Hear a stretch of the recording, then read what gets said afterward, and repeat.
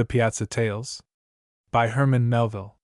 When I removed into the country, it was to occupy an old-fashioned farmhouse, which had no piazza, a deficiency the more regretted, because not only did I like piazzas, as somehow combining the coziness of indoors with the freedom of outdoors, and it is so pleasant to inspect your thermometer there, but the country round about was such a picture, that in berry time no boy climbs hill or crosses vale without coming upon easels planted in every nook, and sunburnt painters painting there.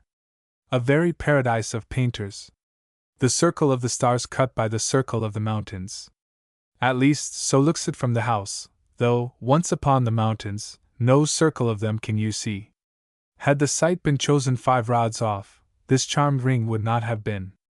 The house is old. 70 years since, from the heart of the Hearthstone Hills, they quarried the Kaaba, or Holy Stone, to which, each Thanksgiving, the social pilgrims used to come. So long ago, that, in digging for the foundation, the workmen used both spade and axe, fighting the troglodytes of those subterranean parts, sturdy roots of a sturdy wood, encamped upon what is now a long landslide of sleeping meadow, sloping away off from my poppy bed. Of that knit wood, but one survivor stands, an elm, lonely through steadfastness. Whoever built the house, he builded better than he knew, or else Orion in the zenith flashed down his Damocles sword to him some starry night, and said, "Build there." For how, otherwise, could it have entered the builder's mind that, upon the clearing being made, such a purple prospect would be his? Nothing less than Greylock, with all his hills about him, like Charlemagne among his peers. Now, for a house, so situated in such a country, to have no piazza for the convenience of those who might desire to feast upon the view, and take their time and ease about it, seemed as much of an omission as if a picture gallery should have no bench. For what but picture galleries are the marble halls of these same limestone hills? Galleries hung, month after month anew, with pictures ever fading into pictures ever fresh. And beauty is like piety, you cannot run and read it. Tranquility and constancy, with, nowadays, an easy chair, are needed. For though, of old, when reverence was in vogue, and indolence was not, the devotees of nature, doubtless, used to stand and adore, just as, in the cathedrals of those ages, the worshippers of a higher power did, yet, in these times of failing faith and feeble knees, we have the piazza and the pew. During the first year of my residence, the more leisurely to witness the coronation of Charlemagne, weather permitting, they crown him every sunrise and sunset, I chose me, on the hillside bank near by, a royal lounge of turf, a green velvet lounge, with long, moss-padded back, while at the head, strangely enough, there grew, but I suppose, for heraldry, 3 tufts of blue violets in a field argent of wild strawberries. And a trellis, with honeysuckle, I set for canopy. Very majestical lounge, indeed. So much so, that here, as with the reclining majesty of Denmark in his orchard, a sly earache invaded me. But if damps abound at times in Westminster Abbey, because it is so old, why not within this monastery of mountains, which is older? A piazza must be had. The house was wide, my fortune narrow, so that, to build a panoramic piazza, one round and round, it could not be, although, indeed, considering the matter by rule and square, the carpenters, in the kindest way, were anxious to gratify my furthest wishes, and I've forgotten how much a foot. Upon but one of the 4 sides would prudence grant me what I wanted. Now which side? To the east, that long camp of the Hearthstone Hills, fading far away towards Quito, and every fall, a small white flake of something peering suddenly, of a coolish morning, from the topmost cliff, the season's new dropped lamb, its earliest fleece, and then the Christmas dawn, draping those dim highlands with red-barred plaids and tartans. Goodly sight from your piazza, that. Goodly sight. But to the north is Charlemagne, can have the Hearthstone Hills with Charlemagne. Well, the south side. Apple trees are there. Pleasant, of a balmy morning, in the month of May, to sit and see that orchard, white-budded, as for a bridal, and in October, one green arsenal yard, such piles of ruddy shot. Very fine, I grant, but to the north is Charlemagne. The west side, look. An upland pasture, alleying away into a maple wood at top. Sweet, in opening spring, to trace upon the hillside, otherwise grey and bare, to trace, I say, the oldest paths by their streaks of earliest green. Sweet, indeed, I can't deny, but to the north is Charlemagne. So Charlemagne, he carried it. It was not long after 1848, and somehow, about that time, all round the world, these kings, they had the casting vote, and voted for themselves. No sooner was ground broken, than all the neighbor dives, in particular, broke, too, into a laugh. Piazza to the north! Winter Piazza! Wants, of winter midnights, to watch the aurora borealis, I suppose. Hope he's laid in good store of polar muffs and mittens. That was in the lion month of March. Not forgotten are the blue noses of the carpenters, and how they scouted at the greenness of the Cid, who would build his sole piazza to the north. But March don't last forever. Patience, and August comes. And then, in the cool Elysium of my northern bower, I, Lazarus in Abraham's bosom, cast down the hill a pitying glance on poor old Dives, tormented in the purgatory of his piazza to the south. But even in December, this northern piazza does not repel, nipping cold and gusty though it be, and the north wind, like any miller, bolting by the snow, in finest flower, for then, once more, with frosted beard, I pace the sleety deck, weathering Cape Horn. In summer, too, Canute-like, sitting here, one is often reminded of the sea. For not only do long round swells roll the slanting grain, and little wavelets of the grass ripple over upon the low piazza, as their beach, and the blown down of dandelions is wafted like the spray, and the purple of the mountains is just the purple of the billows, and a still August noon broods upon the deep meadows, as a calm upon the line. But the vastness and the lonesomeness are so oceanic, and the silence and the sameness, too, that the first peep of a strange house, rising beyond the trees, is for all the world like spying, on the Barbary coast, an unknown sail. And this recalls my inland voyage to Fairyland. A true voyage, but take it all in all, interesting as if invented. From the piazza, some uncertain object I had caught, mysteriously snugged away, to all appearance, in a sort of purple breast pocket, high up in a hopper-like hollow, or sunken angle, among the northwestern mountains, yet whether, really, it was on a mountain-side, or a mountain-top, could not be determined, because, though, viewed from favorable points, a blue summit, peering up away behind the rest, will, as it were, talk to you over their heads, and plainly tell you that though he, the blue summit, seems among them, he is not of them, God forbid, and indeed, would have you know that he considers himself, as, to say truth, he has good right, by several cubits their superior. Nevertheless certain ranges, here and there double-filed, as in platoons, so shoulder and follow up upon one another, with their irregular shapes and heights, that, from the piazza, a nigher and lower mountain will, in most states of the atmosphere, effacingly shade itself away into a higher and further one, that an object bleak on the former's crest will, for all that, appear nested in the latter's flank. These mountains, somehow, they play at hide-and-seek, and all before one's eyes. But be that as it may, the spot in question was, at all events, so situated as to be only visible, and then but vaguely, under certain witching conditions of light and shadow.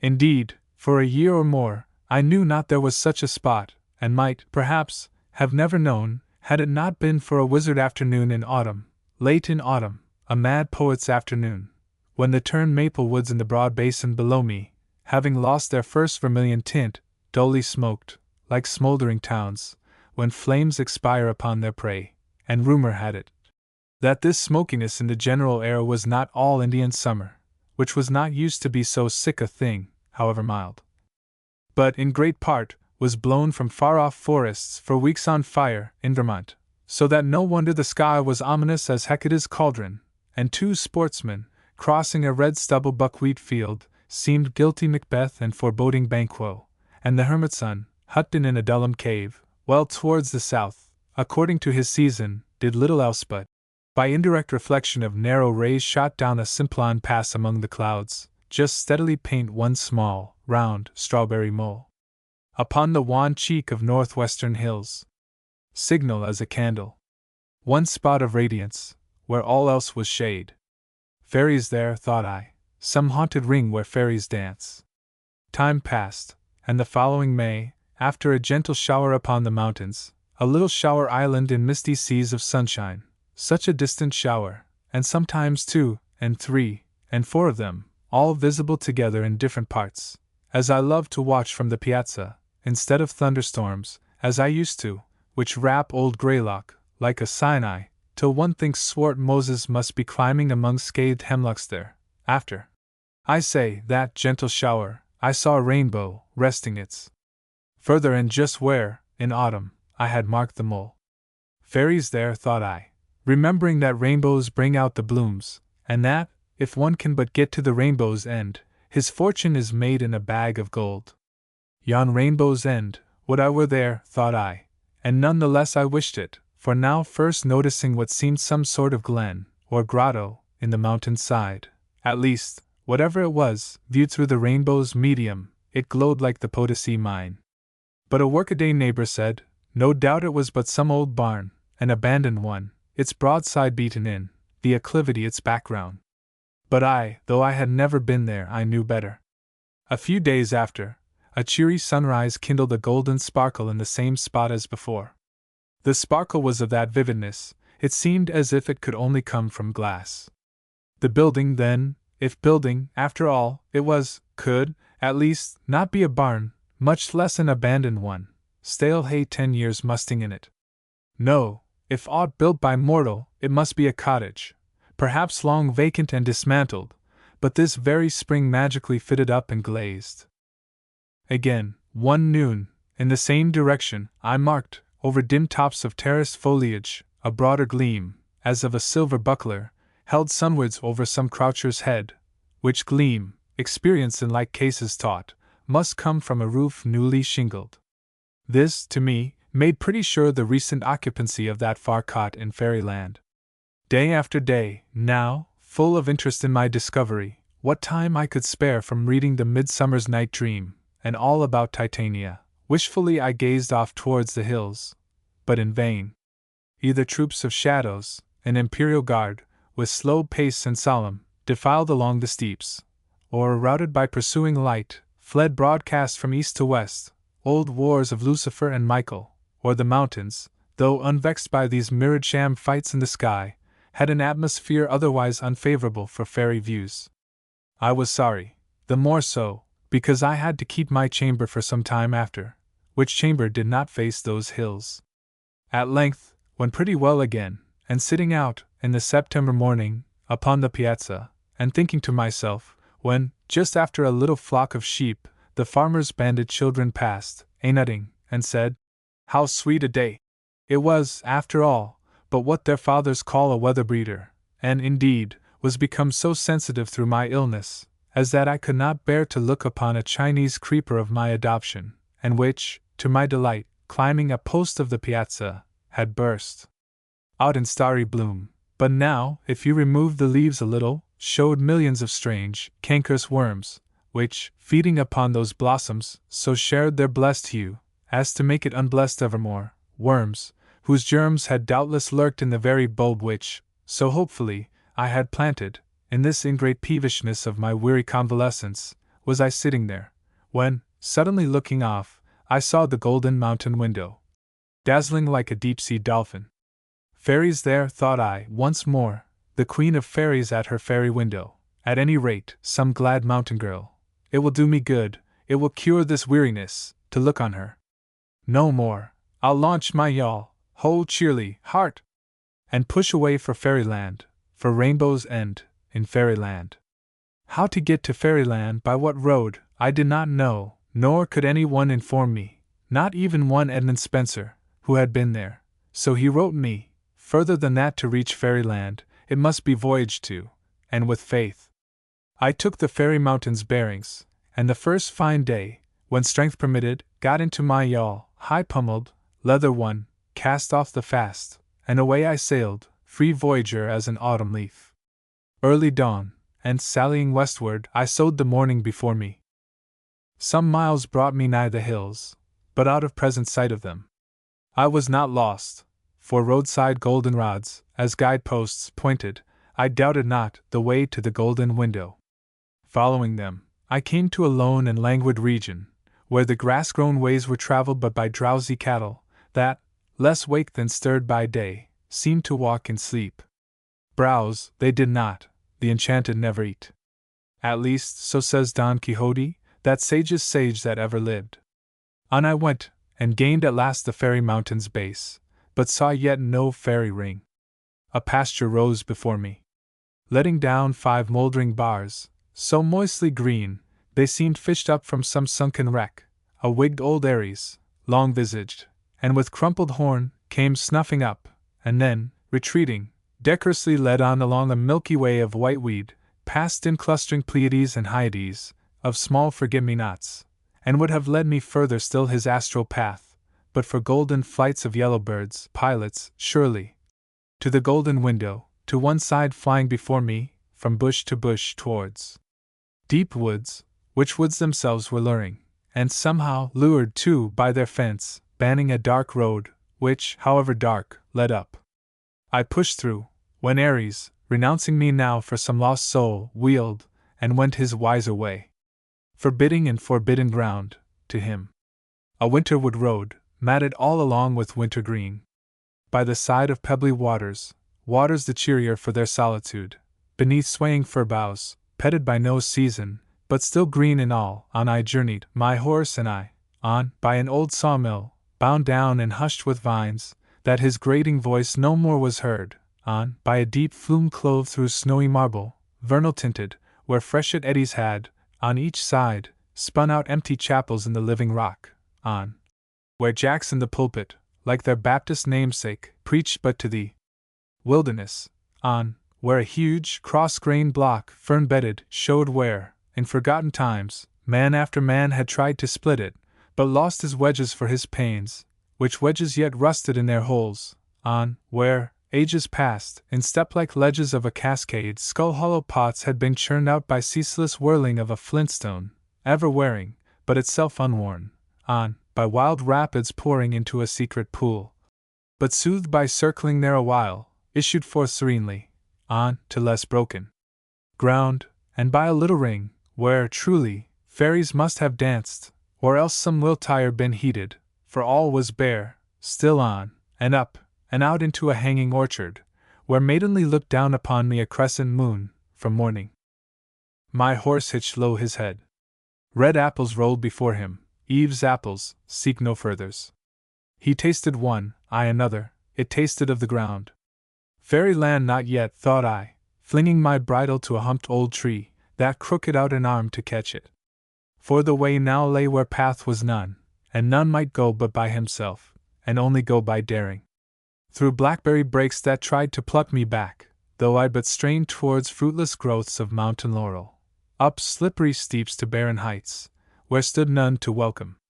Fairyland not yet, thought I, though the morning is here before me. Footsore enough and weary, I gained not then my journey's end, but came ere long to a craggy pass, dipping towards growing regions still beyond. A zigzag road, half overgrown with blueberry bushes, here turned among the cliffs. A rent was in their ragged sides, through it a little track branched off, which, upwards threading that short defile, came breezily out above, to where the mountain top, part sheltered northward by a taller brother, sloped gently off a space, ere darkly plunging, and here, among fantastic rocks, reposing in a herd, the foot-track wound, half-beaten, up to a little, low-storied, greyish cottage, capped, nun-like, with a peaked roof. On one slope, the roof was deeply weather-stained, and nigh the turfy eaves trough, all velvet-napped, no doubt the snail-monks founded mossy priories there. The other slope was newly shingled. On the north side, doorless and windowless, the clapboards, innocent of paint, were yet green as the north side of lichened pines or copperless hulls of Japanese junks, becalmed. The whole base, like those of the neighboring rocks, was rimmed about with shaded streaks of richest sod, for, with hearthstones in fairyland, the natural rock, though housed, preserves to the last, just as in open fields, its fertilizing charm, only, by necessity, working now at a remove, to the sward without. So, at least, says Oberon, grave authority in fairy lore. Though setting Oberon aside, certain it is, that, even in the common world, the soil, close up to farmhouses, as close up to pasture rocks, is, even though untended, ever richer than it is a few rods off, such gentle, nurturing heat is radiated there. But with this cottage, the shaded streaks were richest in its front and about its entrance, where the ground sill, and especially the door sill had, through long eld, quietly settled down. No fence was seen, no enclosure. Nearby ferns, ferns, ferns, further, woods, woods, woods, beyond, mountains, mountains, mountains, then sky, sky, sky. Turned out in aerial commons, pasture for the mountain moon. Nature, and but nature, house and all, even a low cross pile of silver birch, piled openly, to season, up among whose silvery sticks, as through the fencing of some sequestered grave, sprang vagrant raspberry bushes, wilful assertors of their right-of-way. The foot-track, so dainty narrow, just like a sheep track, led through long ferns that lodged. Fairyland at last, thought I. Una and her lamb dwell here. Truly, a small abode, mere palanquin, set down on the summit, in a pass between two worlds, participant of either. A sultry hour, and I wore a light hat, of yellow sinnet, with white duck trousers, both relics of my tropic seagoing. Clogged in the muffling ferns, I softly stumbled, staining the knees a sea green. Pausing at the threshold, or rather where threshold once had been, I saw, through the open doorway, a lonely girl, sewing at a lonely window. A pale-cheeked girl, and fly-specked window, with wasps about the mended upper panes. I spoke. She shyly started, like some Tahiti girl, secreted for a sacrifice, first catching sight, through palms, of Captain Cook. Recovering, she bade me enter, with her apron brushed off a stool, then silently resumed her own. With thanks I took the stool, but now, for a space, I, too, was mute. This, then, is the fairy mountain house, and here, the fairy queen sitting at her fairy window. I went up to it. Downwards, directed by the tunneled pass, as through a level telescope, I caught sight of a far-off, soft, azure world. I hardly knew it, though I came from it. "You must find this view very pleasant," said I at last. "Oh, sir," tears starting in her eyes, "the first time I looked out of this window, I said never, never shall I weary of this. And what wearies you of it now?" "I don't know," while a tear fell. "But it is not the view, it is Mariana." Some months back, her brother, only 17, had come hither, a long way from the other side, to cut wood and burn coal, and she, elder sister, had accompanied him. Long had they been orphans, and now, sole inhabitants of the sole house upon the mountain. No guest came, no traveler passed. The zigzag, perilous road was only used at seasons by the coal wagons. The brother was absent the entire day, sometimes the entire night. When at evening, faggied out, he did come home, he soon left his bench, poor fellow, for his bed, just as one, at last, wearily quits that, too, for still deeper rest. The bench, the bed, the grave. Silent I stood by the fairy window, while these things were being told. "Do you know," said she at last, as stealing from her story, "do you know who lives yonder? I have never been down into that country, away off there, I mean, that house, that marble one," pointing far across the lower landscape. "Have you not caught it? There, on the long hillside, the field before, the woods behind, the white shines out against their blue, don't you mark it? The only house in sight." I looked, and after a time, to my surprise, recognized, more by its position than its aspect, or Mariana's description, my own abode, glimmering much like this mountain one from the piazza. The mirage haze made it appear less a farmhouse than King Charming's palace. "I have often wondered who lives there, but it must be some happy one. Again this morning was I thinking so." "Some happy one?" returned I, starting. "And why do you think that? You judge some rich one lives there?" "Rich or not, I never thought, but it looks so happy, I can't tell how, and it is so far away. Sometimes I think I do but dream it is there. You should see it in a sunset. No doubt the sunset gilds it finely, but not more than the sunrise does this house, perhaps."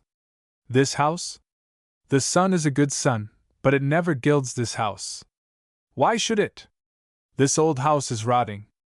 That makes it so mossy. In the morning, the sun comes in at this old window, to be sure, boarded up, when first we came, a window I can't keep clean, do what I may, and half burns, and nearly blinds me at my sewing, besides setting the flies and wasps astir, such flies and wasps as only lone mountain houses know. See, here is the curtain, this apron, I tried to shut it out within. It fades it, you see. Sun gild this house? Not that ever Mariana saw. Because when this roof is gilded most, then you stay here within. The hottest, weariest hour of day, you mean? Sir, the sun gilds not this roof. It leaks so, brother, newly shingled all one side. Did you not see it? The north side, where the sun strikes most on what the rain has wetted. The sun is a good sun, but this roof, in first scorches, and then rots. An old house. They went west, and are long dead, they say. Who built it? A mountain house. In winter no fox could den in it. That chimney place has been blocked up with snow, just like a hollow stump. Yours are strange fancies, Mariana. They but reflect the things. Then I should have said, these are strange things, rather than, yours are strange fancies. As you will. And took up her sewing. Something in those quiet words, or in that quiet act, it made me mute again, while, noting, through the fairy window, a broad shadow stealing on, as cast by some gigantic condor, floating at brooding poise on outstretched wings, I marked how, by its deeper and inclusive dusk, it wiped away into itself all lesser shades of rock or fern. You watched the cloud, said Mariana. No, a shadow, a cloud's, no doubt, though that I cannot see. How did you know it? Your eyes are on your work. It dusked my work. There, now the cloud is gone, Trey comes back. How? The dog, the shaggy dog. At noon he steals off of himself, to change his shape, returns, and lies down a while, nigh the door. Don't you see him? His head is turned round at you, though, when you came, he looked before him. Your eyes rest but on your work. What do you speak of? By the window, crossing. You mean this shaggy shadow, the nigh one? And yes, now that I mark it, it is not unlike a large, black Newfoundland dog. The invading shadow gone, the invaded one returns. But I do not see what casts it. For that, you must go without. One of those grassy rocks, no doubt. You see his head, his face? The shadows? You speak as if you saw it, and all the time your eyes are on your work. Trey looks at you, still without glancing up. This is his hour, I see him. Have you then, so long sat at this mountain window, where but clouds and vapors pass, that, to you, shadows are as things, though you speak of them as of phantoms, that, by familiar knowledge, working like a second sight, you can, without looking for them, tell just where they are, though, as having mice-like feet, they creep about, and come and go, that, to you, these lifeless shadows are as living friends who, though out of sight, are not out of mind. Even in their faces, is it so? That way I never thought of it. But the friendliest one, that used to soothe my weariness so much, coolly quivering on the ferns, it was taken from me, never to return, as Trade did just now. The shadow of a birch. The tree was struck by lightning, and brother cut it up. You saw the cross pile outdoors, the buried root lies under it, but not the shadow. That is flown, and never will come back, nor ever anywhere stir again. Another cloud here stole along, once more blotting out the dog, and blackening all the mountain. While the stillness was so still, deafness might have forgot itself, or else believed that noiseless shadow spoke. Birds, Mariana, singing birds, I hear none, I hear nothing. Boys and bobolinks, do they never come a-berrying up here? Birds I seldom hear, boys never. The berries mostly ripe and fall, few, but me, the wiser. But Yellowbird showed me the way, part way, at least. And then flew back. I guess they play about the mountain side, but don't make the top their home. And no doubt you think that, living so lonesome here, knowing nothing, hearing nothing, little, at least, but sound of thunder and the fall of trees, never reading, seldom speaking, yet ever wakeful, this is what gives me my strange thoughts, for so you call them, this weariness and wakefulness together, brother, who stands and works in open air, would I could rest like him, but mine is mostly but dull woman's work, sitting, restless sitting. But do you not go walk at times? These woods are wide. And lonesome, lonesome, because so wide. Sometimes, 'tis true, of afternoons I go a little way, but soon come back again. Better feel lone by hearth than rock. The shadows hereabouts I know, those in the woods are strangers. But the night? Just like the day. Thinking, a wheel I cannot stop, pure want of sleep it is that turns it. I have heard that, for this wakeful weariness, to say one's prayers, and then lay one's head upon a fresh hot pillow. Look! Through the fairy window, she pointed down the steep to a small garden patch near by, mere pot of rifled loam, half rounded in by sheltering rocks, where, side by side, some feet apart, nipped and puny, 2 hop vines climbed 2 poles, and gaining their tip ends, would have then joined over in an upward clasp, but the baffled shoots, groping a while in empty air, trailed back whence they sprung. You have tried the pillow, then? Yes. And prayer? Prayer and pillow. Is there no other cure or charm? Oh, if I could but once get to yonder house, and but look upon whoever the happy being is that lives there! A foolish thought, why do I think it? Is it that I live so lonesome, and know nothing? I, too, know nothing, and therefore cannot answer. But for your sake, Mariana, well could wish that I were that happy one of the happy house you dream you see, for then you would behold him now, and, as you say, this weariness might leave you. Enough. Launching my yawl no more for fairyland, I stick to the piazza.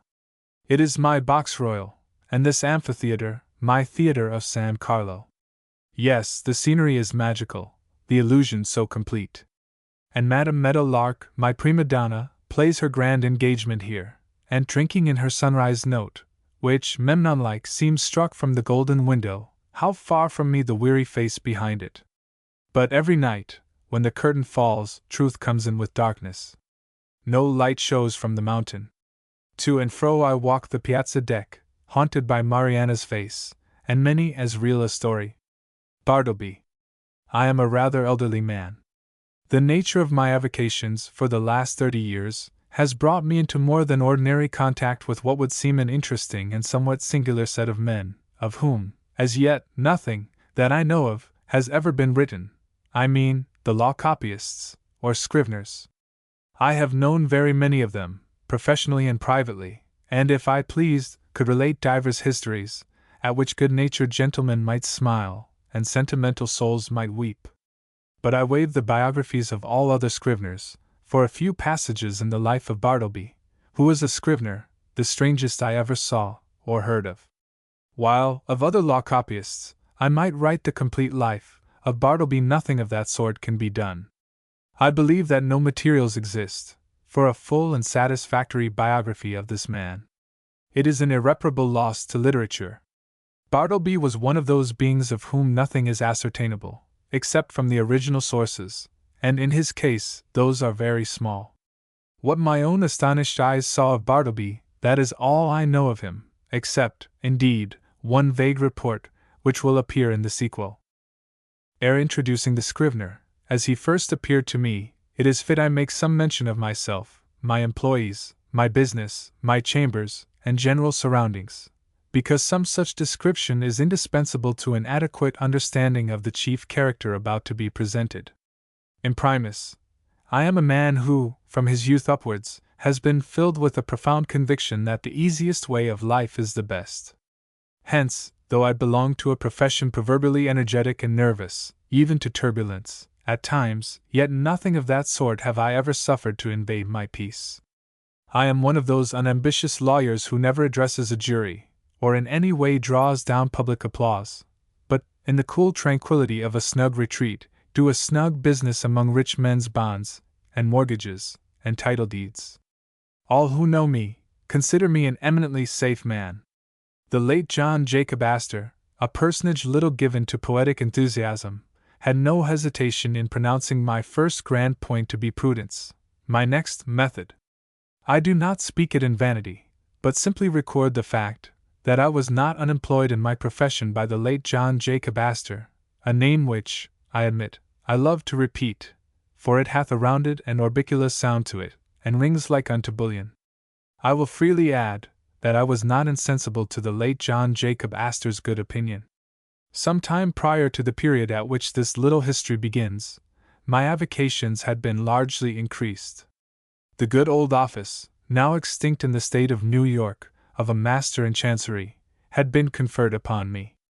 It was not a very arduous office, but very pleasantly remunerative.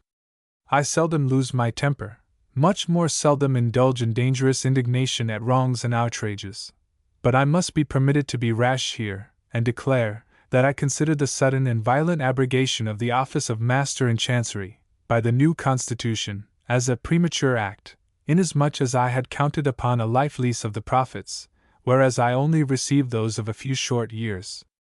But this is by the way. My chambers were upstairs, at No. Wall Street.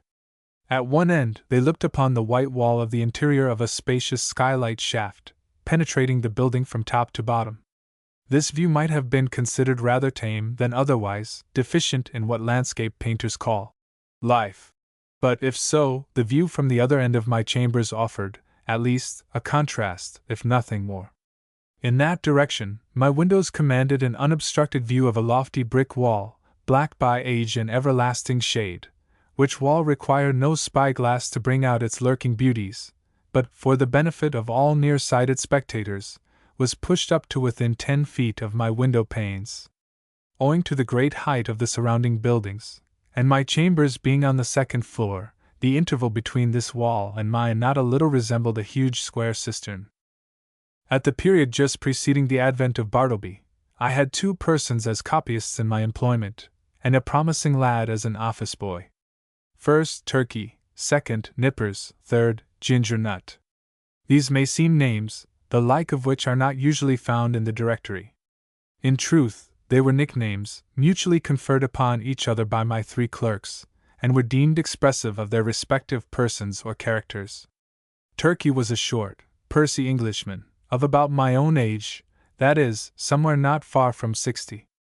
In the morning, one might say, his face was of a fine florid hue, but after 12 o'clock, meridian, his dinner hour, it blazed like a grate full of Christmas coals, and continued blazing, but, as it were, with a gradual wane, till 6 o'clock p.m., or thereabouts, after which, I saw no more of the proprietor of the face, which, gaining its meridian with the sun, seemed to set with it, to rise, culminate, and decline the following day, with the like regularity and undiminished glory. There are many singular coincidences I have known in the course of my life, not the least among which was the fact, that, exactly when Turkey displayed his fullest beams from his red and radiant countenance, just then, too, at that critical moment, began the daily period when I considered his business capacities as seriously disturbed for the remainder of the 24 hours. Not that he was absolutely idle, or averse to business, then, far from it. The difficulty was, he was apt to be altogether too energetic. There was a strange, inflamed, flurried, flighty recklessness of activity about him. He would be incautious in dipping his pen into his inkstand. All his blots upon my documents were dropped there after 12 o'clock, meridian. Indeed, not only would he be reckless, and sadly given to making blots in the afternoon, but some days he went further, and was rather noisy. At such times, too, his face flamed with augmented blazonry, as if cannel coal had been heaped on anthracite. He made an unpleasant racket with his chair, spilled his sandbox, in mending his pens, impatiently split them all to pieces, and threw them on the floor in a sudden passion, stood up, and leaned over his table, boxing his papers about in a most indecorous manner, very sad to behold in an elderly man like him. Nevertheless, as he was in many ways a most valuable person to me, and all the time before 12 o'clock, meridian, was the quickest, steadiest creature, too, accomplishing a great deal of work in a style not easily to be matched. For these reasons, I was willing to overlook his eccentricities, though, indeed, occasionally, I remonstrated with him. I did this very gently, however, because though the civillest, nay, the blandest and most reverential of men in the morning, yet, in the afternoon, he was disposed, upon provocation, to be slightly rash with his tongue, in fact, insolent. Now, valuing his morning services as I did, and resolved not to lose them, yet, at the same time, made uncomfortable by his inflamed ways after 12 o'clock, and being a man of peace, unwilling by my admonitions to call forth unseemly retorts from him, I took upon me, one Saturday noon, he was always worse on Saturdays, to hint to him, very kindly, that, perhaps, now that he was growing old, it might be well to abridge his labors. In short, he need not come to my chambers after 12 o'clock. But dinner over, had best go home to his lodgings, and rest himself till tea time. But no, he insisted upon his afternoon devotions. His countenance became intolerably fervid, as he oratorically assured me, gesticulating with a long ruler at the other end of the room, that if his services in the morning were useful, how indispensable, then, in the afternoon? With submission, sir, said Turkey on this occasion, I consider myself your right-hand man. In the morning I but marshal and deploy my columns, but in the afternoon I put myself at their head, and gallantly charge the foe thus, and he made a violent thrust with the ruler. But the blots, Turkey, intimated I. True, but with submission, sir, behold these hairs. I am getting old. Surely, sir, a blot or two of a warm afternoon is not to be severely urged against gray hairs. Old age, even if it blot the page, is honorable.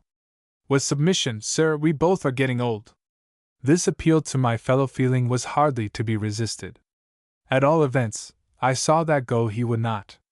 So, I made up my mind to let him stay, resolving, nevertheless, to see to it that, during the afternoon, he had to do with my less important papers.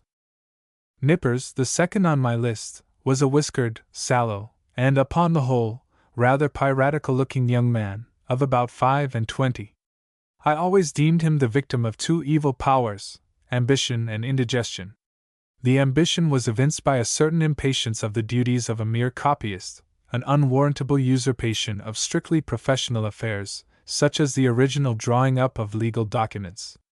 The indigestion seemed betokened in an occasional nervous testiness and grinning irritability, causing the teeth to audibly grind together over mistakes committed in copying, unnecessary maledictions, hissed, rather than spoken, in the heat of business, and especially by a continual discontent with the height of the table where he worked.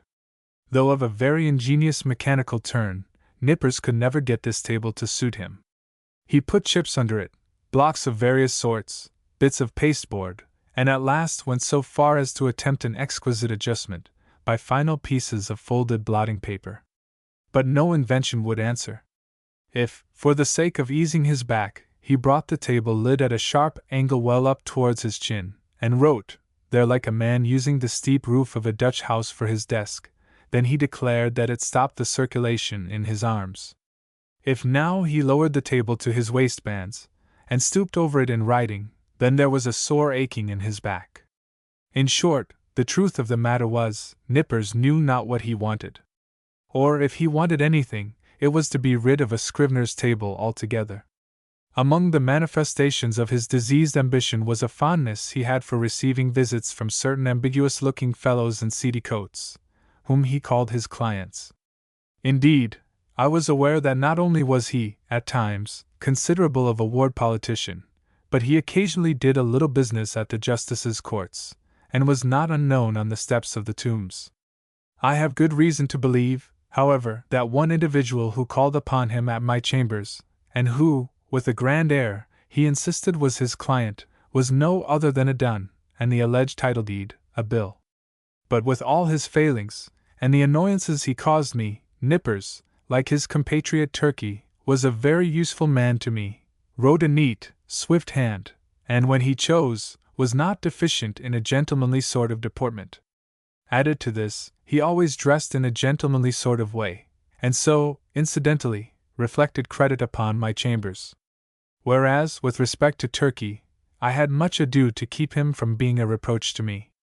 His clothes were apt to look oily, and smell of eating-houses. He wore his pantaloons very loose and baggy in summer. His coats were execrable, his hat not to be handled. But while the hat was a thing of indifference to me, inasmuch as his natural civility and deference, as a dependent Englishman, always led him to doff it the moment he entered the room, yet his coat was another matter. Concerning his coats, I reasoned with him, but with no effect. The truth was, I suppose, that a man with so small an income could not afford to sport such a lustrous face and a lustrous coat at one and the same time. As Nippers once observed, Turkey's money went chiefly for red ink. One winter day, I presented Turkey with a highly respectable-looking coat of my own, a padded gray coat, of a most comfortable warmth, and which buttoned straight up from the knee to the neck. I thought Turkey would appreciate the favor, and abate his rashness and obstreperousness of afternoons. But no, I verily believe that buttoning himself up in so downy and blanket-like a coat had a pernicious effect upon him, upon the same principle that too much oats are bad for horses. In fact, precisely as a rash, restive horse is said to feel his oats, so Turkey felt his coat. It made him insolent. He was a man whom prosperity harmed. Though, concerning the self-indulgent habits of Turkey, I had my own private surmises, yet, touching Nippers, I was well persuaded that, whatever might be his faults in other respects, he was, at least, a temperate young man. But indeed nature herself seemed to have been his vintner, and, at his birth, charged him so thoroughly with an irritable, brandy-like disposition, that all subsequent potations were needless. When I consider how, amid the stillness of my chambers, Nippers would sometimes impatiently rise from his seat, and stooping over his table, spread his arms wide apart, seize the whole desk, and move it, and jerk it, with a grim, grinding motion on the floor, as if the table were a perverse voluntary agent, intent on thwarting and vexing him, I plainly perceived that, for Nippers, brandy and water were altogether superfluous. It was fortunate for me that, owing to its peculiar cause, indigestion, the irritability and consequent nervousness of Nippers were mainly observable in the morning, while in the afternoon he was comparatively mild. So that, Turkey's paroxysms only coming on about 12 o'clock, I never had to do with their eccentricities at one time. Their fits relieved each other, like guards. When Nippers's was on, Turkey's was off, and vice versa. This was a good natural arrangement, under the circumstances. Ginger Nut, the third on my list, was a lad, some 12 years old. His father was a carman, ambitious of seeing his son on the bench instead of a cart, before he died. So he sent him to my office, as student at law, errand boy, cleaner and sweeper, at the rate of $1 a week. He had a little desk to himself, but he did not use it much. Upon inspection, the drawer exhibited a great array of the shells of various sorts of nuts. Indeed, to this quick-witted youth, the whole noble science of the law was contained in a nutshell. Not the least among the employments of Ginger Nut, as well as one which he discharged with the most alacrity, was his duty as cake and apple purveyor for Turkey and Nippers. Copying law papers being proverbially a dry, husky sort of business, my two scriveners were fain to moisten their mouths very often with Spitzenbergs, to be had at the numerous stalls nigh the custom house and post office. Also, they sent Ginger Nut very frequently for that peculiar cake, small, flat, round, and very spicy, after which he had been named by them. Of a cold morning, when business was but dull, Turkey would gobble up scores of these cakes, as if they were mere wafers. Indeed, they sell them at the rate of 6 or 8 for a penny, the scrape of his pen blending with the crunching of the crisp particles in his mouth. Of all the fiery afternoon blunders and flurried rashnesses of Turkey, was his once moistening a ginger cake between his lips, and clapping it on to a mortgage for a seal. I came within an ace of dismissing him then. But he mollified me by making an oriental bow, and saying, "With submission, sir, it was generous of me to find you in stationery on my own account." Now my original business, that of a conveyancer and title hunter, and drawer-up of recondite documents of all sorts, was considerably increased by receiving the master's office. There was now great work for scriveners. Not only must I push the clerks already with me, but I must have additional help. In answer to my advertisement, a motionless young man one morning stood upon my office threshold, the door being open, for it was summer. I can see that figure now, pallidly neat, pitiably respectable, incurably forlorn. It was Bartleby. After a few words touching his qualifications, I engaged him, glad to have among my corps of copyists a man of so singularly sedate an aspect, which I thought might operate beneficially upon the flighty temper of Turkey, and the fiery one of Nippers. I should have stated before that ground glass folding doors divided my premises into two parts, one of which was occupied by my scriveners, the other by myself. According to my humor, I threw open these doors, or closed them. I resolved to assign Bartleby a corner by the folding doors, but on my side of them, so as to have this quiet man within easy call, in case any trifling thing was to be done. I placed his desk close up to a small side window in that part of the room, a window which originally had afforded a lateral view of certain grimy backyards and bricks, but which, owing to subsequent erections, commanded at present no view at all, though it gave some light. Within 3 feet of the panes was a wall, and the light came down from far above, between two lofty buildings, as from a very small opening in a dome. Still further to a satisfactory arrangement, I procured a high green folding screen, which might entirely isolate Bartleby from my sight, though not remove him from my voice. And thus, in a manner, privacy and society were conjoined. At first, Bartleby did an extraordinary quantity of writing. As if long famishing for something to copy, he seemed to gorge himself on my documents. There was no pause for digestion. He ran a day and night line, copying by sunlight and by candlelight. I should have been quite delighted with his application, had he been cheerfully industrious. But he wrote on silently, palely, mechanically. It is, of course, an indispensable part of a scrivener's business to verify the accuracy of his copy, word by word. Where there are 2 or more scriveners in an office, they assist each other in this examination, one reading from the copy, the other holding the original. It is a very dull, wearisome, and lethargic affair. I can readily imagine that, to some sanguine temperaments, it would be altogether intolerable. For example, I cannot credit that the meddlesome poet, Byron, would have contentedly sat down with Bartleby to examine a law document of, say 500 pages, closely written in a crimpy hand. Now and then, in the haste of business, it had been my habit to assist in comparing some brief document myself, calling Turkey or Nippers for this purpose. One object I had, in placing Bartleby so handy to me behind the screen, was, to avail myself of his services on such trivial occasions. It was on the 3rd day, I think, of his being with me, and before any necessity had arisen for having his own writing examined, that, being much hurried to complete a small affair I had in hand, I abruptly called to Bartleby. In my haste and natural expectancy of instant compliance, I sat with my head bent over the original on my desk, and my right hand sideways, and somewhat nervously extended with the copy, so that, immediately upon emerging from his retreat, Bartleby might snatch it and proceed to business without the least delay. In this very attitude did I sit when I called to him, rapidly stating what it was I wanted him to do, namely, to examine a small paper with me. Imagine my surprise, nay, my consternation, when, without moving from his privacy, Bartleby, in a singularly mild, firm voice, replied, "I would prefer not to." I sat a while in perfect silence, rallying my stunned faculties. Immediately it occurred to me that my ears had deceived me, or Bartleby had entirely misunderstood my meaning. I repeated my request in the clearest tone I could assume, but in quite as clear a one came the previous reply. "I would prefer not to."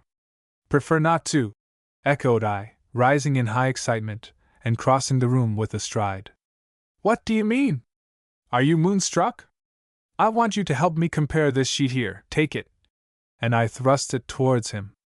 "I would prefer not to," said he. I looked at him steadfastly. His face was leanly composed, his gray eye dimly calm. Not a wrinkle of agitation rippled him.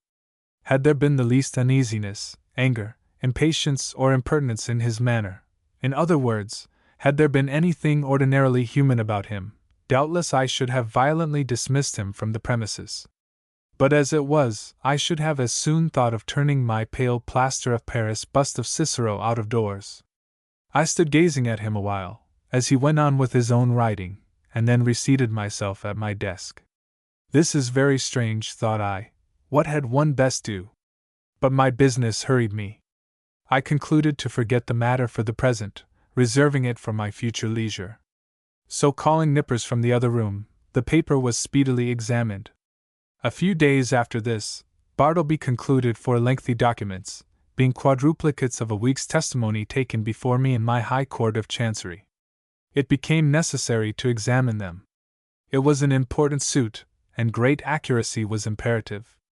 Having all things arranged, I called Turkey, Nippers, and Ginger Nut from the next room, meaning to place the 4 copies in the hands of my 4 clerks, while I should read from the original.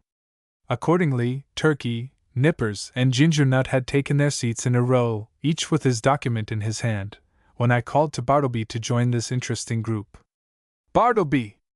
Quick, I am waiting." I heard a slow scrape of his chair legs on the uncarpeted floor, and soon he appeared standing at the entrance of his hermitage. "What is wanted?" said he mildly. The copies," said I hurriedly. "We are going to examine them." "There," and I held towards him the 4th quadruplicate. "I would prefer not to," he said, and gently disappeared behind the screen. For a few moments I was turned into a pillar of salt, standing at the head of my seated column of clerks. Recovering myself, I advanced towards the screen, and demanded the reason for such extraordinary conduct. "Why do you refuse?" "I would prefer not to." With any other man I should have flown outright into a dreadful passion, scorned all further words, and thrust him ignominiously from my presence. But there was something about Bartleby that not only strangely disarmed me, but, in a wonderful manner, touched and disconcerted me. I began to reason with him. "These are your own copies we are about to examine.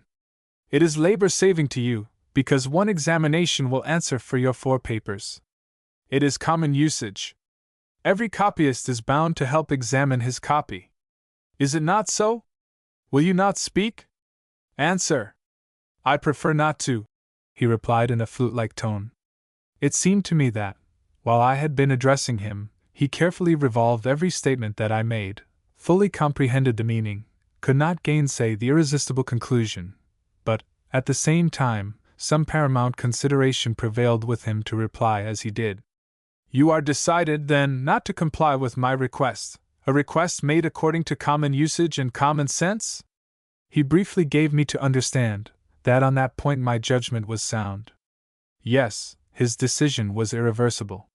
It is not seldom the case that, when a man is browbeaten in some unprecedented and violently unreasonable way, he begins to stagger in his own plainest faith. He begins, as it were, vaguely to surmise that, wonderful as it may be, all the justice and all the reason is on the other side. Accordingly, if any disinterested persons are present, he turns to them for some reinforcement for his own faltering mind. "Turkey," said I, "what do you think of this? Am I not right?" "With submission, sir," said Turkey in his blandest tone, "I think that you are." "Nippers," said I, "what do you think of it? I think I should kick him out of the office." The reader of nice perceptions will here perceive that, it being morning, Turkey's answer is couched in polite and tranquil terms, but Nippers' replies in ill-tempered ones. Or, to repeat a previous sentence, Nippers' ugly mood was on duty, and Turkey's off. "Ginger Nut," said I, willing to enlist the smallest suffrage in my behalf, "what do you think of it?" "I think, sir, he's a little loony," replied Ginger Nut with a grin. "You hear what they say," said I, turning towards the screen. "Come forth and do your duty." But he vouchsafed no reply. I pondered a moment in sore perplexity. But once more business hurried me. I determined again to postpone the consideration of this dilemma to my future leisure. With a little trouble we made out to examine the papers without Bartleby, though at every page or two Turkey deferentially dropped his opinion that this proceeding was quite out of the common, while Nippers, twitching in his chair with a dyspeptic nervousness, ground out, between his set teeth, occasional hissing maledictions against the stubborn oaf behind the screen. And for his, Nippers's, part, this was the first and the last time he would do another man's business without pay. Meanwhile Bartleby sat in his hermitage, oblivious to everything but his own peculiar business there. Some days passed, the scrivener being employed upon another lengthy work. His late remarkable conduct led me to regard his ways narrowly. I observed that he never went to dinner, indeed, that he never went anywhere. As yet I had never, of my personal knowledge, known him to be outside of my office. He was a perpetual sentry in the corner. At about 11 o'clock, though, in the morning, I noticed that Ginger Nut would advance toward the opening in Bartleby's screen, as if silently beckoned thither by a gesture invisible to me. Where I Saturday, the boy would then leave the office, jingling a few pence, and reappear with a handful of ginger nuts, which he delivered in the Hermitage, receiving 2 of the cakes for his trouble. He lives, then, on ginger nuts, thought I, never eats a dinner. Properly speaking, he must be a vegetarian then. But no, he never eats even vegetables, he eats nothing but ginger nuts. My mind then ran on in reveries concerning the probable effects upon the human constitution of living entirely on ginger nuts. Ginger nuts are so called because they contain ginger as one of their peculiar constituents, and the final flavoring one. Now, what was ginger? A hot, spicy thing. Was Bartleby hot and spicy? Not at all. Ginger, then, had no effect upon Bartleby. Probably, he preferred it should have none.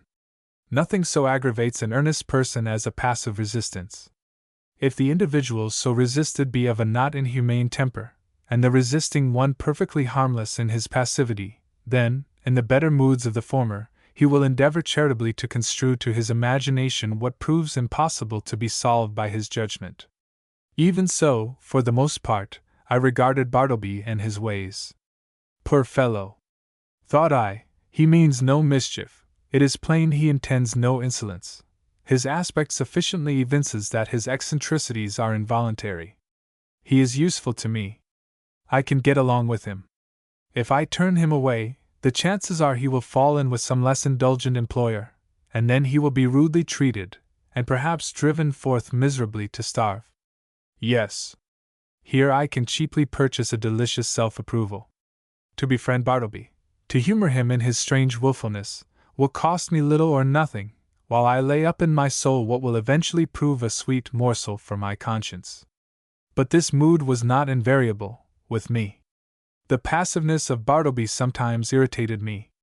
I felt strangely goaded on to encounter him in new opposition, to elicit some angry spark from him answerable to my own. But, indeed, I might as well have essayed to strike fire with my knuckles against a bit of Windsor soap. But one afternoon the evil impulse in me mastered me, and the following little scene ensued. "Bartleby," said I, "when those papers are all copied, I will compare them with you." "I would prefer not to." "How? Surely you do not mean to persist in that mulish vagary?" No answer. I threw open the folding doors near by, and turning upon Turkey and Nippers, exclaimed, "Bartleby a second time says he won't examine his papers.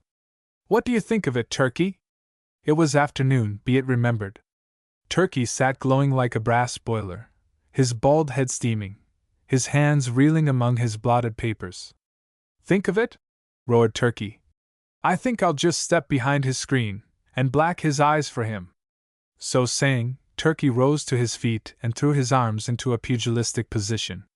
He was hurrying away to make good his promise, when I detained him, alarmed at the effect of incautiously rousing Turkey's combativeness after dinner. "Sit down, Turkey," said I, "and hear what Nippers has to say. What do you think of it, Nippers? Would I not be justified in immediately dismissing Bartleby?" "Excuse me, that is for you to decide, sir. I think his conduct quite unusual, and indeed unjust, as regards Turkey and myself. But it may only be a passing whim." "Ah!" exclaimed I. "You have strangely changed your mind, then. You speak very gently of him now." "All beer," cried Turkey. "Gentleness is effects of beer. Nippers and I dined together today. You see how gentle I am, sir. Shall I go and black his eyes? You refer to Bartleby, I suppose?" "No, not today, Turkey," I replied. "Pray put up your fists." I closed the doors, and again advanced towards Bartleby. I felt additional incentives tempting me to my fate. I burned to be rebelled against again. I remembered that Bartleby never left the office. "Bartleby," said I, "Ginger Nut is away. Just step around to the post office, won't you? It was but a 3 minutes' walk, and see if there is anything for me." "I would prefer not to." "You will not?" "I prefer not." I staggered to my desk, and sat there in a deep study. My blind inveteracy returned. Was there any other thing in which I could procure myself to be ignominiously repulsed by this lean, penniless wight, my hired clerk? What added thing is there, perfectly reasonable, that he will be sure to refuse to do? Bartleby! No answer. Bartleby! In a louder tone. No answer. Bartleby! I roared. Like a very ghost, agreeably to the laws of magical invocation, at the third summons, he appeared at the entrance of his hermitage. Go to the next room, and tell Nippers to come to me. I prefer not to, he respectfully and slowly said, and mildly disappeared. Very good, Bartleby, said I, in a quiet sort of serenely severe self-possessed tone, intimating the unalterable purpose of some terrible retribution very close at hand. At the moment I half intended something of the kind. But upon the whole, as it was drawing towards my dinner hour, I thought it best to put on my hat and walk home for the day, suffering much from perplexity and distress of mind. Shall I acknowledge it? The conclusion of this whole business was, that it soon became a fixed fact of my chambers, that a pale young scrivener, by the name of Bartleby, had a desk there, that he copied for me at the usual rate of 4 cents a folio, 100 words, but he was permanently exempt from examining the work done by him, that duty being transferred to Turkey and Nippers, out of compliment, doubtless, to their superior acuteness. Moreover, said Bartleby was never, on any account, to be dispatched on the most trivial errand of any sort, and that even if entreated to take upon him such a matter, it was generally understood that he would prefer not to. In other words, that he would refuse point blank. As days passed on, I became considerably reconciled to Bartleby. His steadiness, his freedom from all dissipation, his incessant industry, except when he chose to throw himself into a standing reverie behind his screen, his great stillness, his unalterableness of demeanor under all circumstances, made him a valuable acquisition. One prime thing was this: he was always there, first in the morning, continually through the day, and the last at night. I had a singular confidence in his honesty. I felt my most precious papers perfectly safe in his hands. Sometimes, to be sure, I could not, for the very soul of me, avoid falling into sudden spasmodic passions with him. For it was exceeding difficult to bear in mind all the time those strange peculiarities, privileges, and unheard-of exemptions, forming the tacit stipulations on Bartleby's part under which he remained in my office.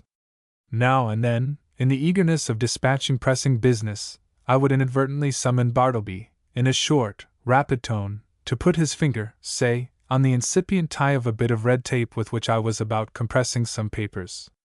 Of course, from behind the screen the usual answer, "I prefer not to," was sure to come, and then, how could a human creature, with the common infirmities of our nature, refrain from bitterly exclaiming upon such perverseness, such unreasonableness?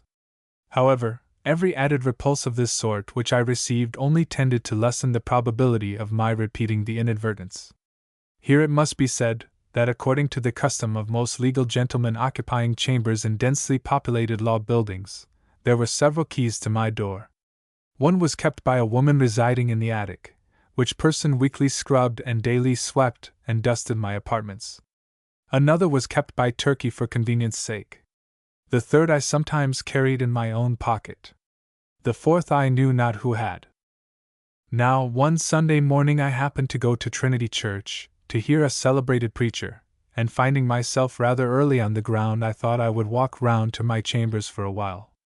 Luckily I had my key with me, but upon applying it to the lock, I found it resisted by something inserted from the inside. Quite surprised, I called out, when to my consternation a key was turned from within, and thrusting his lean visage at me, and holding the door ajar, the apparition of Bartleby appeared, in his shirt sleeves, and otherwise in a strangely tattered deshabille, saying quietly that he was sorry, but he was deeply engaged just then, and preferred not admitting me at present. In a brief word or two, he moreover added, that perhaps I had better walk round the block 2 or 3 times, and by that time he would probably have concluded his affairs. Now, the utterly unsurmised appearance of Bartleby, tenanting my law chambers of a Sunday morning, with his cadaverously gentlemanly nonchalance, yet withal firm and self-possessed, had such a strange effect upon me, that incontinently I slunk away from my own door, and did as desired. But not without sundry twinges of impotent rebellion against the mild effrontery of this unaccountable scrivener. Indeed, it was his wonderful mildness chiefly, which not only disarmed me, but unmanned me as it were. For I consider that one, for the time, is a sort of unmanned when he tranquilly permits his hired clerk to dictate to him, and order him away from his own premises. Furthermore, I was full of uneasiness as to what Bartleby could possibly be doing in my office in his shirt sleeves, and in an otherwise dismantled condition of a Sunday morning. Was anything amiss going on? Nay, that was out of the question. It was not to be thought of for a moment that Bartleby was an immoral person. But what could he be doing there? Copying? Nay, again, whatever might be his eccentricities, Bartleby was an eminently decorous person. He would be the last man to sit down to his desk in any state approaching to nudity. Besides, it was Sunday, and there was something about Bartleby that forbade the supposition that he would by any secular occupation violate the proprieties of the day. Nevertheless, my mind was not pacified, and full of a restless curiosity. At last I returned to the door. Without hindrance I inserted my key, opened it, and entered. Bartleby was not to be seen. I looked round anxiously, peeped behind his screen, but it was very plain that he was gone. Upon more closely examining the place, I surmised that for an indefinite period Bartleby must have ate, dressed, and slept in my office, and that, too, without plate, mirror, or bed. The cushioned seat of a rickety old sofa in one corner bore the faint impress of a lean, reclining form.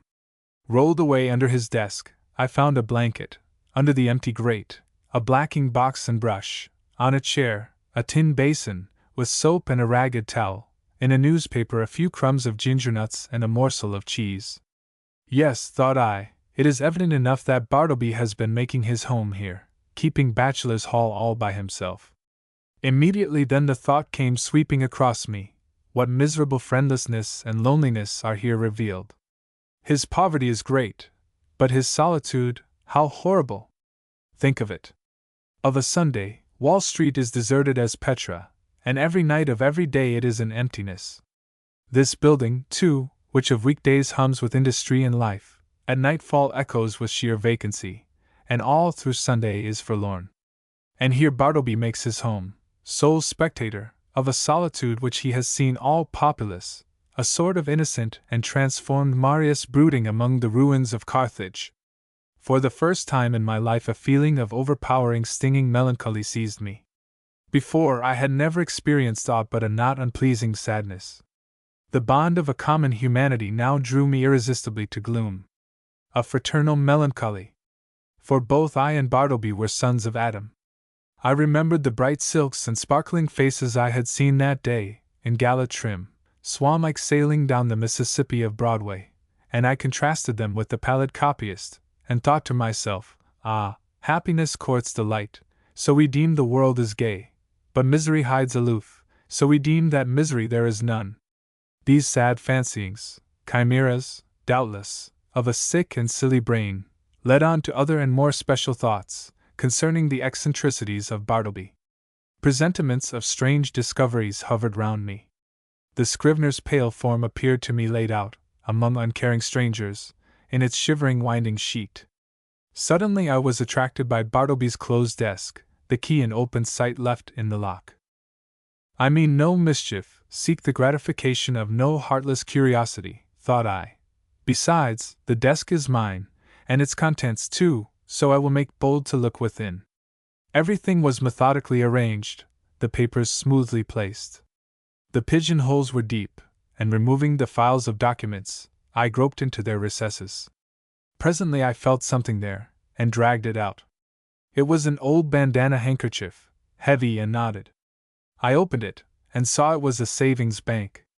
I now recalled all the quiet mysteries which I had noted in the man. I remembered that he never spoke but to answer, that though at intervals he had considerable time to himself, yet I had never seen him reading, no, not even a newspaper, that for long periods he would stand looking out, at his pale window behind the screen, upon the dead brick wall.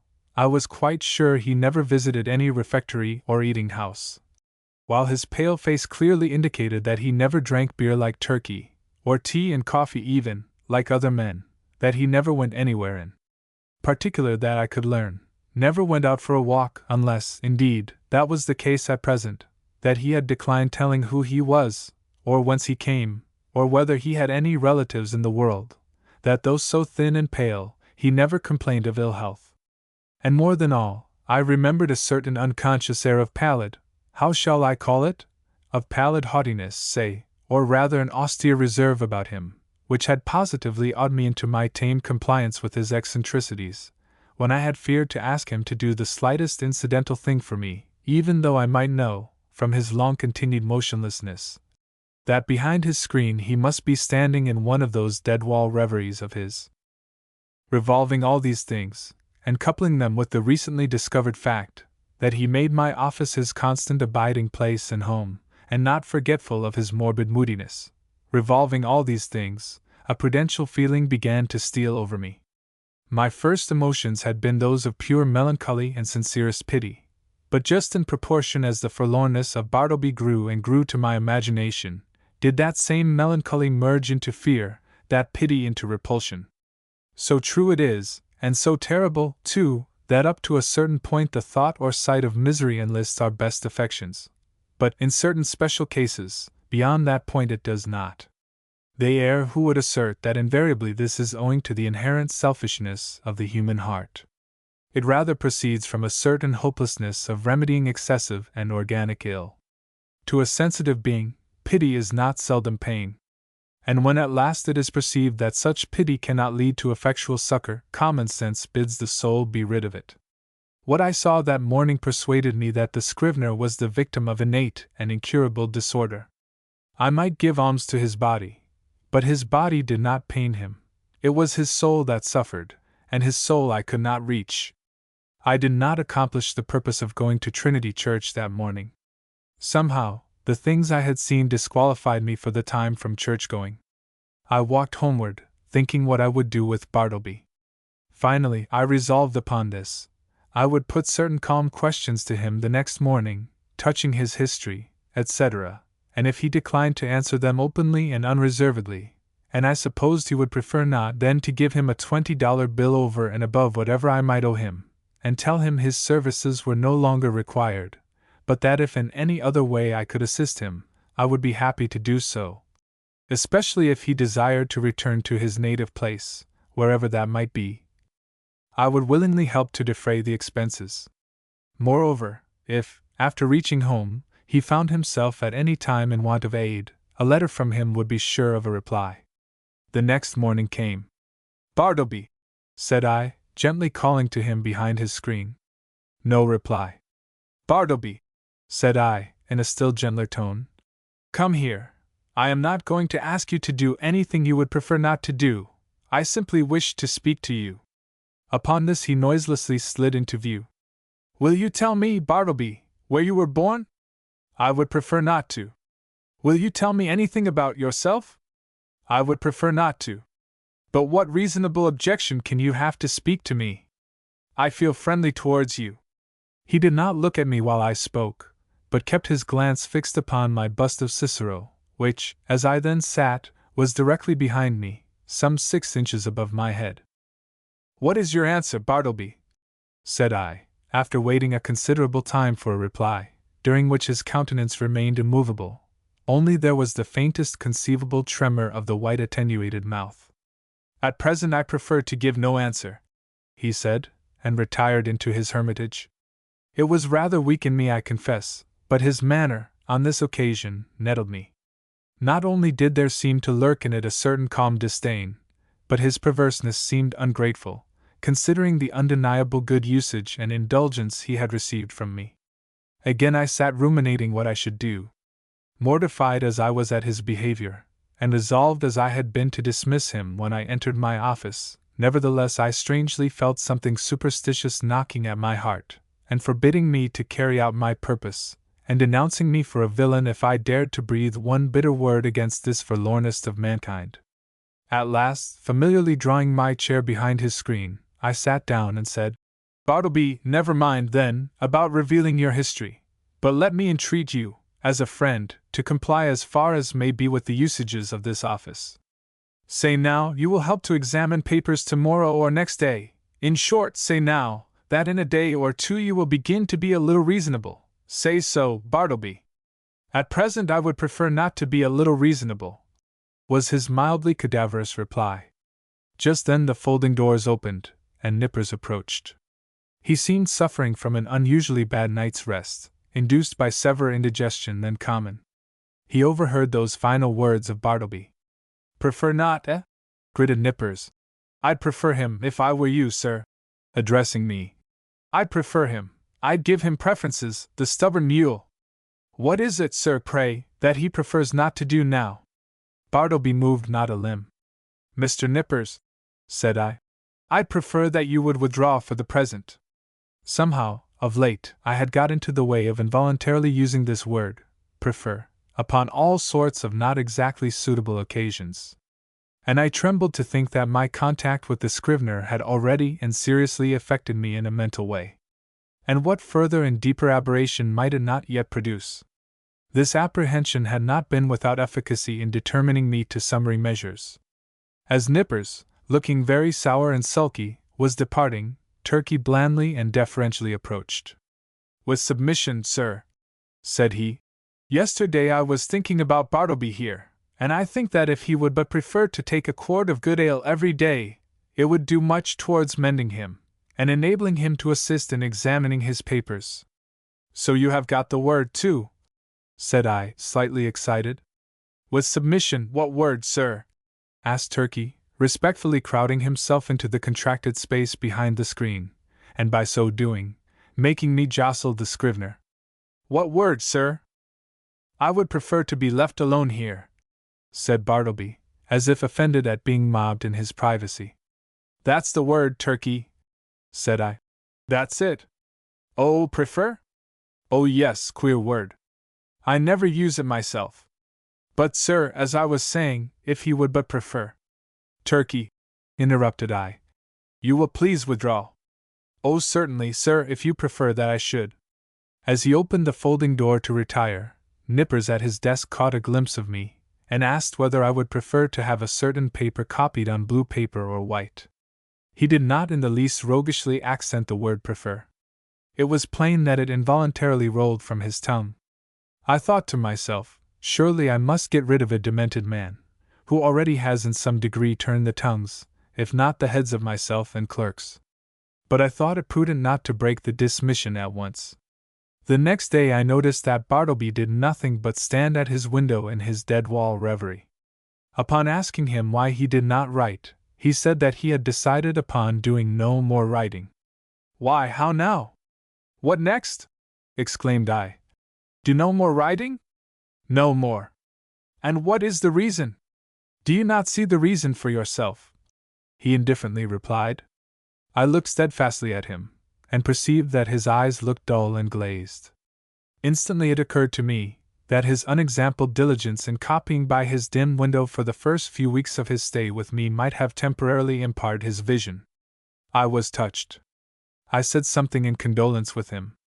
I hinted that of course he did wisely in abstaining from writing for a while, and urged him to embrace that opportunity of taking wholesome exercise in the open air. This, however, he did not do. A few days after this, my other clerks being absent, and being in a great hurry to dispatch certain letters by the mail, I thought that, having nothing else earthly to do, Bartleby would surely be less inflexible than usual, and carry these letters to the post office. But he blankly declined. So, much to my inconvenience, I went myself. Still added days went by. Whether Bartleby's eyes improved or not, I could not say. To all appearance, I thought they did. But when I asked him if they did, he vouchsafed no answer. At all events, he would do no copying. At last, in reply to my urgings, he informed me that he had permanently given up copying. What? Exclaimed I. Suppose your eyes should get entirely well, better than ever before, would you not copy then? I have given up copying, he answered, and slid aside. He remained as ever, a fixture in my chamber. Nay, if that were possible, he became still more of a fixture than before. What was to be done? He would do nothing in the office. Why should he stay there? In plain fact, he had now become a millstone to me, not only useless as a necklace, but afflictive to bear. Yet I was sorry for him. I speak less than truth when I say that, on his own account, he occasioned me uneasiness. If he would but have named a single relative or friend, I would instantly have written, and urged their taking the poor fellow away to some convenient retreat. But he seemed alone, absolutely alone in the universe. A bit of wreck in the mid-Atlantic. At length, necessities connected with my business tyrannized over all other considerations. Decently as I could, I told Bartleby that in 6 days' time he must unconditionally leave the office. I warned him to take measures, in the interval, for procuring some other abode. I offered to assist him in this endeavor, if he himself would but take the first step towards a removal. And when you finally quit me, Bartleby, added I shall see that you go not away entirely unprovided. 6 days from this hour, remember. At the expiration of that period, I peeped behind the screen, and lo! Bartleby was there. I buttoned up my coat, balanced myself, advanced slowly towards him, touched his shoulder, and said, "The time has come, you must quit this place. I am sorry for you, here is money, but you must go." "I would prefer not," he replied, with his back still towards me. "You must." He remained silent. Now I had an unbounded confidence in this man's common honesty. He had frequently restored to me sixpences and shillings carelessly dropped upon the floor, for I am apt to be very reckless in such shirt-button affairs. The proceeding, then, which followed will not be deemed extraordinary. "Bartleby," said I owe you $12 on account. Here are 32. The odd 20 are yours. Will you take it?" And I handed the bills towards him. But he made no motion. "I will leave them here, then," putting them under a weight on the table.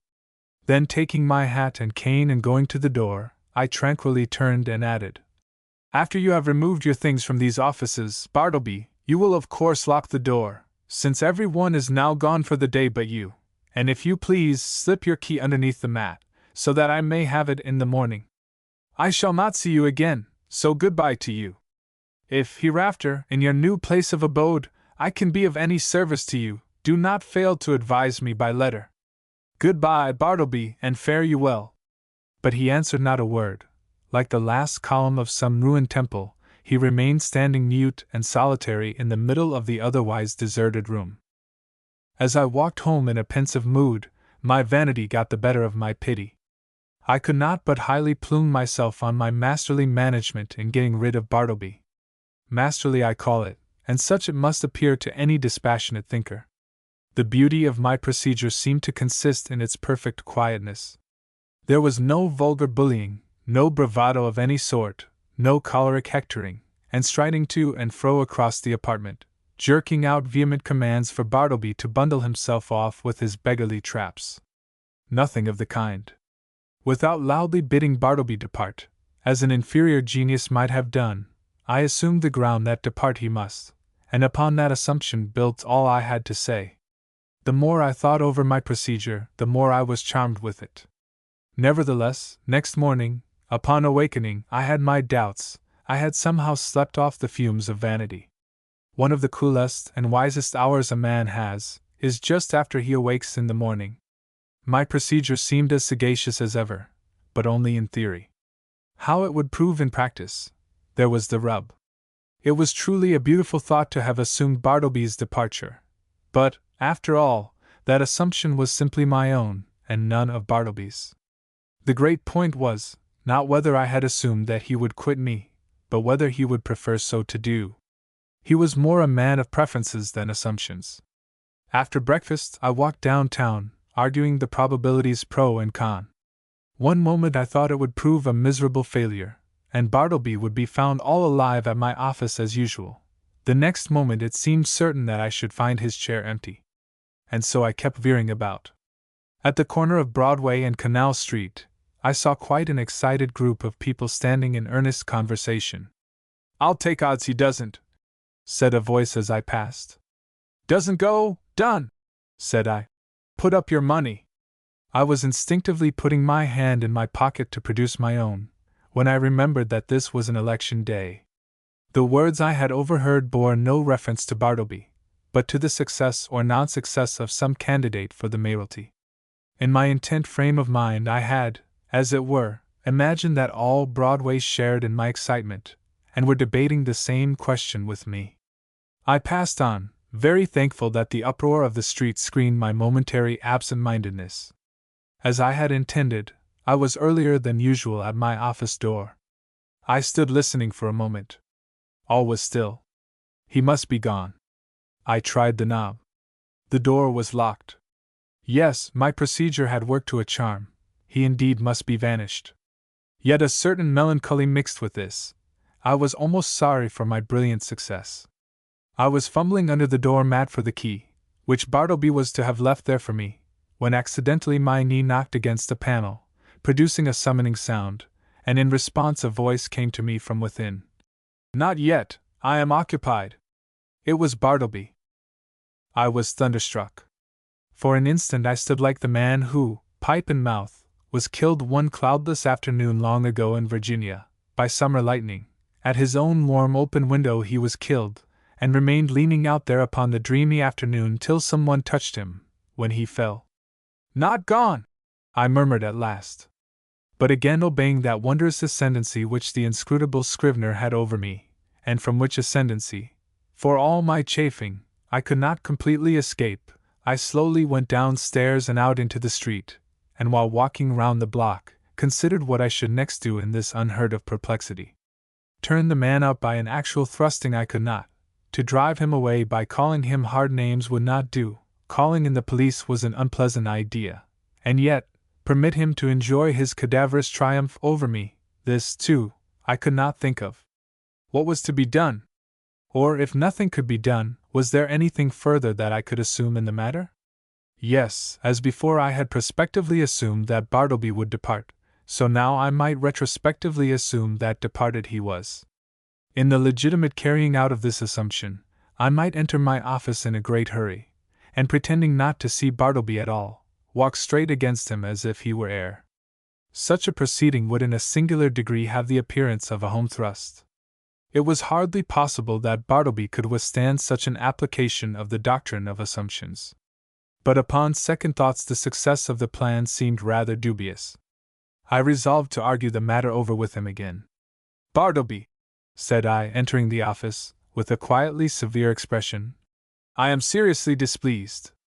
I am pained, Bartleby. I had thought better of you. I had imagined you of such a gentlemanly organization, that in any delicate dilemma a slight hint would suffice, in short, an assumption. But it appears I am deceived. Why," I added unaffectedly starting, "you have not even touched that money yet," pointing to it, just where I had left it the evening previous. He answered nothing. "Will you, or will you not, quit me?" I now demanded in a sudden passion, advancing close to him. "I would prefer not to quit you," he replied, gently emphasizing the not. "What earthly right have you to stay here? Do you pay any rent? Do you pay my taxes? Or is this property yours?" He answered nothing. "Are you ready to go on and write now? Are your eyes recovered? Could you copy a small paper for me this morning? Or help examine a few lines? Or step round to the post office? In a word, will you do anything at all, to give a coloring to your refusal to depart the premises?" He silently retired into his hermitage. I was now in such a state of nervous resentment that I thought it but prudent to check myself at present from further demonstrations. Bartleby and I were alone. I remembered the tragedy of the unfortunate Adams and the still more unfortunate Colt in the solitary office of the latter, and how poor Colt, being dreadfully incensed by Adams, and imprudently permitting himself to get wildly excited, was at unawares hurried into his fatal act, an act which certainly no man could possibly deplore more than the actor himself. Often it had occurred to me in my ponderings upon the subject, that had that altercation taken place in the public street, or at a private residence, it would not have terminated as it did. It was the circumstance of being alone in a solitary office, upstairs, of a building entirely unhallowed by humanizing domestic associations, an uncarpeted office, doubtless, of a dusty, haggard sort of appearance. This it must have been, which greatly helped to enhance the irritable desperation of the hapless colt. But when this old atom of resentment rose in me and tempted me concerning Bartleby, I grappled him and threw him. How? Why, simply by recalling the divine injunction. A new commandment give I unto you, that ye love one another. Yes, this it was that saved me. Aside from higher considerations, charity often operates as a vastly wise and prudent principle, a great safeguard to its possessor. Men have committed murder for jealousy's sake, and anger's sake, and hatred's sake, and selfishness' sake, and spiritual pride's sake, but no man, that ever I heard of, ever committed a diabolical murder for sweet charity's sake. Mere self-interest, then, if no better motive can be enlisted, should, especially with high-tempered men, prompt all beings to charity and philanthropy. At any rate, upon the occasion in question, I strove to drown my exasperated feelings towards the scrivener by benevolently construing his conduct. Poor fellow, thought I, he don't mean anything, and besides, he has seen hard times, and ought to be indulged. I endeavored, also, immediately to occupy myself, and at the same time to comfort my despondency. I tried to fancy that in the course of the morning, at such time as might prove agreeable to him, Bartleby, of his own free accord, would emerge from his hermitage and take up some decided line of march in the direction of the door. But no. 12:30 came. Turkey began to glow in the face, overturn his inkstand, and become generally obstreperous. Nippers bedded down into quietude and courtesy. Ginger Nut munched his noon apple, and Bartleby remained standing at his window in one of his profoundest dead-wall reveries. Will it be credited? Ought I to acknowledge it? That afternoon I left the office without saying one further word to him. Some days now passed, during which, at leisure intervals, I looked a little into Edwards on the Will, and Priestley on Necessity. Under the circumstances, those books induced a salutary feeling. Gradually I slid into the persuasion that these troubles of mine, touching the scrivener, had been all predestinated from eternity, and Bartleby was billeted upon me for some mysterious purpose of an all-wise providence, which it was not for a mere mortal like me to fathom. Yes, Bartleby, stay there behind your screen, thought I. I shall persecute you no more. You are harmless and noiseless as any of these old chairs. In short, I never feel so private as when I know you are here. At last I see it, I feel it, I penetrate to the predestinated purpose of my life. I am content. Others may have loftier parts to enact, but my mission in this world, Bartleby, is to furnish you with office room for such period as you may see fit to remain. I believe that this wise and blessed frame of mind would have continued with me, had it not been for the unsolicited and uncharitable remarks obtruded upon me by my professional friends who visited the rooms. But thus it often is, that the constant friction of illiberal minds wears out at last the best resolves of the more generous. Though to be sure, when I reflected upon it, it was not strange that people entering my office should be struck by the peculiar aspect of the unaccountable Bartleby, and so be tempted to throw out some sinister observations concerning him. Sometimes an attorney, having business with me, and calling at my office, and finding no one but the scrivener there, would undertake to obtain some sort of precise information from him touching my whereabouts, but without heeding his idle talk, Bartleby would remain standing immovable in the middle of the room. So after contemplating him in that position for a time, the attorney would depart, no wiser than he came. Also, when a reference was going on, and the room full of lawyers and witnesses, and business driving fast, some deeply occupied legal gentleman present, seeing Bartleby wholly unemployed, would request him to run round to the legal gentleman's, office and fetch some papers for him. Thereupon, Bartleby would tranquilly decline, and yet remain idle as before. Then the lawyer would give a great stare, and turn to me. And what could I say? At last I was made aware that all through the circle of my professional acquaintance, a whisper of wonder was running round, having reference to the strange creature I kept at my office. This worried me very much.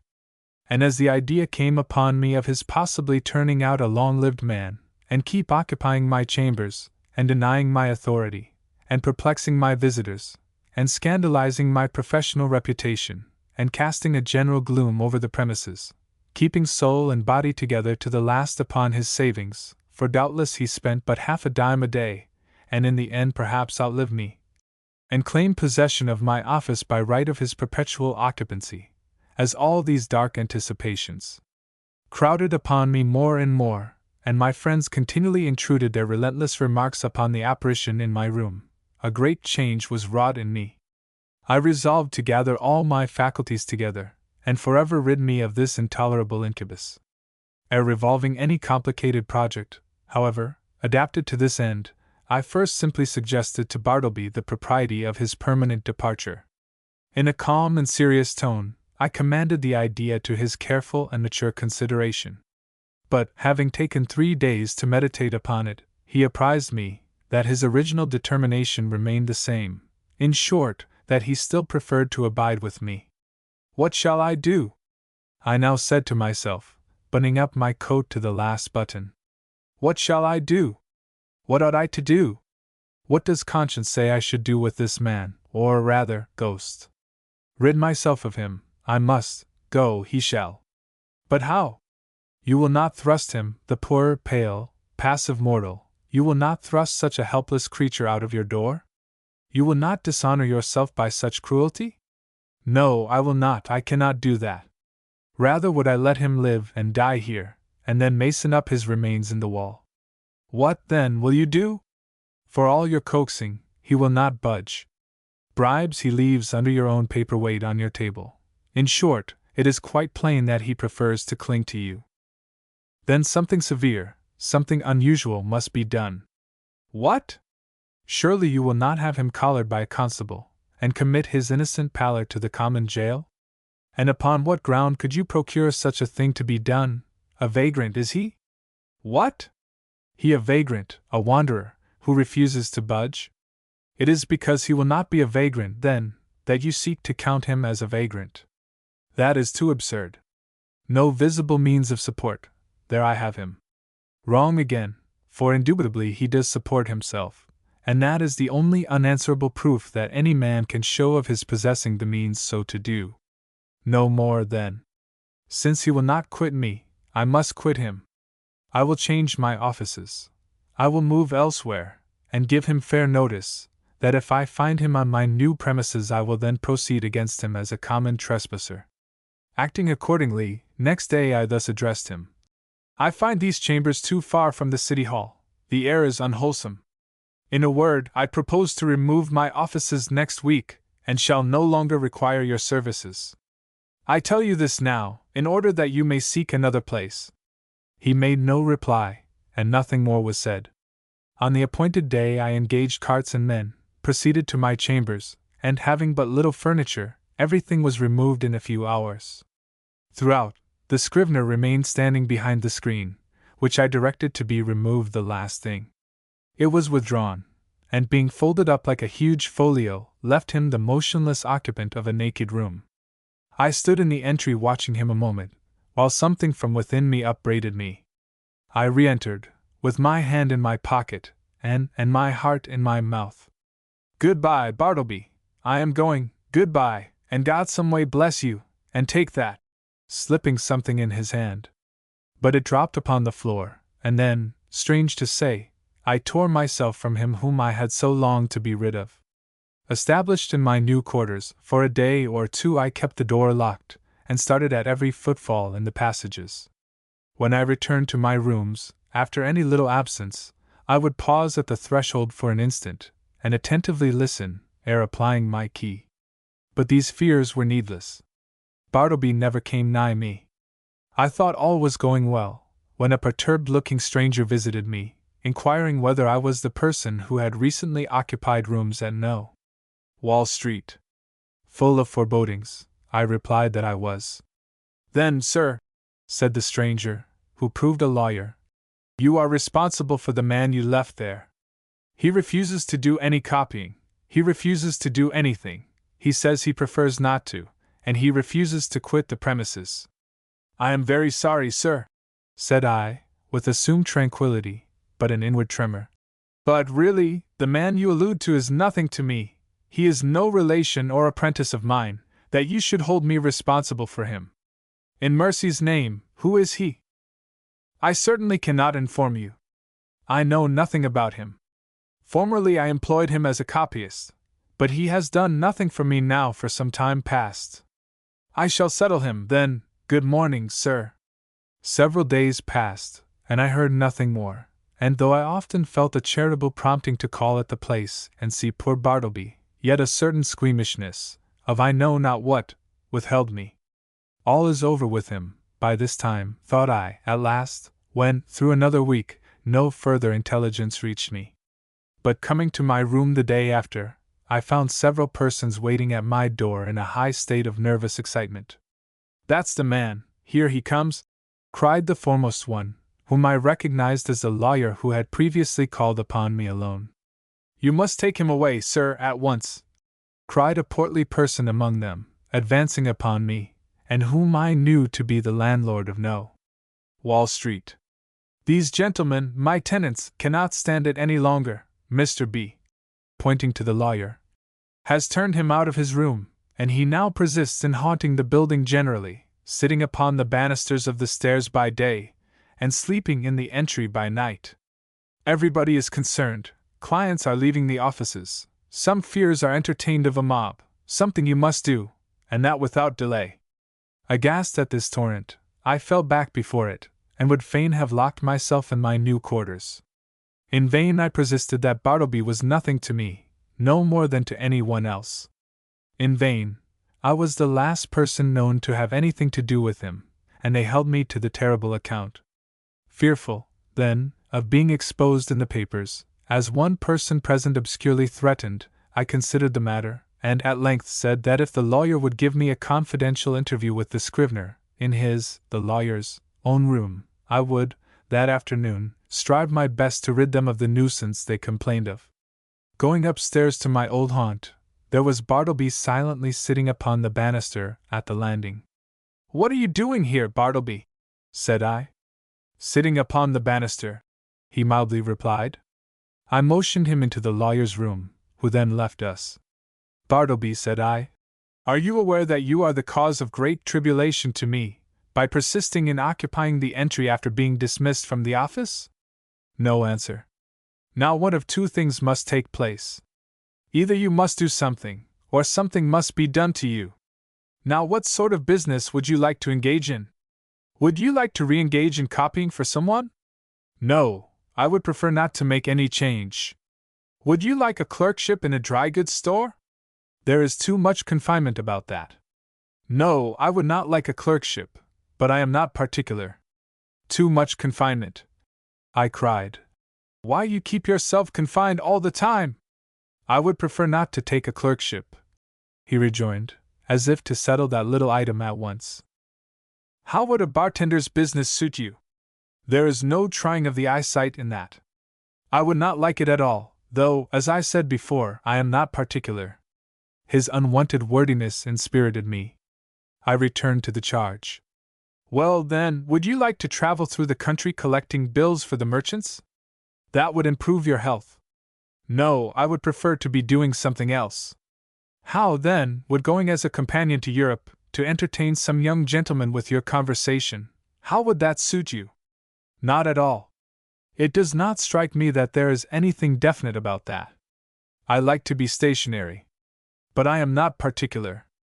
"Stationary you shall be, then," I cried, now losing all patience, and for the first time in all my exasperating connection with him, fairly flying into a passion. "If you do not go away from these premises before night, I shall feel bound, indeed I am bound, to quit the premises myself," I rather absurdly concluded, knowing not with what possible threat to try to frighten his immobility into compliance. Despairing of all further efforts, I was precipitately leaving him, when a final thought occurred to me, one which had not been wholly unindulged before. "Bartleby," said I, in the kindest tone I could assume under such exciting circumstances, "will you go home with me now, not to my office, but my dwelling, and remain there till we can conclude upon some convenient arrangement for you at our leisure? Come, let us start now, right away." "No, at present I would prefer not to make any change at all." I answered nothing, but effectually dodging every one by the suddenness and rapidity of my flight, rushed from the building, ran up Wall Street towards Broadway, and, jumping into the first omnibus, was soon removed from pursuit. As soon as tranquility returned, I distinctly perceived that I had now done all that I possibly could, both in respect to the demands of the landlord and his tenants, and with regard to my own desire and sense of duty, to benefit Bartleby, and shield him from rude persecution. I now strove to be entirely carefree and quiescent, and my conscience justified me in the attempt, though, indeed, it was not so successful as I could have wished.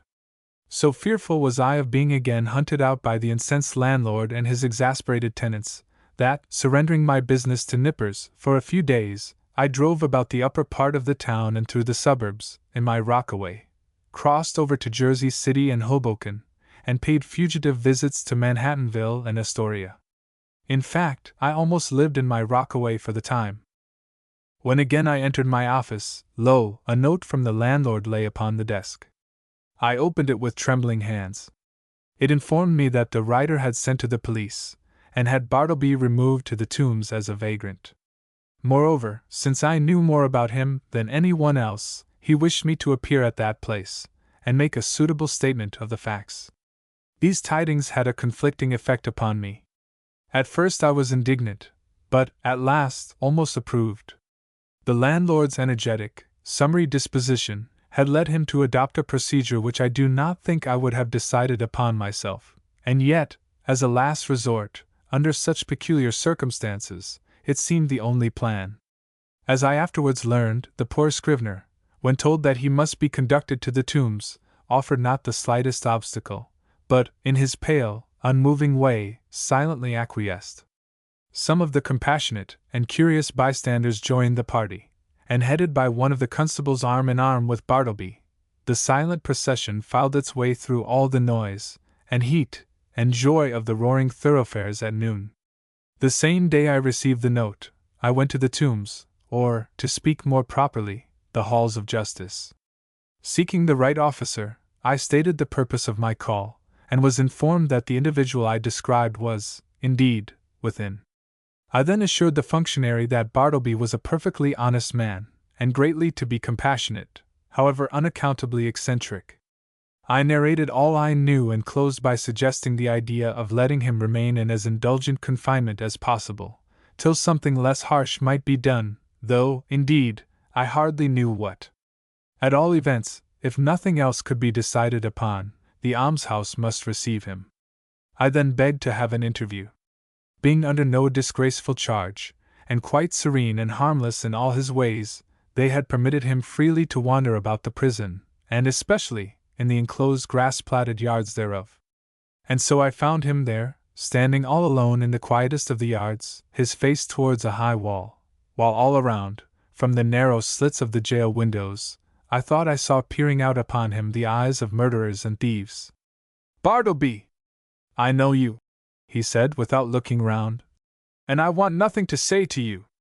"It was not I that brought you here, Bartleby," said I, keenly pained at his implied suspicion.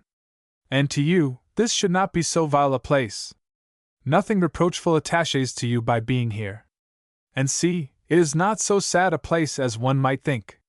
Look, there is the sky, and here is the grass." "I know where I am," he replied, but would say nothing more, and so I left him. As I entered the corridor again, a broad meat-like man, in an apron, accosted me, and jerking his thumb over his shoulder said, "Is that your friend?" "Yes." "Does he want to starve? If he does, let him live on the prison fare, that's all." "Who are you?" asked I, not knowing what to make of such an unofficially speaking person in such a place. "I am the grub man. Such gentlemen as have friends here hire me to provide them with something good to eat." "Is this so?" said I, turning to the turnkey.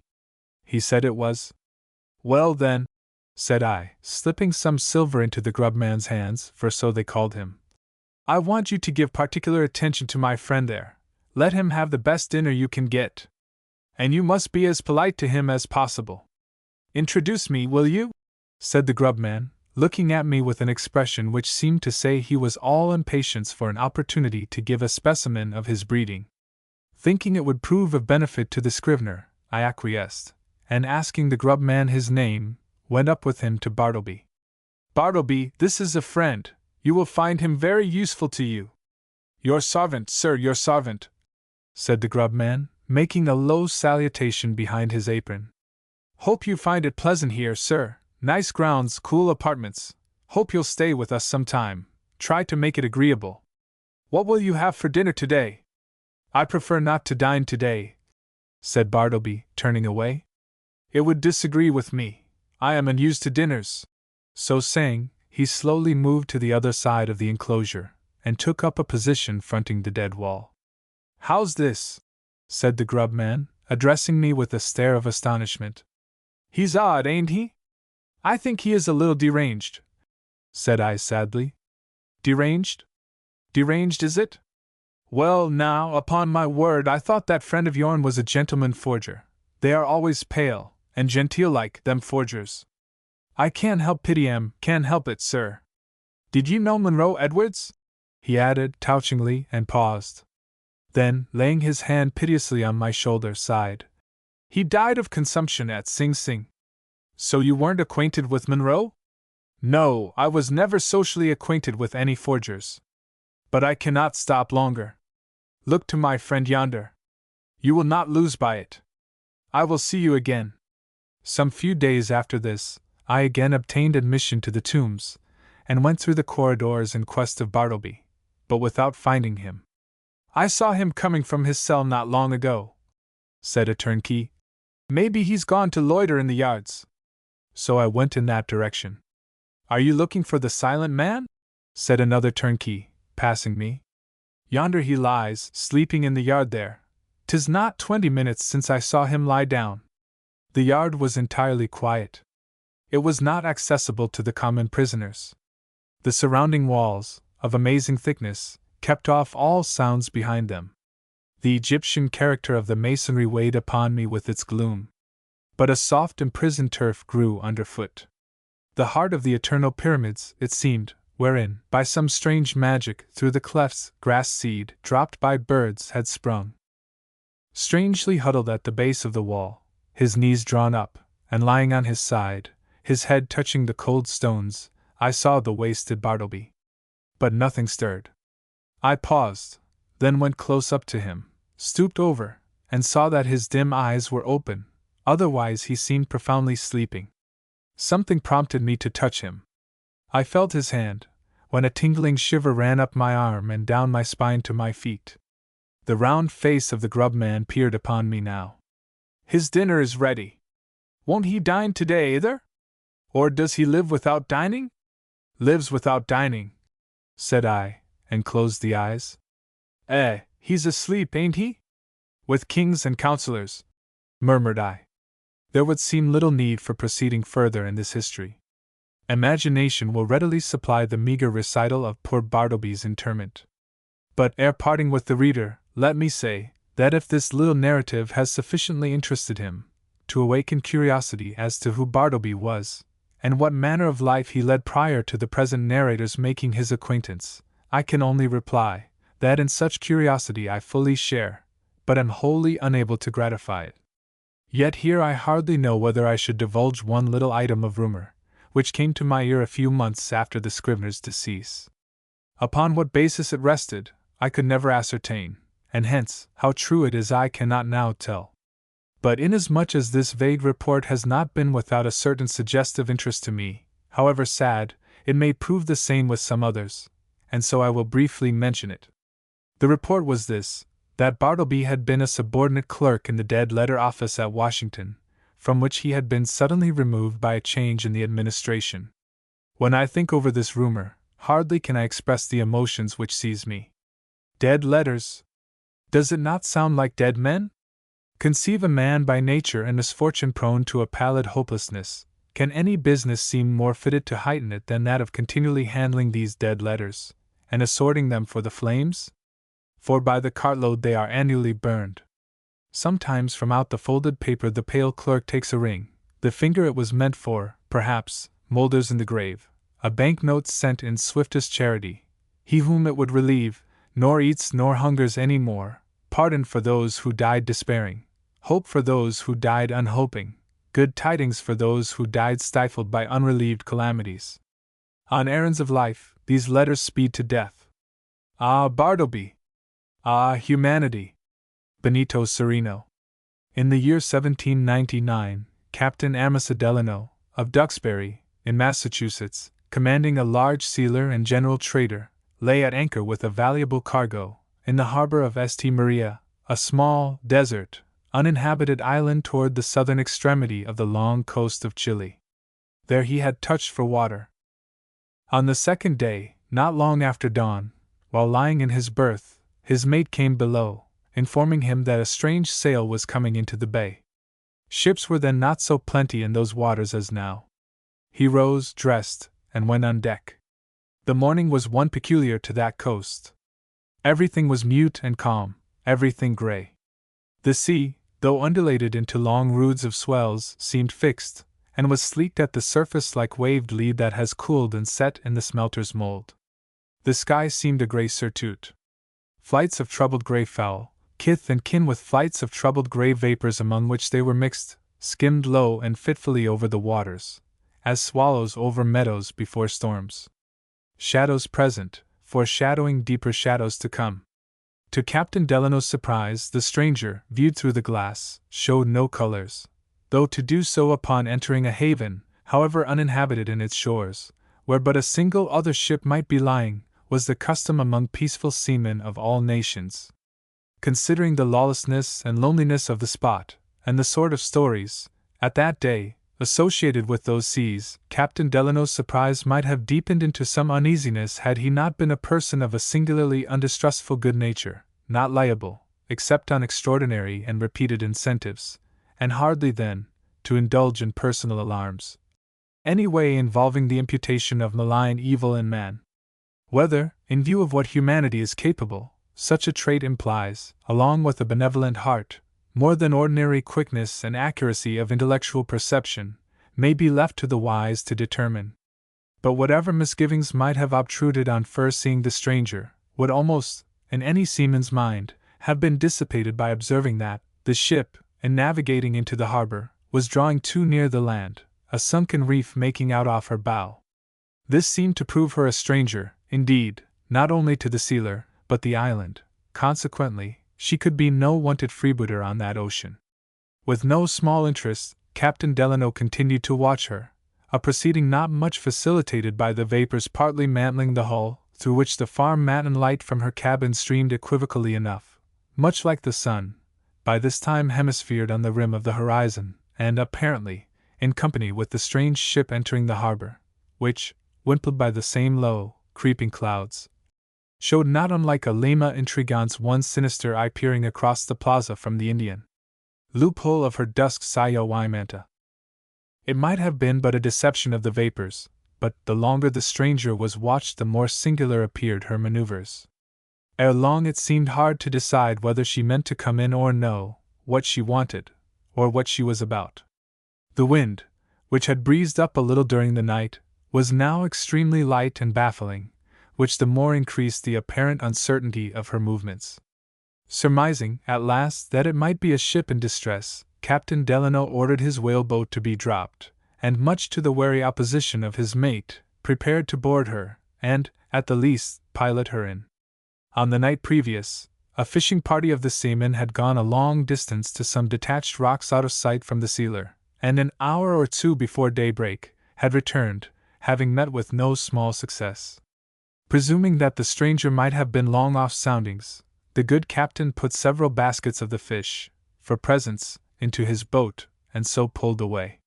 From her continuing too near the sunken reef, deeming her in danger, calling to his men, he made all haste to apprise those on board of their situation. But some time ere the boat came up, the wind, light though it was, having shifted, had headed the vessel off, as well as partly broken the vapors from about her. Upon gaining a less remote view, the ship, when made signally visible on the verge of the leaden-hued swells, with the shreds of fog here and there raggedly furring her, appeared like a whitewashed monastery after a thunderstorm, seen perched upon some dun cliff among the Pyrenees. But it was no purely fanciful resemblance which now, for a moment, almost led Captain Delano to think that nothing less than a shipload of monks was before him. Peering over the bulwarks were what really seemed, in the hazy distance, throngs of dark cowls, while, fitfully revealed through the open portholes, other dark moving figures were dimly descried, as of black friars pacing the cloisters. Upon a still nigher approach, this appearance was modified, and the true character of the vessel was plain: a Spanish merchantman of the first class, carrying Negro slaves, amongst other valuable freight, from one colonial port to another. A very large, and in its time, a very fine vessel, such as in those days were at intervals encountered along that main, sometimes superseded Acapulco treasure ships, or retired frigates of the Spanish king's navy, which, like superannuated Italian palaces, still, under a decline of masters, preserved signs of former state. As the whaleboat drew more and more nigh, the cause of the peculiar pipe-clayed aspect of the stranger was seen in the slovenly neglect pervading her. The spars, ropes, and great part of the bulwarks looked woolly, from long unacquaintance with the scraper, tar, and the brush. Her keel seemed laid, her ribs put together, and she launched, from Ezekiel's valley of dry bones. In the present business in which she was engaged, the ship's general model and rig appeared to have undergone no material change from their original warlike and Froissart pattern. However, no guns were seen. The tops were large, and were railed about with what had once been octagonal network, all now in sad disrepair.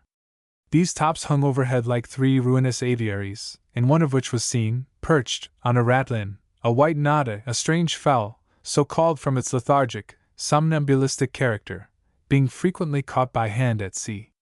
Battered and mouldy, the castellated forecastle seemed some ancient turret, long ago taken by assault, and then left to decay. Toward the stern, two high-raised quarter galleries, the balustrades here and there covered with dry, tindery sea moss, opening out from the unoccupied state cabin, whose deadlights, for all the mild weather, were hermetically closed and caulked. These tenantless balconies hung over the sea as if it were the grand Venetian canal. But the principal relic of faded grandeur was the ample oval of the shield-like stern-piece, intricately carved with the arms of Castile and Leon, medallioned about by groups of mythological or symbolical devices, uppermost and central of which was a dark satyr in a mask, holding his foot on the prostrate neck of a writhing figure, likewise masked. Whether the ship had a figurehead, or only a plain beak, was not quite certain, owing to canvas wrapped about that part, either to protect it while undergoing a refurbishing, or else decently to hide its decay. Rudely painted or chalked, as in a sailor freak, along the forward side of a sort of pedestal below the canvas, was the sentence: Seguid vuestro jefe. Follow your leader, while upon the tarnished headboards, near by, appeared, in stately capitals, once gilt, the ship's name, San Dominic, each letter streakingly corroded with tricklings of copper-spiked rust, while, like morning weeds, dark festoons of seagrass slimily swept to and fro over the name, with every hearse-like roll of the hull. As, at last, the boat was hooked from the bow along toward the gangway amidship, its keel, while yet some inches separated from the hull, harshly grated as on a sunken coral reef. It proved a huge bunch of conglobated barnacles adhering below the water to the side like a wen, a token of baffling airs and long calms past somewhere in those seas. Climbing the side, the visitor was at once surrounded by a clamorous throng of whites and blacks, but the latter outnumbering the former more than could have been expected, Negro transportation ship as the stranger in port was. But in one language, and as with one voice, all poured out a common tale of suffering, in which the negresses, of whom there were not a few, exceeded the others in their dolorous vehemence. The scurvy, together with the fever, had swept off a great part of their number, more especially the Spaniards. Off Cape Horn they had narrowly escaped shipwreck. Then, for days together, they had lain tranced without wind, their provisions were low, their water next to none, their lips that moment were baked. While Captain Delano was thus made the mark of all eager tongues, his one eager glance took in all faces, with every other object about him. Always upon first boarding a large and populous ship at sea, especially a foreign one, with a nondescript crew such as Lascars or Manila men, the impression varies in a peculiar way from that produced by first entering a strange house with strange inmates in a strange land. Both house and ship, the one by its walls and blinds, the other by its high bulwarks like ramparts, hoard from view their interiors till the last moment, But in the case of the ship there is this addition, that the living spectacle it contains, upon its sudden and complete disclosure, has, in contrast with the blank ocean which zones it, something of the effect of enchantment. The ship seems unreal, these strange costumes, gestures, and faces, but a shadowy tableau just emerged from the deep, which directly must receive back what it gave. Perhaps it was some such influence, as above is attempted to be described, which, in Captain Delano's mind, heightened whatever, upon a staid scrutiny, might have seemed unusual, especially the conspicuous figures of 4 elderly grizzled Negroes, their heads like black, dotted willow tops, who, in venerable contrast to the tumult below them, were couched, SBHYNX-like, one on the starboard cathead, another on the larboard, and the remaining pair face to face on the opposite bulwarks above the main chains. They each had bits of unstranded old junk in their hands, and with a sort of stoical self-content, were picking the junk into oakum, a small heap of which lay by their sides. They accompanied the task with a continuous, low, monotonous chant, droning and drilling away like so many gray-headed bagpipers playing a funeral march. The quarterdeck rose into an ample elevated poop, upon the forward verge of which, lifted, like the oakum pickers, some 8 feet above the general throng, sat along in a row, separated by regular spaces, the cross-legged figures of 6 other blacks, each with a rusty hatchet in his hand, which, with a bit of brick and a rag, he was engaged like a scullion in scouring, while between each 2 was a small stack of hatchets, their rusted edges turned forward awaiting a like operation. Though occasionally the 4 oakum pickers would briefly address some person or persons in the crowd below, yet the 6 hatchet polishers neither spoke to others, nor breathed a whisper among themselves, but sat intent upon their task, except at intervals, when, with the peculiar love in Negroes of uniting industry with pastime, 2 and 2 they sideways clashed their hatchets together, like cymbals, with the barbarous din all 6. Unlike the generality, had the raw aspect of unsophisticated Africans. But that first comprehensive glance which took in those 10 figures, with scores less conspicuous, rested but an instant upon them, as, impatient of the hubbub of voices, the visitor turned in quest of whomsoever it might be that commanded the ship. But as if not unwilling to let nature make known her own case among his suffering charge, or else in despair of restraining it for the time, the Spanish captain, a gentlemanly, reserved-looking, and rather young man to a stranger's eye, dressed with singular richness, but bearing plain traces of recent sleepless cares and disquietudes, stood passively by, leaning against the mainmast, at one moment casting a dreary, spiritless look upon his excited people, at the next an unhappy glance toward his visitor. By his side stood a black of small stature, in whose rude face, as occasionally, like a shepherd's dog, he mutely turned it up into the Spaniard's, sorrow and affection were equally blended. Struggling through the throng, the American advanced to the Spaniard, assuring him of his sympathies, and offering to render whatever assistance might be in his power. To which the Spaniard returned for the present but grave and ceremonious acknowledgments, his national formality dusked by the saturnine mood of ill health. But losing no time in mere compliments, Captain Delano, returning to the gangway, had his basket of fish brought up, and as the wind still continued light, so that some hours at least must elapse ere the ship could be brought to the anchorage, he bade his men return to the sealer, and fetch back as much water as the whaleboat could carry, with whatever soft bread the steward might have, all the remaining pumpkins on board, with a box of sugar, and a dozen of his private bottles of cider. Not many minutes after the boat's pushing off, to the vexation of all, the wind entirely died away, and the tide turning, began drifting back the ship helplessly seaward. But trusting this would not long last, Captain Delano sought, with good hopes, to cheer up the strangers, feeling no small satisfaction that, with persons in their condition, he could, thanks to his frequent voyages along the Spanish Main, converse with some freedom in their native tongue. While left alone with them, he was not long in observing some things tending to heighten his first impressions, but surprise was lost in pity, both for the Spaniards and blacks, alike evidently reduced from scarcity of water and provisions, while long-continued suffering seemed to have brought out the less good-natured qualities of the Negroes, besides, at the same time, impairing the Spaniards' authority over them. But under the circumstances, precisely this condition of things was to have been anticipated. In armies, navies, cities, or families, in nature herself, nothing more relaxes good order than misery. Still, Captain Delano was not without the idea that had Benito Cereno been a man of greater energy, misrule would hardly have come to the present pass. But the debility, constitutional or induced by hardships, bodily and mental, of the Spanish captain, was too obvious to be overlooked.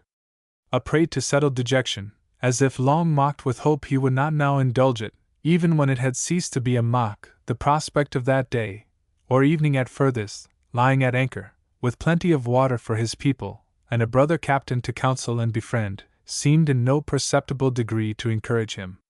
His mind appeared unstrung, if not still more seriously affected. Shut up in these oaken walls, chained to one dull round of command, whose unconditionality cloyed him, like some hypochondriac abbot he moved slowly about, at times suddenly pausing, starting, or staring, biting his lip, biting his fingernail, flushing, paling, twitching his beard, with other symptoms of an absent or moody mind. This distempered spirit was lodged, as before hinted, in as distempered a frame. He was rather tall, but seemed never to have been robust, and now with nervous suffering was almost worn to a skeleton. A tendency to some pulmonary complaint appeared to have been lately confirmed. His voice was like that of one with lungs half gone, hoarsely suppressed, a husky whisper. No wonder that, as in this state he tottered about, his private servant apprehensively followed him. Sometimes the negro gave his master his arm, or took his handkerchief out of his pocket for him, performing these and similar offices with that affectionate zeal which transmutes into something filial or fraternal acts in themselves but menial, and which has gained for the negro the repute of making the most pleasing body servant in the world, one, too, whom a master need be on no stiffly superior terms with, but may treat with familiar trust, less a servant than a devoted companion. Marking the noisy indocility of the blacks in general, as well as what seemed the sullen inefficiency of the whites, it was not without humane satisfaction that Captain Delano witnessed the steady good conduct of Balboa. But the good conduct of Balboa, hardly more than the ill behavior of others, seemed to withdraw the half-lunatic Don Benito from his cloudy languor. Not that such precisely was the impression made by the Spaniard on the mind of his visitor. The Spaniard's individual unrest was, for the present, but noted as a conspicuous feature in the ship's general affliction. Still, Captain Delano was not a little concerned at what he could not help taking for the time to be Don Benito's unfriendly indifference towards himself. The Spaniard's manner, too, conveyed a sort of sour and gloomy disdain, which he seemed at no pains to disguise. But this the American in charity ascribed to the harassing effects of sickness, since, in former instances, he had noted that there are peculiar natures on whom prolonged physical suffering seems to cancel every social instinct of kindness, as if, forced to black bread themselves, they deemed it but equity that each person coming nigh them should, indirectly, by some slight or affront, be made to partake of their fare. But ere long Captain Delano bethought him that, indulgent as he was at the first, in judging the Spaniard, he might not, after all, have exercised charity enough. At bottom it was Don Benito's reserve which displeased him, but the same reserve was shown towards all but his faithful personal attendant. Even the formal reports which, according to sea usage, were, at stated times, made to him by some petty underling, either a white, mulatto, or black, he hardly had patience enough to listen to, without betraying contemptuous aversion. His manner upon such occasions was, in its degree, not unlike that which might be supposed to have been his imperial countryman's, Charles V., just previous to the anchoritish retirement of that monarch from the throne. This splenetic disrelish of his place was evinced in almost every function pertaining to it. Proud as he was moody, he condescended to no personal mandate. Whatever special orders were necessary, their delivery was delegated to his body servant, who in turn transferred them to their ultimate destination, through runners, alert Spanish boys or slave boys, like pages or pilot fish within easy call continually hovering round Don Benito. So that to have beheld this undemonstrative invalid gliding about, apathetic and mute, no landsman could have dreamed that in him was lodged a dictatorship beyond which, while at sea, there was no earthly appeal. Thus, the Spaniard, regarded in his reserve, seemed the involuntary victim of mental disorder. But, in fact, his reserve might, in some degree, have proceeded from design. If so, then here was evinced the unhealthy climax of that icy though conscientious policy, more or less adopted by all commanders of large ships, which, except in signal emergencies, obliterates alike the manifestation of sway with every trace of sociality, transforming the man into a block, or rather into a loaded cannon, which, until there is call for thunder, has nothing to say. Viewing him in this light, it seemed but a natural token of the perverse habit induced by a long course of such hard self-restraint, that, notwithstanding the present condition of his ship, the Spaniard should still persist in a demeanor, which, however harmless, or, it may be, appropriate, in a well-appointed vessel, such as the San Dominick might have been at the outset of the voyage, was anything but judicious now.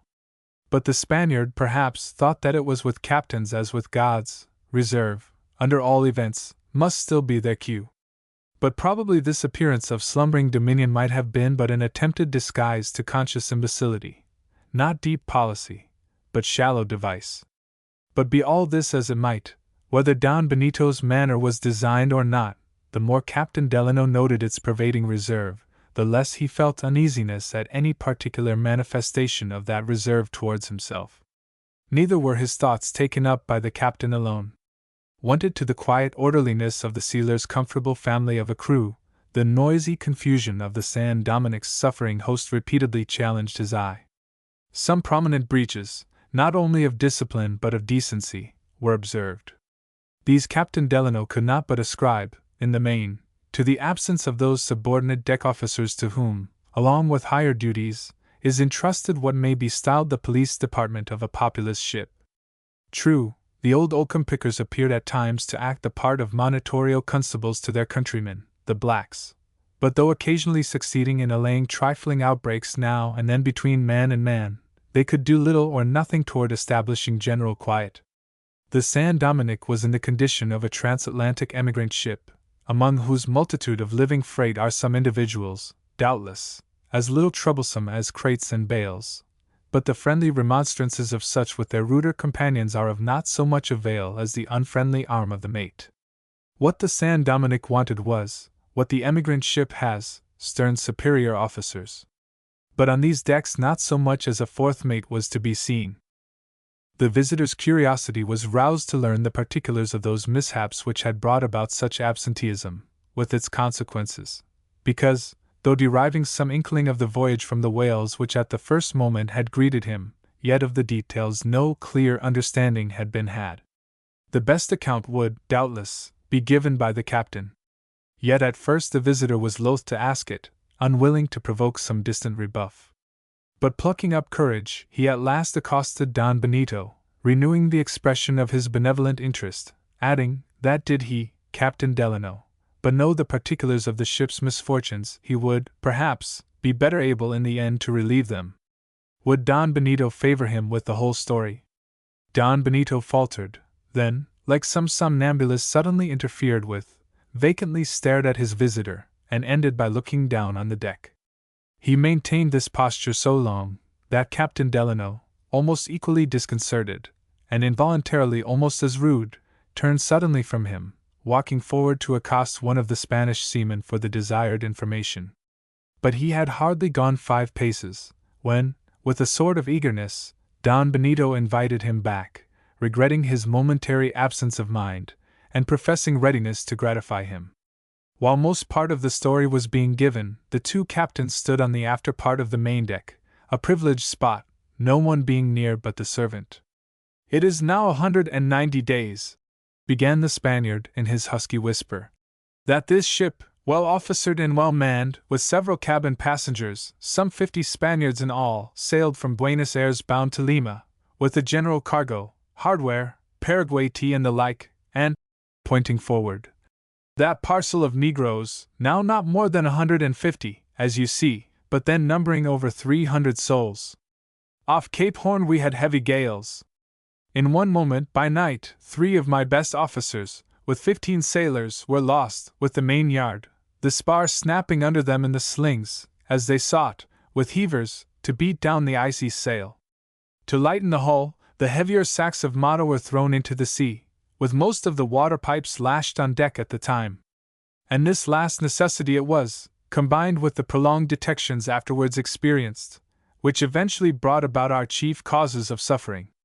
When here there was a sudden fainting attack of his cough, brought on, no doubt, by his mental distress. His servant sustained him, and drawing a cordial from his pocket placed it to his lips. He a little revived.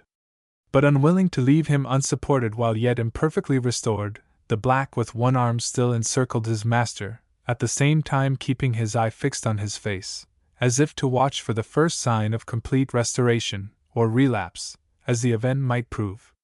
The Spaniard proceeded, but brokenly and obscurely, as one in a dream. "Oh my God! Rather than pass through what I have, with joy I would have hailed the most terrible gales, but—" His cough returned and with increased violence. This subsiding, with reddened lips and closed eyes he fell heavily against his supporter. "His mind wanders. He was thinking of the plague that followed the gales," plaintively sighed the servant.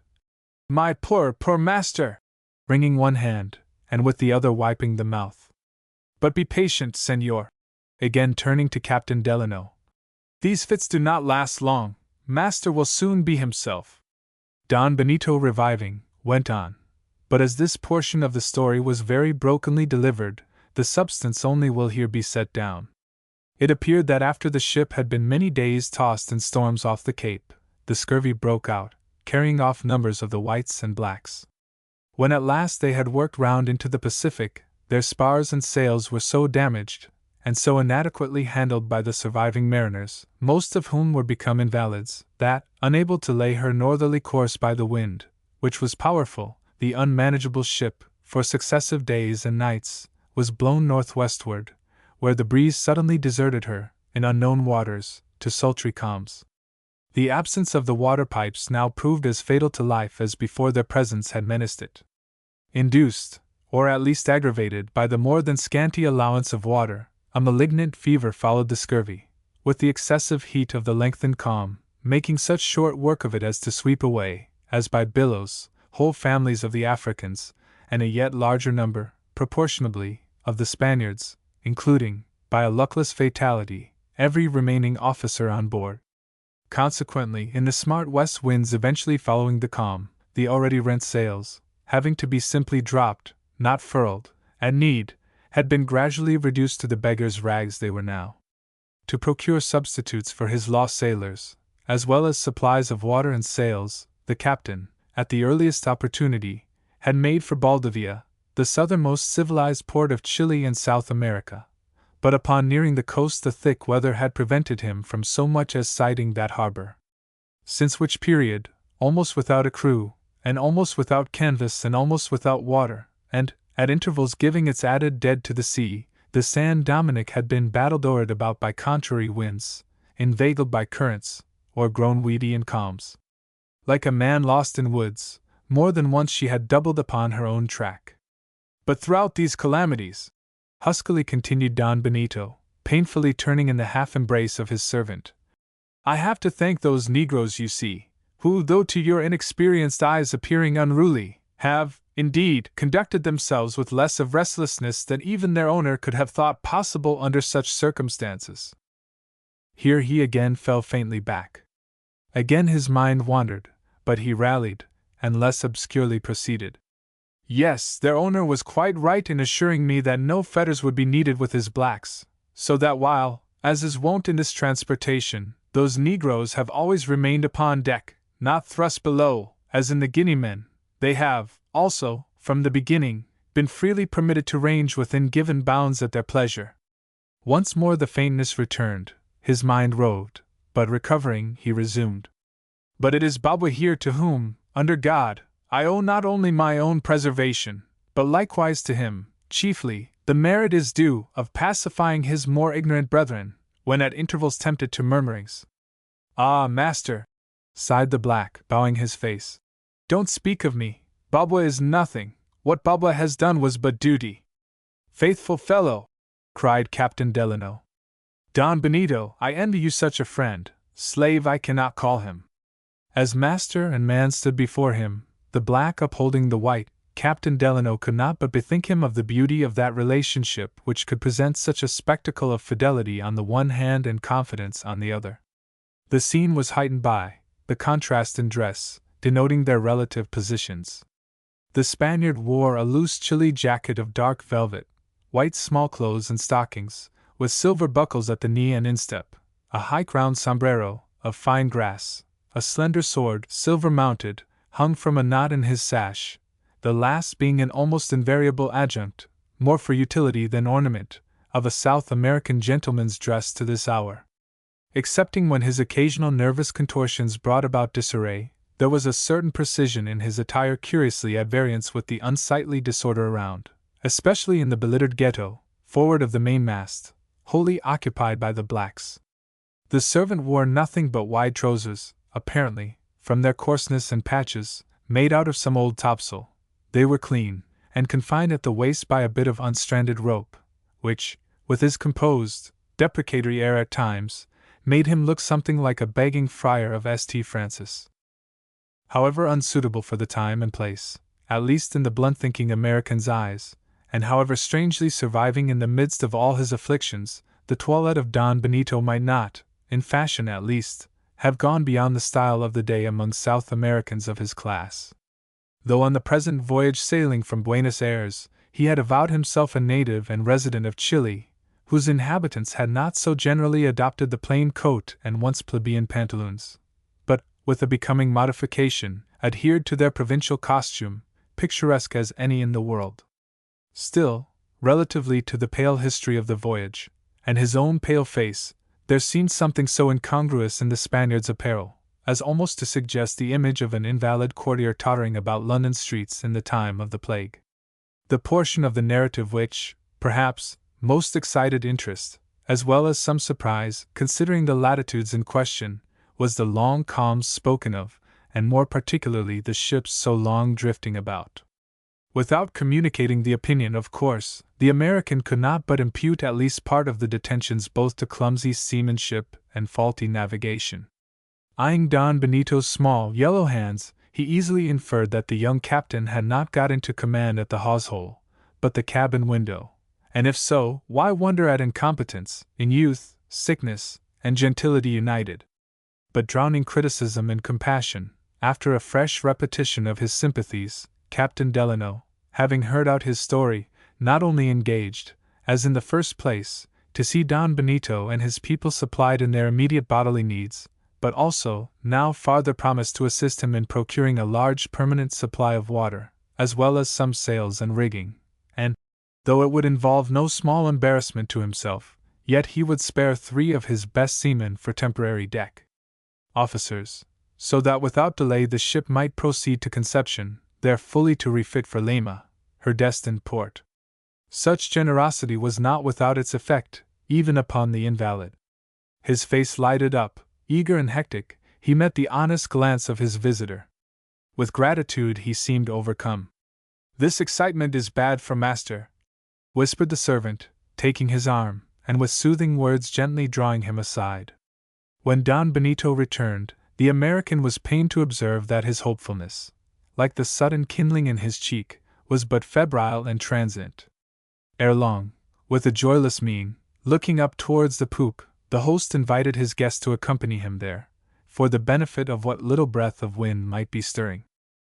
As, during the telling of the story, Captain Delano had once or twice started at the occasional cymbaling of the hatchet polishers, wondering why such an interruption should be allowed, especially in that part of the ship, and in the ears of an invalid, and moreover, as the hatchets had anything but an attractive look, and the handlers of them still less so, it was, therefore, to tell the truth, not without some lurking reluctance, or even shrinking, it may be, that Captain Delano, with apparent complaisance, acquiesced in his host's invitation.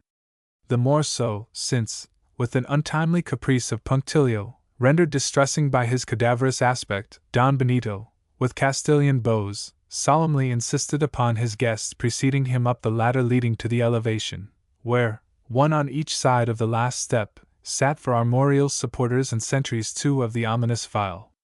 Gingerly enough stepped good Captain Delano between them, and in the instant of leaving them behind, like one running the gauntlet, he felt an apprehensive twitch in the calves of his legs. But when, facing about, he saw the whole file, like so many organ grinders, still stupidly intent on their work, unmindful of everything beside, he could not but smile at his late fidgety panic. Presently, while standing with his host, looking forward upon the decks below, he was struck by one of those instances of insubordination previously alluded to. 3 black boys, with 2 Spanish boys, were sitting together on the hatches, scraping a rude wooden platter, in which some scanty mess had recently been cooked. Suddenly, one of the black boys, enraged at a word dropped by one of his white companions, seized a knife, and though called to forbear by one of the oakum pickers, struck the lad over the head, inflicting a gash from which blood flowed. In amazement, Captain Delano inquired what this meant. To which the pale Don Benito dully muttered that it was merely the sport of the lad. Pretty serious sport, truly, rejoined Captain Delano. Had such a thing happened on board the Bachelor's Delight, instant punishment would have followed. At these words the Spaniard turned upon the American one of his sudden, staring, half-lunatic looks, then, relapsing into his torpor, answered, Doubtless, senor. Is it, thought Captain Delano, that this hapless man is one of those paper captains I've known, who by policy wink at what by power they cannot put down? I know no sadder sight than a commander who has little of command but the name. I should think, Don Benito, he now said, glancing towards the oakum picker who had sought to interfere with the boys, that you would find it advantageous to keep all your blacks employed, especially the younger ones, no matter at what useless task, and no matter what happens to the ship. Why, even with my little band, I find such a course indispensable. I once kept a crew on my quarterdeck thrumming mats for my cabin, when, for 3 days, I had given up my ship, mats, men, and all, for a speedy loss, owing to the violence of a gale, in which we could do nothing but helplessly drive before it. Doubtless, muttered Don Benito. But, continued Captain Delano, again glancing upon the oakum pickers and then at the hatchet polishers near by, I see you keep some, at least, of your host employed. Yes, was again the vacant response. Those old men there shaking their POWs from their pulpits, continued Captain Delano, pointing to the oakum pickers, seem to act the part of old dominies to the rest, little heeded as their admonitions are at times. Is this voluntary on their part, Don Benito, or have you appointed them shepherds to your flock of black sheep? What posts they fill, I appointed them, rejoined the Spaniard, in an acrid tone, as if resenting some supposed satiric reflection. And these others, these Ashanti conjurers here, continued Captain Delano, rather uneasily eyeing the brandished steel of the hatchet polishers, where, in spots, it had been brought to a shine. This seems a curious business they are at, Don Benito. In the gales we met, answered the Spaniard, what of our general cargo was not thrown overboard was much damaged by the brine. Since coming into calm weather, I have had several cases of knives and hatchets daily brought up for overhauling and cleaning. A prudent idea, Don Benito. You are part owner of ship and cargo, I presume, but none of the slaves, perhaps? I am owner of all, you see, impatiently returned Don Benito. Except the main company of blacks, who belonged to my late friend, Alexandro Aranda. As he mentioned this name, his air was heartbroken, his knees shook, his servants supported him. Thinking he divined the cause of such unusual emotion, to confirm his surmise, Captain Delano, after a pause, said, And may I ask, Don Benito, whether, since a while ago you spoke of some cabin passengers, the friend, whose loss so afflicts you, at the outset of the voyage accompanied his blacks? Yes. But died of the fever? Died of the fever. Oh, could I but— Again quivering, the Spaniard paused. Pardon me, said Captain Delano lowly, but I think that, by a sympathetic experience, I conjecture, Don Benito, what it is that gives the keener edge to your grief. It was once my hard fortune to lose, at sea, a dear friend, my own brother then supercargo.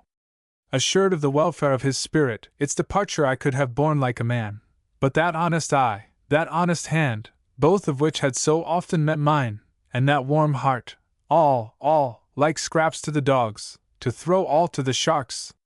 It was then I vowed never to have for fellow voyager a man I loved, unless, unbeknown to him, I had provided every requisite, in case of a fatality, for embalming his mortal part for interment on shore.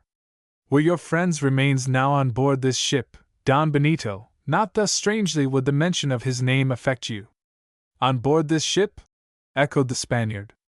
Then, with horrified gestures, as directed against some spectre, he unconsciously fell into the ready arms of his attendant, who, with a silent appeal toward Captain Delano, seemed beseeching him not again to broach a theme so unspeakably distressing to his master.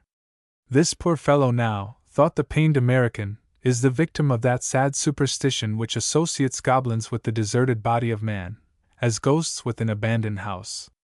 How unlike are we made! What to me, in like case, would have been a solemn satisfaction, the bare suggestion, even, terrifies the Spaniard into this trance. Per Alexandro Aranda, what would you say could you here see your friend, who, on former voyages, when you, for months, were left behind, has, I dare say, often longed, and longed for one peep at you, now transported with terror at the least thought of having you anyway nigh him.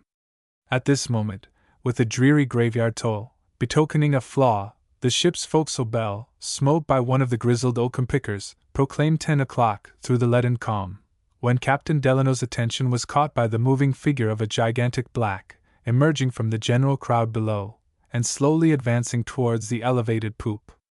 An iron collar was about his neck, from which depended a chain, thrice wound round his body, the terminating links padlocked together at a broad band of iron, his girdle.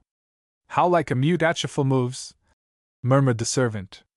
The black mounted the steps of the poop, and like a brave prisoner, brought up to receive sentence, stood in unquailing muteness before Don Benito, now recovered from his attack.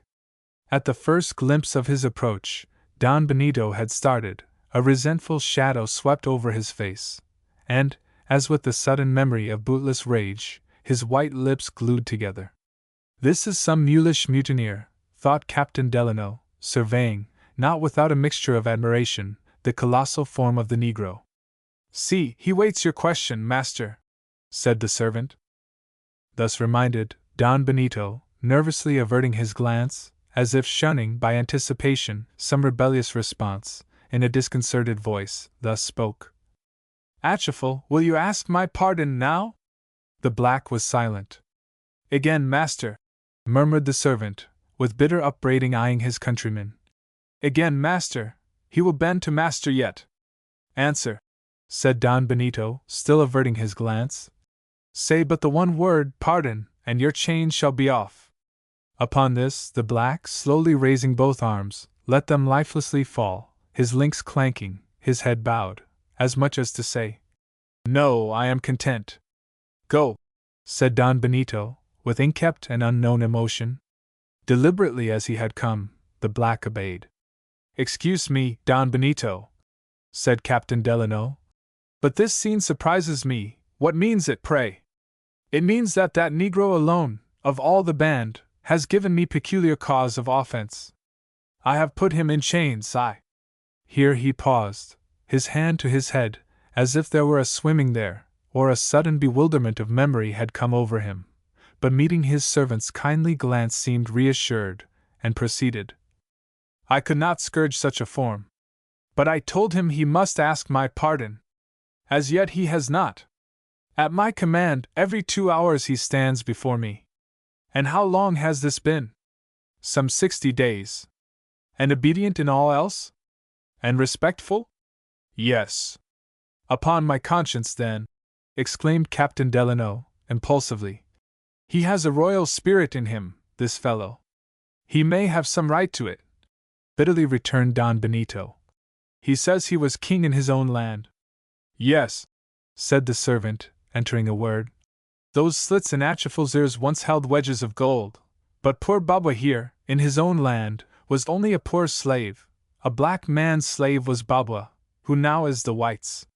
Somewhat annoyed by these conversational familiarities, Captain Delano turned curiously upon the attendant, then glanced inquiringly at his master. But, as if long wonted to these little informalities, either master nor man seemed to understand him. "What, pray, was Atchifal's offense, Don Benito?" asked Captain Delano.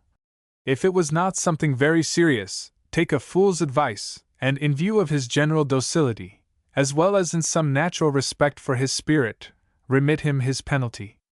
"No, no, master never will do that," here murmured the servant to himself. "Proud Atchifal must first ask master's pardon. The slave there carries the padlock, but master here carries the key." His attention thus directed, Captain Delano now noticed for the first that, suspended by a slender silken cord, from Don Benito's neck, hung a key. At once, from the servant's muttered syllables, divining the key's purpose, he smiled and said, "So, Don Benito, padlock and key, significant symbols truly." Biting his lip, Don Benito faltered.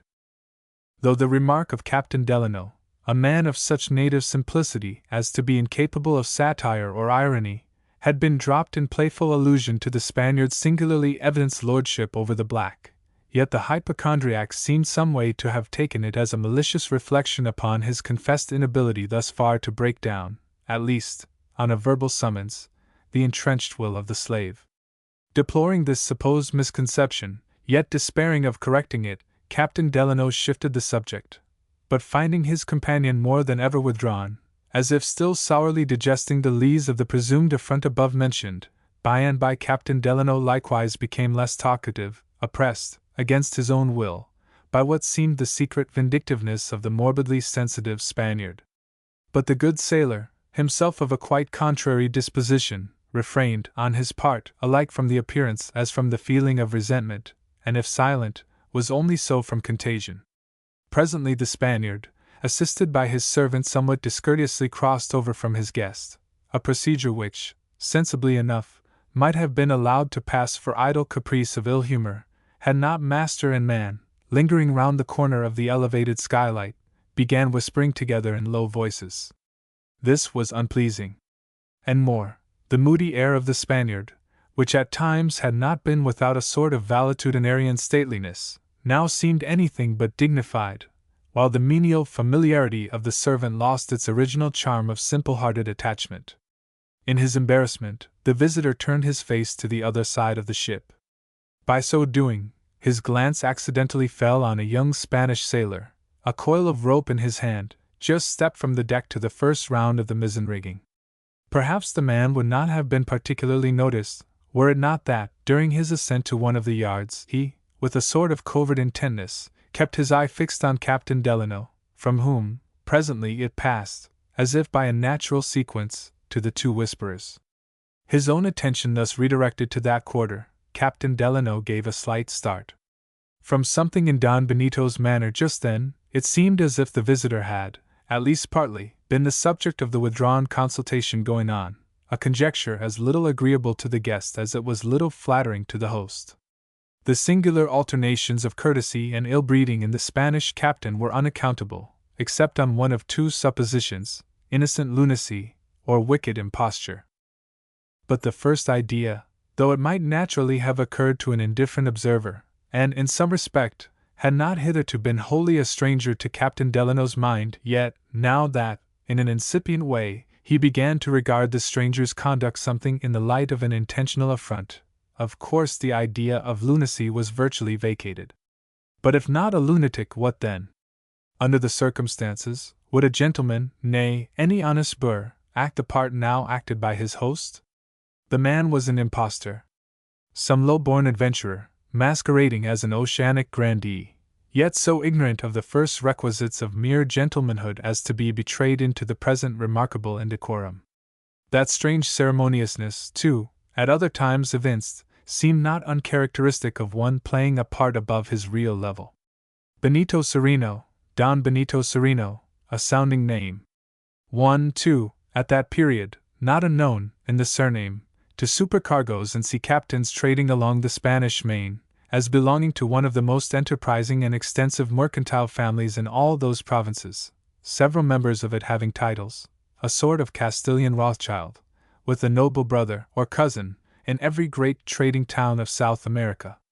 The alleged Don Benito was in early manhood, about 29 or 30. To assume a sort of roving cadetship in the maritime affairs of such a house, what more likely scheme for a young knave of talent and spirit? But the Spaniard was a pale invalid. Never mind. For even to the degree of simulating mortal disease, the craft of some tricksters had been known to attain. To think that, under the aspect of infantile weakness, the most savage energies might be couched, those velvets of the Spaniard but the silky paw to his fangs. From no train of thought did these fancies come, not from within, but from without, suddenly, too, and in one throng, like hoarfrost, yet as soon to vanish as the mild sun of Captain Delano's good nature regained its meridian. Glancing over once more towards his host, whose side face, revealed above the skylight, was now turned towards him, he was struck by the profile, whose clearness of cut was refined by the thinness, incident to ill health, as well as ennobled about the chin by the beard. Away with suspicion. He was a true offshoot of a true Hidalgo Sereno. Relieved by these and other better thoughts, the visitor, lightly humming a tune, now began indifferently pacing the poop, so as not to betray to Don Benito that he had at all mistrusted incivility, much less duplicity, for such mistrust would yet be proved illusory, and by the event, though, for the present, the circumstance which had provoked that distrust remained unexplained. But when that little mystery should have been cleared up, Captain Delano thought he might extremely regret it, did he allow Don Benito to become aware that he had indulged in ungenerous surmises. In short, to the Spaniard's black-letter text, it was best, for a while, to leave open margin. Presently, his pale face twitching and overcast, the Spaniard, still supported by his attendant, moved over towards his guest, when, with even more than his usual embarrassment, and a strange sort of intriguing intonation in his husky whisper, the following conversation began. "Senor, may I ask how long you have lain at this isle?" "Oh, but a day or two, Don Benito." "And from what port are you last?" "Canton." "And there, senor, you exchanged your sealskins for teas and silks, I think you said?" "Yes, silks, mostly." "And the balance you took in specie, perhaps?" Captain Delano, fidgeting a little, answered, "Yes, some silver, not a very great deal, though." "Ah, well. May I ask how many men have you, senor?" Captain Delano slightly started, but answered, "About 25, all told." "And at present, senor, all on board, I suppose?" "All on board, Don Benito," replied the captain, now with satisfaction. "And will be tonight, senor?" At this last question, following so many pertinacious ones, for the soul of him Captain Delano could not but look very earnestly at the questioner, who, instead of meeting the glance, with every token of craven discomposure dropped his eyes to the deck, presenting an unworthy contrast to his servant, who, just then, was kneeling at his feet, adjusting a loose shoe buckle, his disengaged face meantime, with humble curiosity, turned openly up into his master's downcast one. The Spaniard, still with a guilty shuffle, repeated his question. And will be tonight, senor?" "Yes, for aught I know," returned Captain Delano. "But nay," rallying himself into fearless truth, "some of them talked of going off on another fishing party about midnight. Your ships generally go more or less armed, I believe, senor?" "Oh, a 6-pounder or two, in case of emergency," was the intrepidly indifferent reply. "With a small stock of muskets, sealing spears, and cutlasses, you know." As he thus responded, Captain Delano again glanced at Don Benito, but the latter's eyes were averted, while abruptly and awkwardly shifting the subject, he made some peevish allusion to the calm, and then, without apology, once more, with his attendant, withdrew to the opposite bulwarks, where the whispering was resumed. At this moment, and ere Captain Delano could cast a cool thought upon what had just passed, the young Spanish sailor, before mentioned, was seen descending from the rigging. In act of stooping over to spring inboard to the deck, his voluminous, unconfined frock, or shirt, of coarse woolen, much spotted with tar, opened out far down the chest, revealing a soiled undergarment of what seemed the finest linen, edged, about the neck, with a narrow blue ribbon, sadly faded and worn.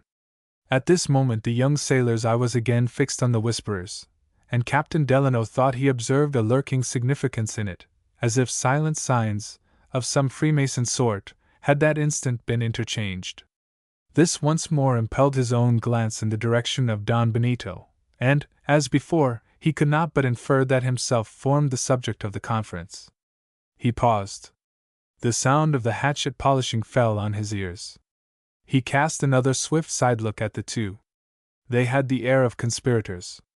In connection with the late questionings, and the incident of the young sailor, these things now begot such return of involuntary suspicion, that the singular guilelessness of the American could not endure it. Plucking up a gay and humorous expression, he crossed over to the two rapidly, saying, "Ha, Don Benito, your black here seems high in your trust, a sort of privy councillor, in fact." Upon this, the servant looked up with a good-natured grin, but the master started as from a venomous bite. It was a moment or two before the Spaniard sufficiently recovered himself to reply, which he did, at last, with cold constraint. "Yes, senor, I have trust in Babua." Here Babua, changing his previous grin of mere animal humor into an intelligent smile, not ungratefully eyed his master. Finding that the Spaniard now stood silent and reserved, as if involuntarily, or purposely giving hint that his guest's proximity was inconvenient just then, Captain Delano, unwilling to appear uncivil even to incivility itself, made some trivial remark and moved off, again and again turning over in his mind the mysterious demeanor of Don Benito Cereno. He had descended from the poop, and, wrapped in thought, was passing near a dark hatchway, leading down into the steerage, when, perceiving motion there, he looked to see what moved. The same instant there was a sparkle in the shadowy hatchway, and he saw one of the Spanish sailors, prowling there, hurriedly placing his hand in the bosom of his frock, as if hiding something. Before the man could have been certain who it was that was passing, he slunk below out of sight. But enough was seen of him to make it sure that he was the same young sailor before noticed in the rigging. What was that which so sparkled? Thought Captain Delano. It was no lamp, no match, no live coal. Could it have been a jewel? But how come sailors with jewels, or with silk-trimmed undershirts either? Has he been robbing the trunks of the dead cabin passengers?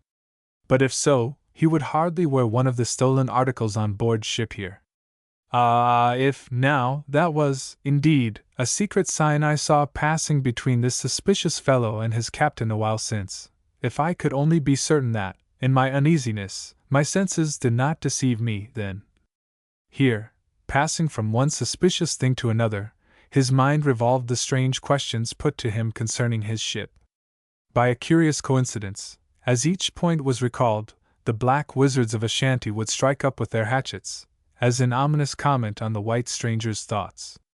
Pressed by such enigmas and portents, it would have been almost against nature, had not, even into the least distrustful heart, some ugly misgivings obtruded.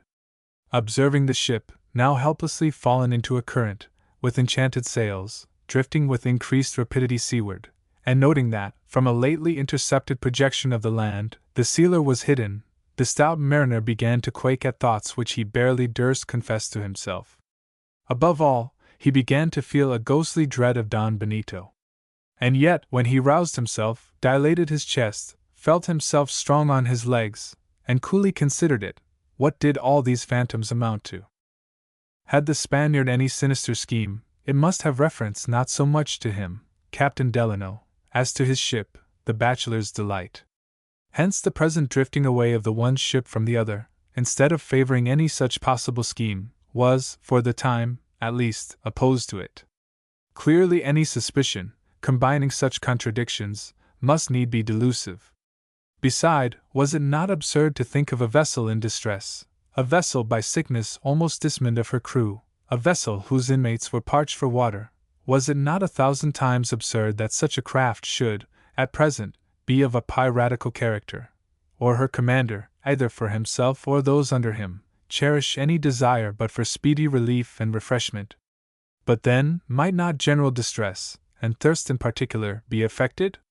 And might not that same undiminished Spanish crew, alleged to have perished off to a remnant, be at that very moment lurking in the hold? On heartbroken pretense of entreating a cup of cold water, fiends in human form had got into lonely dwellings, nor retired until a dark deed had been done.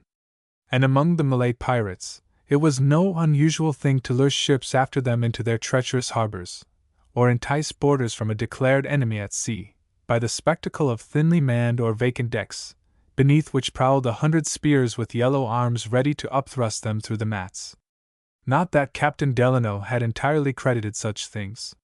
He had heard of them, and now, as stories, they recurred. The present destination of the ship was the anchorage. There she would be near his own vessel. Upon gaining that vicinity, might not the San Dominick, like a slumbering volcano, suddenly let loose energies now hid? He recalled the Spaniard's manner while telling his story. There was a gloomy hesitancy and subterfuge about it. It was just the manner of one making up his tale for evil purposes, as he goes. But if that story was not true, what was the truth?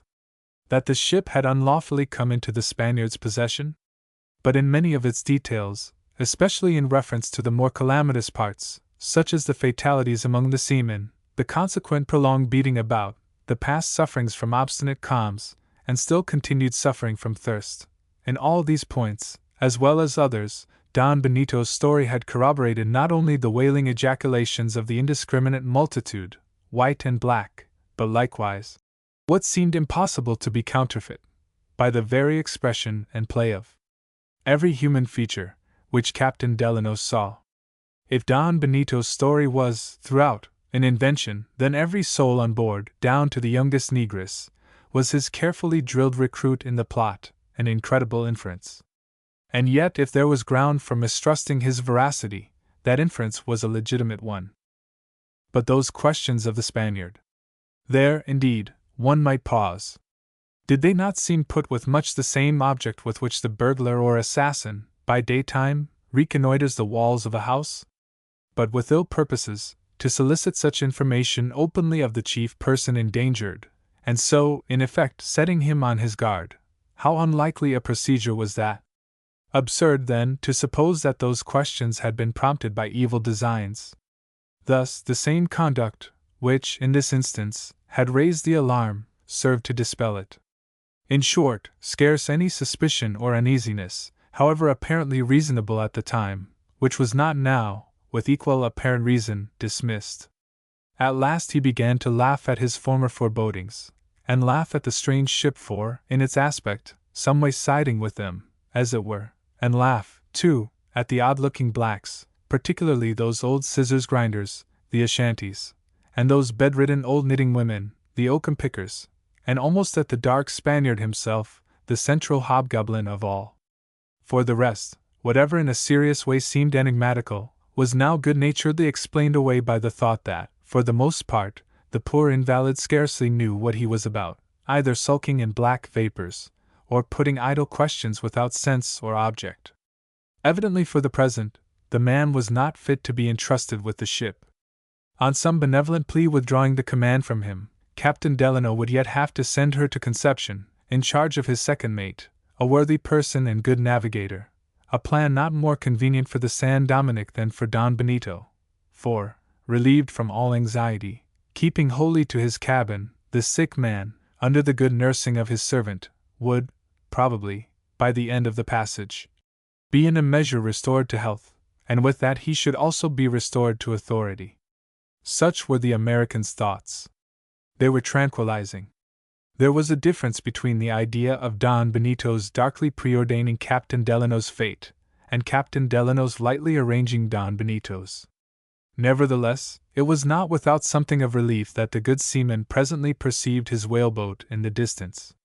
Its absence had been prolonged by unexpected detention at the sealer's side, as well as its returning trip lengthened by the continual recession of the goal. The advancing speck was observed by the blacks.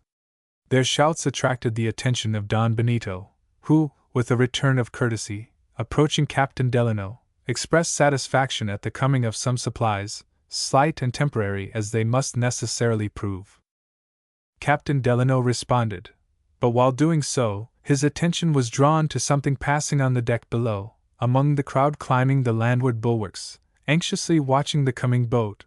Two blacks, to all appearances accidentally incommoded by one of the sailors, violently pushed him aside, which the sailor some way resenting, they dashed him to the deck, despite the earnest cries of the oakum pickers. Don Benito, said Captain Delano quickly, do you see what is going on there? Look! But seized by his cough, the Spaniard staggered, with both hands to his face, on the point of falling. Captain Delano would have supported him, but the servant was more alert, who, with one hand sustaining his master, with the other applied the cordial. Don Benito restored, the black withdrew his support, slipping aside a little, but dutifully remaining within call of a whisper. Such discretion was here evinced as quite wiped away, in the visitor's eyes, any blemish of impropriety which might have attached to the attendant, from the indecorous conferences before mentioned, showing, too, that if the servant were to blame, it might be more the master's fault than his own, since, when left to himself, he could conduct thus well. His glance called away from the spectacle of disorder to the more pleasing one before him. Captain Delano could not avoid again congratulating his host upon possessing such a servant, who, though perhaps a little too forward now and then, must upon the whole be invaluable to one in the invalid's situation. Tell me, Don Benito, he added, with a smile, I should like to have your man here myself. What will you take for him? Would 50 doubloons be any object? Master wouldn't part with Baba for 1,000 doubloons, murmured the black, overhearing the offer, and taking it in earnest, and with the strange vanity of a faithful slave, appreciated by his master, scorning to hear so paltry a valuation put upon him by a stranger. But Don Benito, apparently hardly yet completely restored, and again interrupted by his cough, made but some broken reply. Soon his physical distress became so great, affecting his mind too apparently, that, as if to screen the sad spectacle, the servant gently conducted his master below. Left to himself, the American, to while away the time till his boat should arrive, would have pleasantly accosted some one of the few Spanish seamen he saw, but recalling something that Don Benito had said touching their ill conduct, he refrained, as a shipmaster indisposed to countenance cowardice or unfaithfulness in seamen. While, with these thoughts, standing with eye directed forward towards that handful of sailors, suddenly he thought that one or two of them returned the glance, and with a sort of meaning. He rubbed his eyes, and looked again, but again seemed to see the same thing.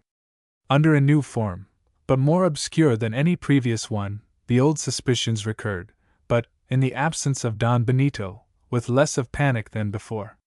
Despite the bad account given of the sailors, Captain Delano resolved forthwith to accost one of them. Descending the poop, he made his way through the blacks, his movement drawing a queer cry from the oakum pickers, prompted by whom, the negroes, twitching each other aside, divided before him. But, as if curious to see what was the object of this deliberate visit to their ghetto, closing in behind, in tolerable order, followed the white stranger up.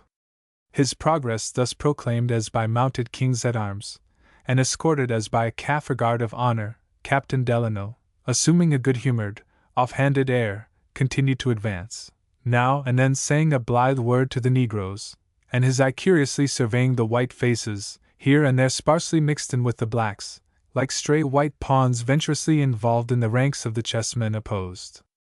While thinking which of them to select for his purpose, he chanced to observe a sailor seated on the deck engaged in tarring the strap of a large block. A circle of blacks squatted round him inquisitively eyeing the process. The mean employment of the man was in contrast with something superior in his figure. His hand, black with continually thrusting it into the tar-pot held for him by a negro, seemed not naturally allied to his face, a face which would have been a very fine one but for its haggardness. Whether this haggardness had aught to do with criminality, could not be determined, since, as intense heat and cold, though unlike, produce like sensations, so innocence and guilt, when, through casual association with mental pain, stamping any visible impress, use one's seal, a hacked one. Not again that this reflection occurred to Captain Delano at the time, charitable man as he was. Rather another idea. Because observing so singular a haggardness combined with a dark eye, averted as in trouble and shame, and then again recalling Don Benito's confessed ill opinion of his crew, insensibly he was operated upon by certain general notions which, while disconnecting pain and abashment from virtue, invariably link them with vice. If, indeed, there be any wickedness on board this ship, thought Captain Delano, be sure that man there has fouled his hand in it, even as now he fouls it in the pitch. I don't like to accost him. I will speak to this old Jack here on the windlass. He advanced to an old Barcelona tar, in ragged red breeches and dirty nightcap, cheeks trenched and bronzed, whiskers dense as thorn hedges. Seated between two sleepy-looking Africans, this mariner, like his younger shipmate, was employed upon some rigging, splicing a cable, the sleepy-looking blacks performing the inferior function of holding the outer parts of the ropes for him. Upon Captain Delano's approach, the man at once hung his head below its previous level, the one necessary for business. It appeared as if he desired to be thought absorbed, with more than common fidelity, in his task. Being addressed, he glanced up, but with what seemed a furtive, diffident air, which sat strangely enough on his weather-beaten visage, much as if a grizzly bear, instead of growling and biting, should simper and cast sheep's eyes.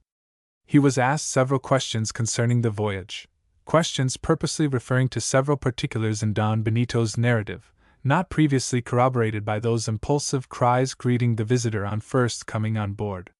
The questions were briefly answered, confirming all that remained to be confirmed of the story. The negroes about the windlass joined in with the old sailor, but, as they became talkative, he by degrees became mute, and at length quite glum, seemed morosely unwilling to answer more questions, and yet, all the while, this ursine air was somehow mixed with his sheepish one.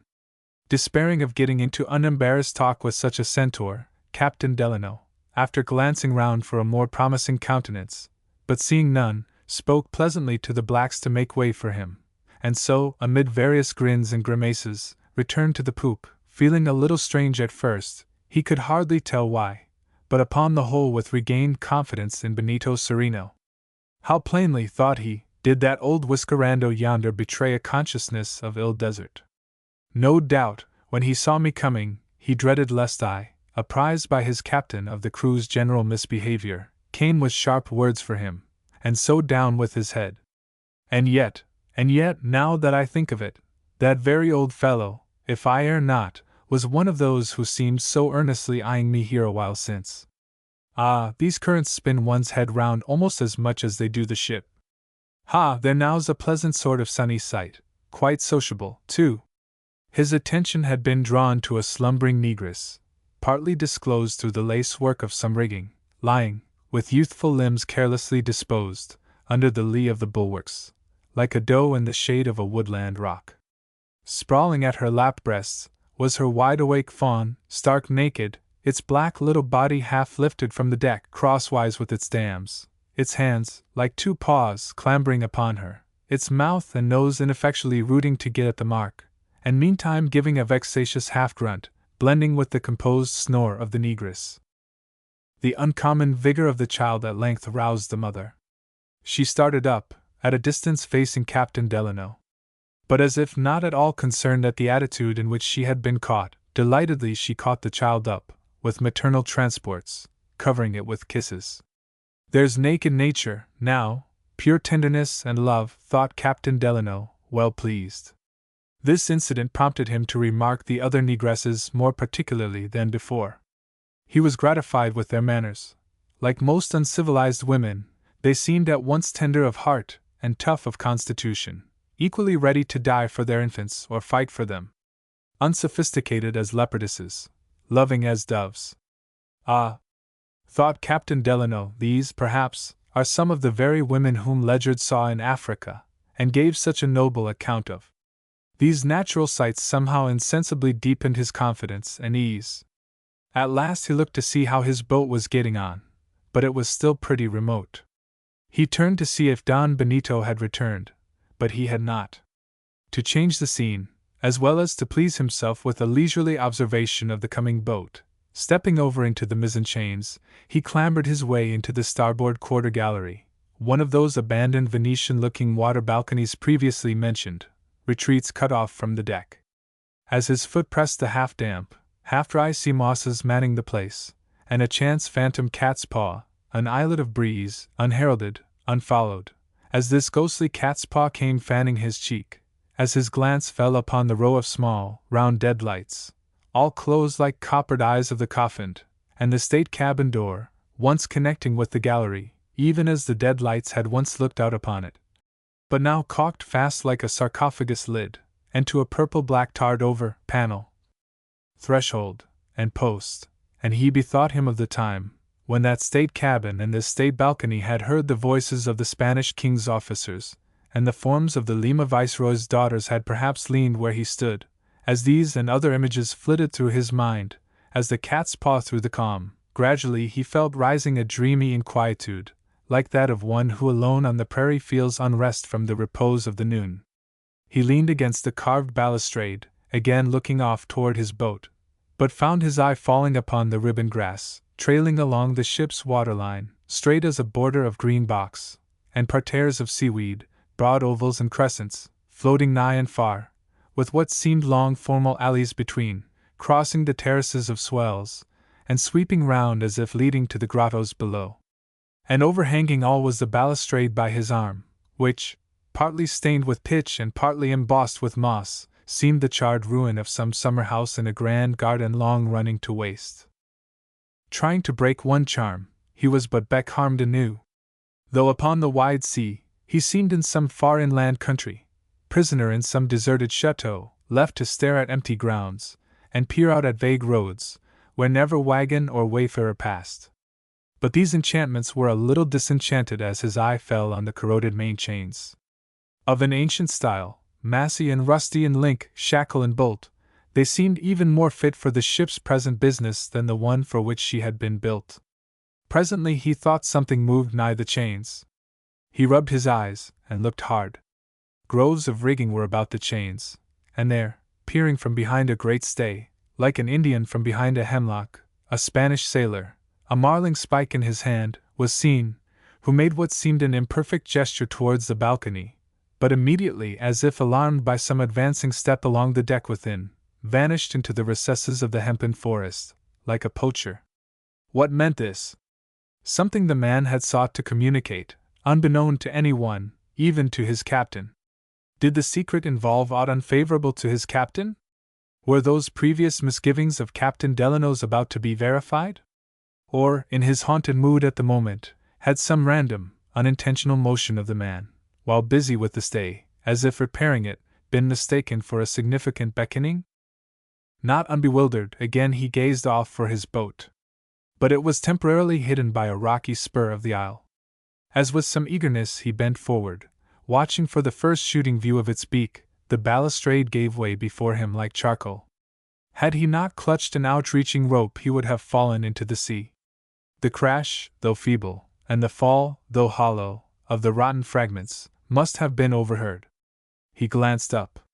With sober curiosity peering down upon him was one of the old oakum pickers, slipped from his perch to an outside boom, while below the old negro, and invisible to him, reconnoitering from a porthole like a fox from the mouth of its den, crouched the Spanish sailor again. From something suddenly suggested by the man's air, the mad idea now darted into Captain Delano's mind, that Don Benito's plea of indisposition, in withdrawing below, was but a pretense, that he was engaged there maturing his plot, of which the sailor, by some means gaining an inkling, had a mind to warn the stranger against, incited, it may be, by gratitude for a kind word on first boarding the ship. Was it from foreseeing some possible interference like this, that Don Benito had, beforehand, given such a bad character of his sailors, while praising the negroes, though, indeed, the former seemed as docile as the latter the contrary? The whites, too, by nature, were the shrewder race. A man with some evil design, would he not be likely to speak well of that stupidity which was blind to his depravity, and malign that intelligence from which it might not be hidden? Not unlikely, perhaps. But if the whites had dark secrets concerning Don Benito, could then Don Benito be any way in complicity with the blacks? But they were too stupid. Besides, who ever heard of a white so far a renegade as to apostatize from his very species almost, by leaguing in against it with negroes? These difficulties recalled former ones. Lost in their mazes, Captain Delano, who had now regained the deck, was uneasily advancing along it, when he observed a new face, an aged sailor seated cross-legged near the main hatchway. His skin was shrunk up with wrinkles like a pelican's empty pouch, his hair frosted, his countenance grave and composed. His hands were full of ropes, which he was working into a large knot. Some blacks were about him obligingly dipping the strands for him, here and there, as the exigencies of the operation demanded. Captain Delano crossed over to him, and stood in silence surveying the knot, his mind, by a not uncongenial transition, passing from its own entanglements to those of the hemp. For intricacy, such a knot he had never seen in an American ship, nor indeed any other. The old man looked like an Egyptian priest, making Gordian knots for the temple of Ammon. The knot seemed a combination of double bowline knot, treble crown knot, backhanded well knot, knot in and out knot, and jamming knot. At last, puzzled to comprehend the meaning of such a knot, Captain Delano addressed the knotter. "What are you knotting there, my man?" "The knot," was the brief reply, without looking up. "So it seems, but what is it for?" "For someone else to undo," muttered back the old man, plying his fingers harder than ever, the knot being now nearly completed. While Captain Delano stood watching him, suddenly the old man threw the knot towards him, saying in broken English, the first heard in the ship, something to this effect. "Undo it, cut it, quick!"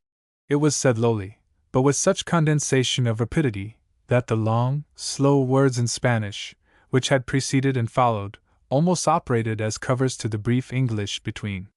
For a moment, knot in hand, and knot in head, Captain Delano stood mute, while, without further heeding him, the old man was now intent upon other ropes. Presently there was a slight stir behind Captain Delano. Turning, he saw the chained negro, Atchaful, standing quietly there.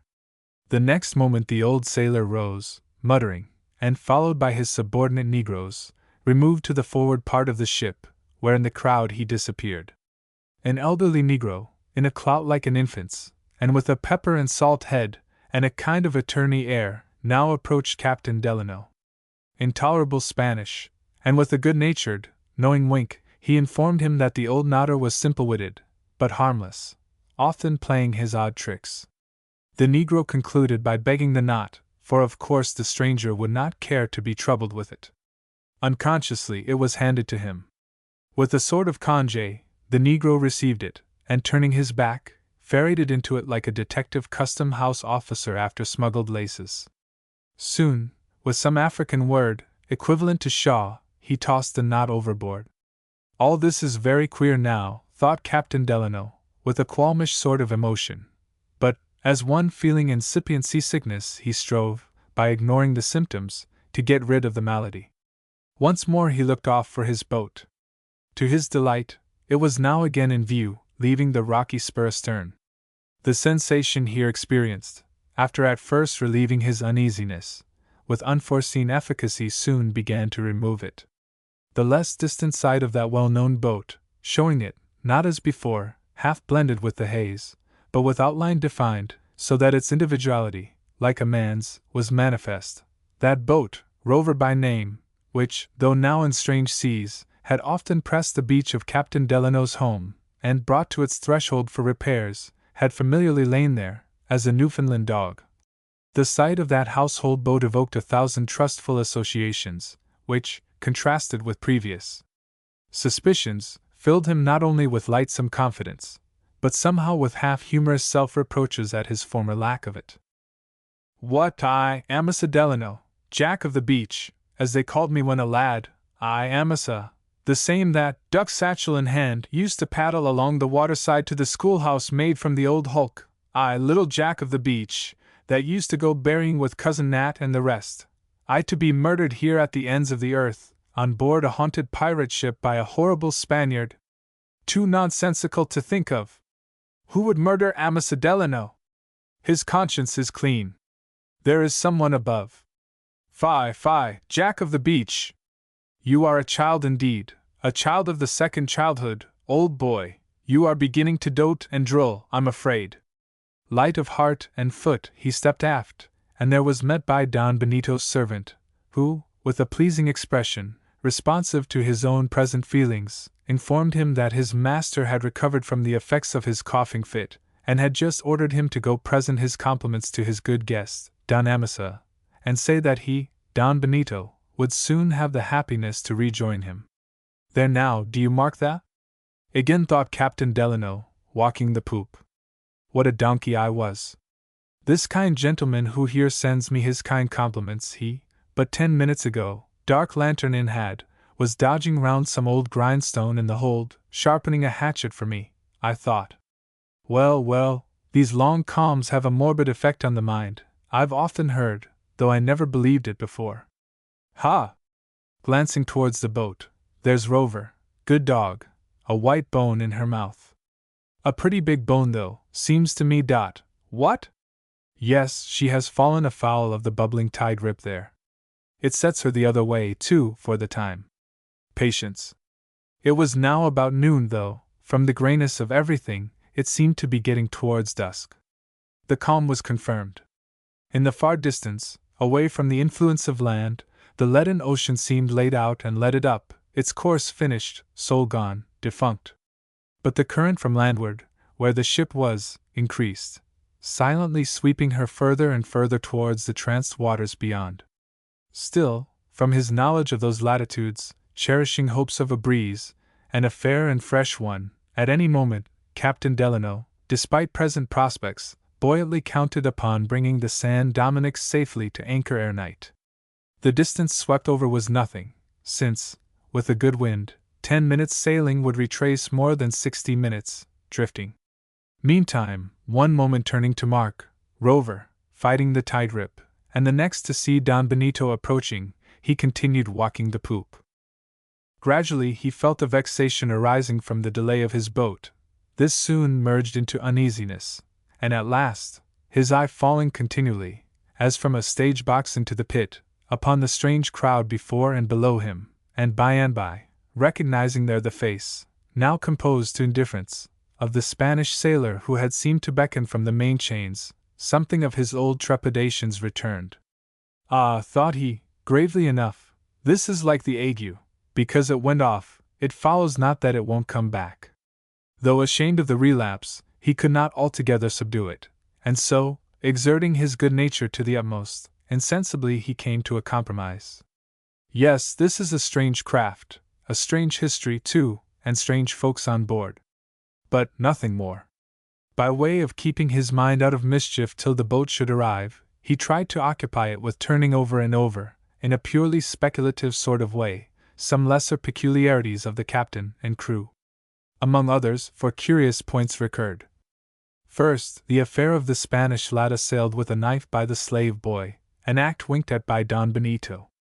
Second, the tyranny in Don Benito's treatment of Achifal, the black, as if a child should lead a bull of the Nile by the ring in his nose. Third, the trampling of the sailor by the two Negroes, a piece of insolence passed over without so much as a reprimand. Fourth, the cringing submission to their master, of all the ship's underlings, mostly blacks, as if by the least inadvertence they feared to draw down his despotic displeasure. Coupling these points, they seemed somewhat contradictory. But what then, thought Captain Delano, glancing towards his now nearing boat, what then? Why, Don Benito is a very capricious commander. But he is not the first of the sort I have seen, though it's true he rather exceeds any other. But as a nation, continued he in his reveries, these Spaniards are all an odd set. The very word Spaniard has a curious, conspirator, Guy Fawkish twang to it. And yet, I dare say, Spaniards in the main are as good folks as any in Duxbury, Massachusetts. Ah, good! At last, Rover has come. As, with its welcome freight, the boat touched the side, the oakum pickers, with venerable gestures, sought to restrain the blacks, who, at the sight of 3 gurried water casks in its bottom, and a pile of wilted pumpkins in its bow, hung over the bulwarks in disorderly raptures. Don Benito, with his servant, now appeared, his coming, perhaps, hastened by hearing the noise. Of him Captain Delano sought permission to serve out the water, so that all might share alike, and none injure themselves by unfair excess. But sensible, and on Don Benito's account, kind as this offer was, it was received with what seemed impatience. As if aware that he lacked energy as a commander, Don Benito, with the true jealousy of weakness, resented as an affront any interference. So, at least, Captain Delano inferred. In another moment the casks were being hoisted in, when some of the eager Negroes accidentally jostled Captain Delano, where he stood by the gangway, so that, unmindful of Don Benito, yielding to the impulse of the moment. With good-natured authority he bade the blacks stand back, to enforce his words, making use of a half-mirthful, half-menacing gesture. Instantly the blacks paused, just where they were, each negro and negress suspended in his or her posture, exactly as the word had found them, for a few seconds continuing so, while, as between the responsive posts of a telegraph, an unknown syllable ran from man to man among the perched oakum pickers. While the visitor's attention was fixed by this scene, suddenly the hatchet polishers half rose, and a rapid cry came from Don Benito. Thinking that at the signal of the Spaniard he was about to be massacred, Captain Delano would have sprung for his boat, but paused, as the oakum pickers, dropping down into the crowd with earnest exclamations, forced every white and every negro back, at the same moment, with gestures friendly and familiar, almost jocose, bidding him, in substance, not be a fool. Simultaneously the hatchet polishers resumed their seats, quietly as so many tailors, and at once, as if nothing had happened, the work of hoisting in the casks was resumed, whites and blacks singing at the tackle. Captain Delano glanced towards Don Benito.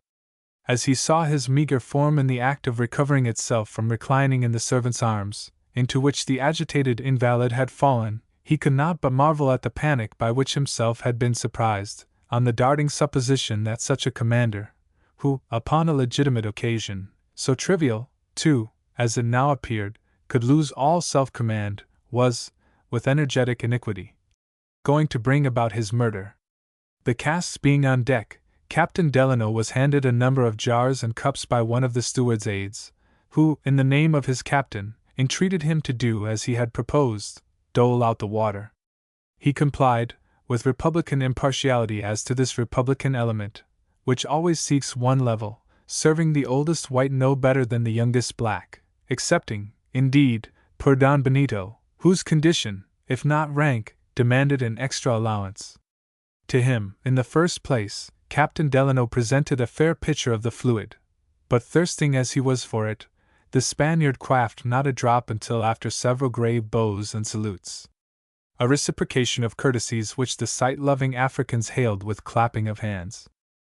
2 of the less wilted pumpkins being reserved for the cabin table, the residue were minced up on the spot for the general regalement.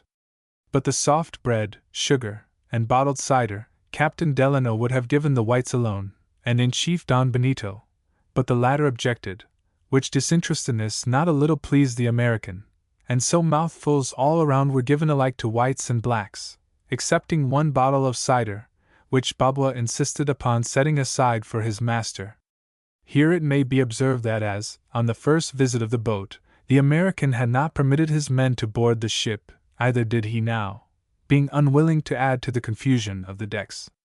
Not uninfluenced by the peculiar good humor at present prevailing, and for the time oblivious of any but benevolent thoughts, Captain Delano, who, from recent indications, counted upon a breeze within an hour or 2 at furthest, dispatched the boat back to the sealer, with orders for all the hands that could be spared immediately to set about rafting casks to the watering place and filling them. Likewise he bade word be carried to his chief officer that if, against present expectation, the ship was not brought to anchor by sunset, he need be under no concern, for as there was to be a full moon that night, he, Captain Delano, would remain on board ready to play the pilot, come the wind soon or late.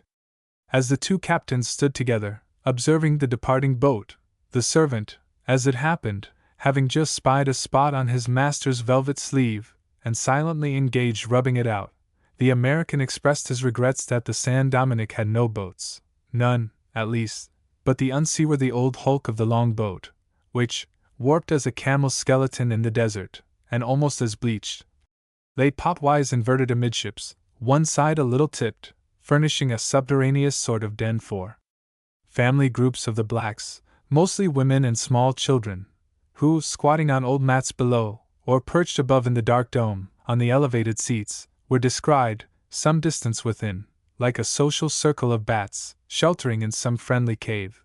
At intervals, ebon flights of naked boys and girls, 3 or 4 years old, darting in and out of the den's mouth.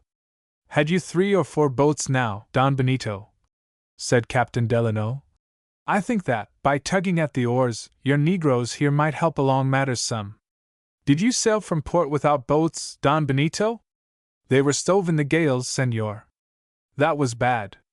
Many men, too, you lost then. Boats and men. Those must have been hard gales, Don Benito. Past all speech, cringed the Spaniard.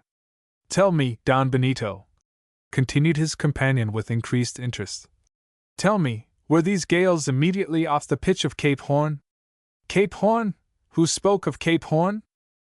Yourself did, when giving me an account of your voyage, answered Captain Delano, with almost equal astonishment at this eating of his own words, even as he ever seemed eating his own heart, on the part of the Spaniard.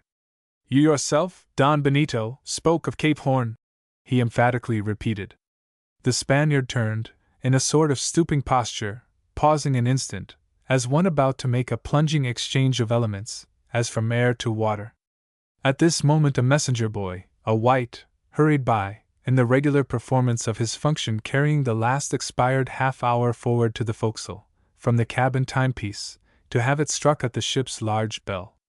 Master, said the servant, discontinuing his work on the coat sleeve, and addressing the rapt Spaniard with a sort of timid apprehensiveness, as one charged with a duty, the discharge of which, it was foreseen, would prove irksome to the very person who had imposed it, and for whose benefit it was intended. Master told me never mind where he was, or how engaged, always to remind him to a minute, when shaving time comes. Miguel has gone to strike the half-hour afternoon. It is now, master. Will master go into the cuddy? Ah, yes, answered the Spaniard, starting, as from dreams into realities. Then turning upon Captain Delano, he said that ere long he would resume the conversation. Then if master means to talk more to Don Amasa, said the servant, why not let Don Amasa sit by master in the cuddy, and master can talk, and Don Amasa can listen, while Baba here lathers and strops. Yes, said Captain Delano, not unpleased with this sociable plan. Yes, Don Benito, unless you had rather not, I will go with you. Be it so, senor. As the three passed aft, the American could not but think it another strange instance of his host's capriciousness, this being shaved with such uncommon punctuality in the middle of the day. But he deemed it more than likely that the servant's anxious fidelity had something to do with the matter, inasmuch as the timely interruption served to rally his master from the mood which had evidently been coming upon him.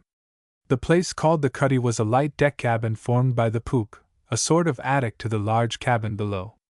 Part of it had formerly been the quarters of the officers, but since their death all the partitioning had been thrown down, and the whole interior converted into one spacious and airy marine hall, for absence of fine furniture and picturesque disarray of odd appurtenances, somewhat answering to the wide, cluttered hall of some eccentric bachelor squire in the country, who hangs his shooting jacket and tobacco pouch on deer antlers, and keeps his fishing rod, tongs, and walking stick in the same corner. The similitude was heightened, if not originally suggested, by glimpses of the surrounding sea, since, in one aspect, the country and the ocean seemed cousins german. The floor of the cuddy was matted. Overhead, 4 or 5 old muskets were stuck into horizontal holes along the beams. On one side was a claw-footed old table lashed to the deck, a thumbed missal on it, and over it a small, meager crucifix attached to the bulkhead. Under the table lay a dented cutlass or two, with a hacked harpoon, among some melancholy old rigging, like a heap of poor friars' girdles. There were also 2 long, sharp-ribbed settees of Malacca cane, black with age, and uncomfortable to look at as inquisitors' racks, with a large, misshapen armchair, which, furnished with a rude barber's crotch at the back, working with a screw, seemed some grotesque engine of torment. A flag locker was in one corner, open, exposing various colored bunting, some rolled up, others half unrolled, still others tumbled. Opposite was a cumbrous washstand, of black mahogany, all of one block, with a pedestal, like a font, and over it a railed shelf, containing combs, brushes, and other implements of the toilet.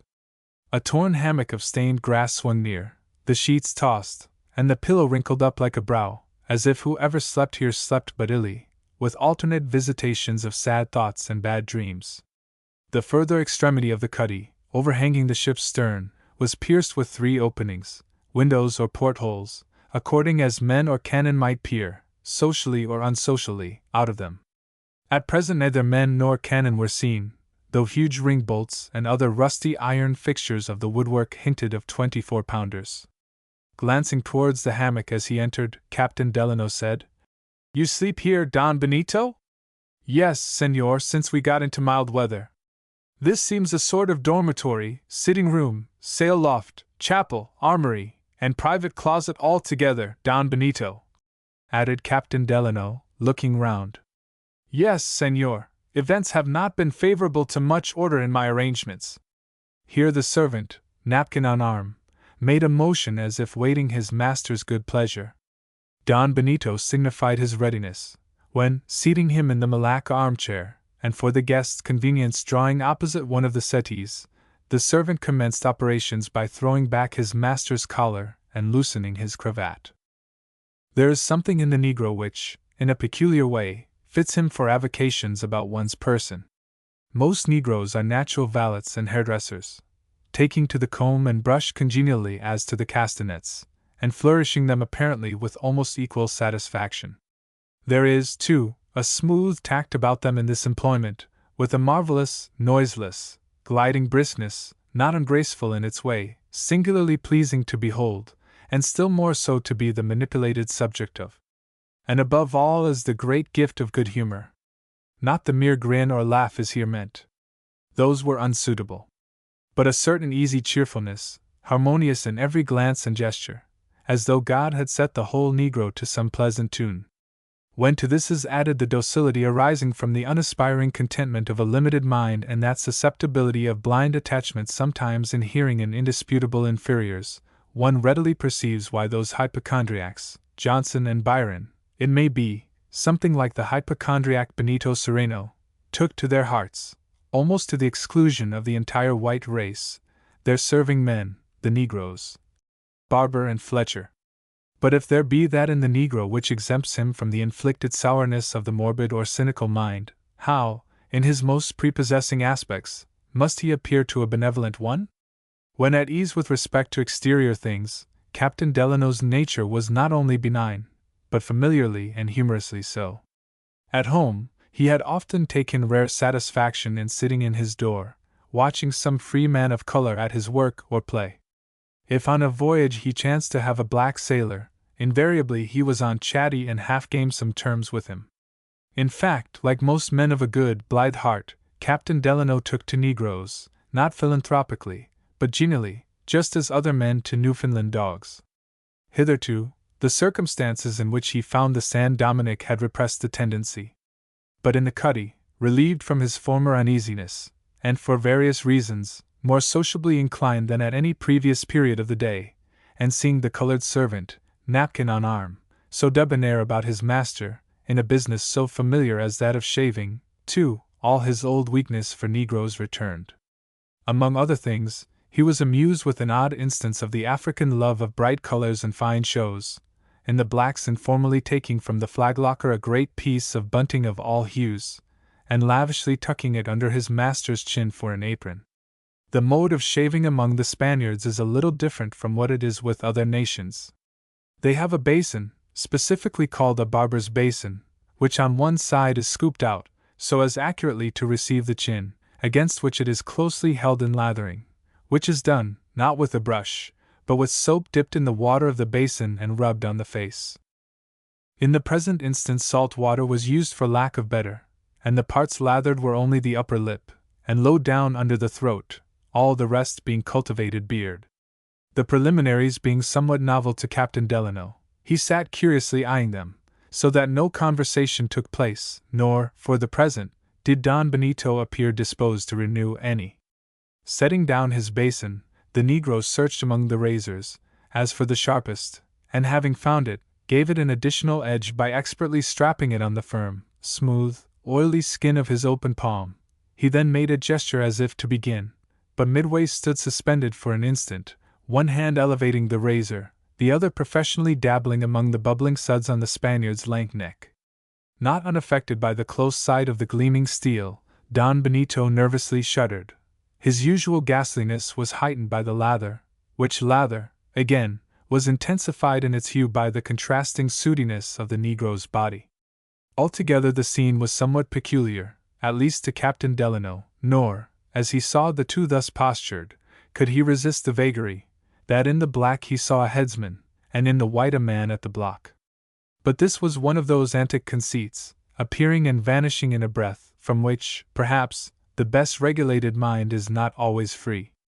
Meantime the agitation of the Spaniard had a little loosened the bunting from around him, so that one broad fold swept curtain-like over the chair arm to the floor, revealing, amid a profusion of armorial bars and ground colors, black, blue, and yellow, a closed castle in a blood-red field diagonal with a lion rampant in a white.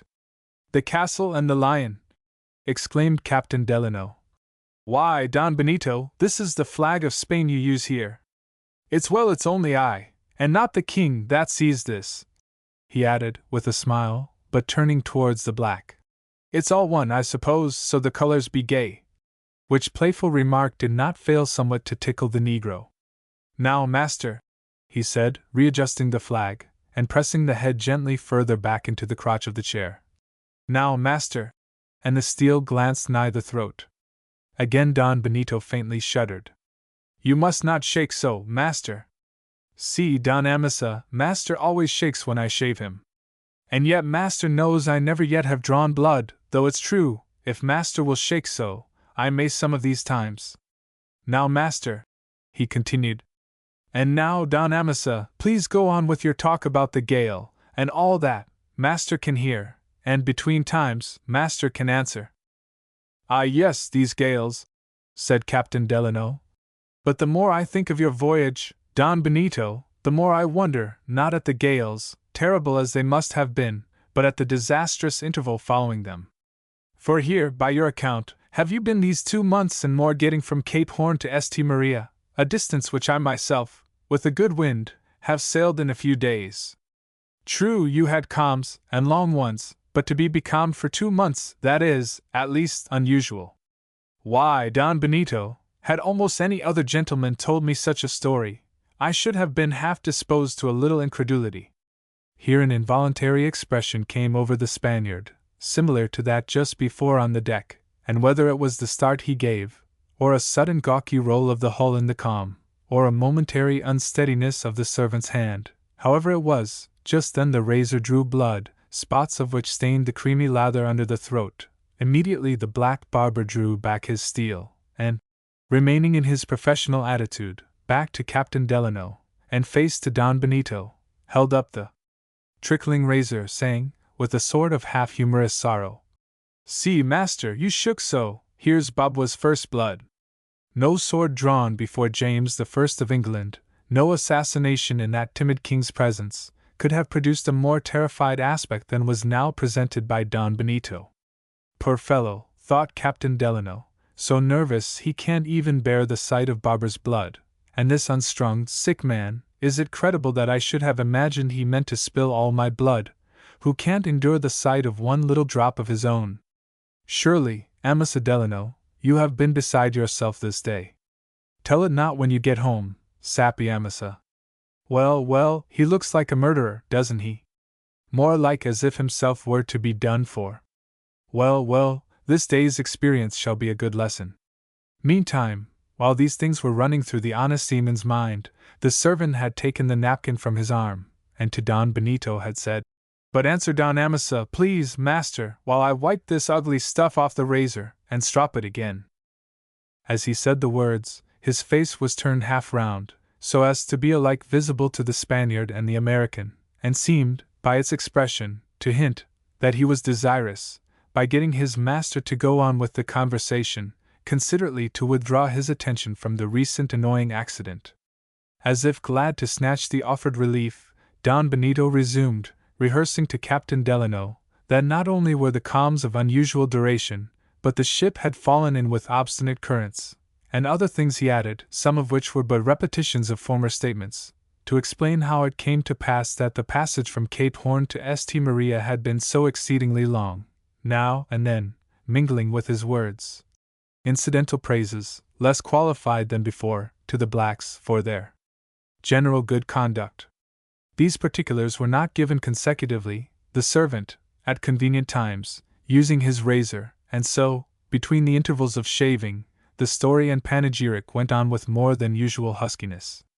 To Captain Delano's imagination, now again not wholly at rest, there was something so hollow in the Spaniard's manner, with apparently some reciprocal hollowness in the servant's dusky comment of silence, that the idea flashed across him, that possibly master and man, for some unknown purpose, were acting out, both in word and deed, nay, to the very tremor of Don Benito's limbs, some juggling play before him.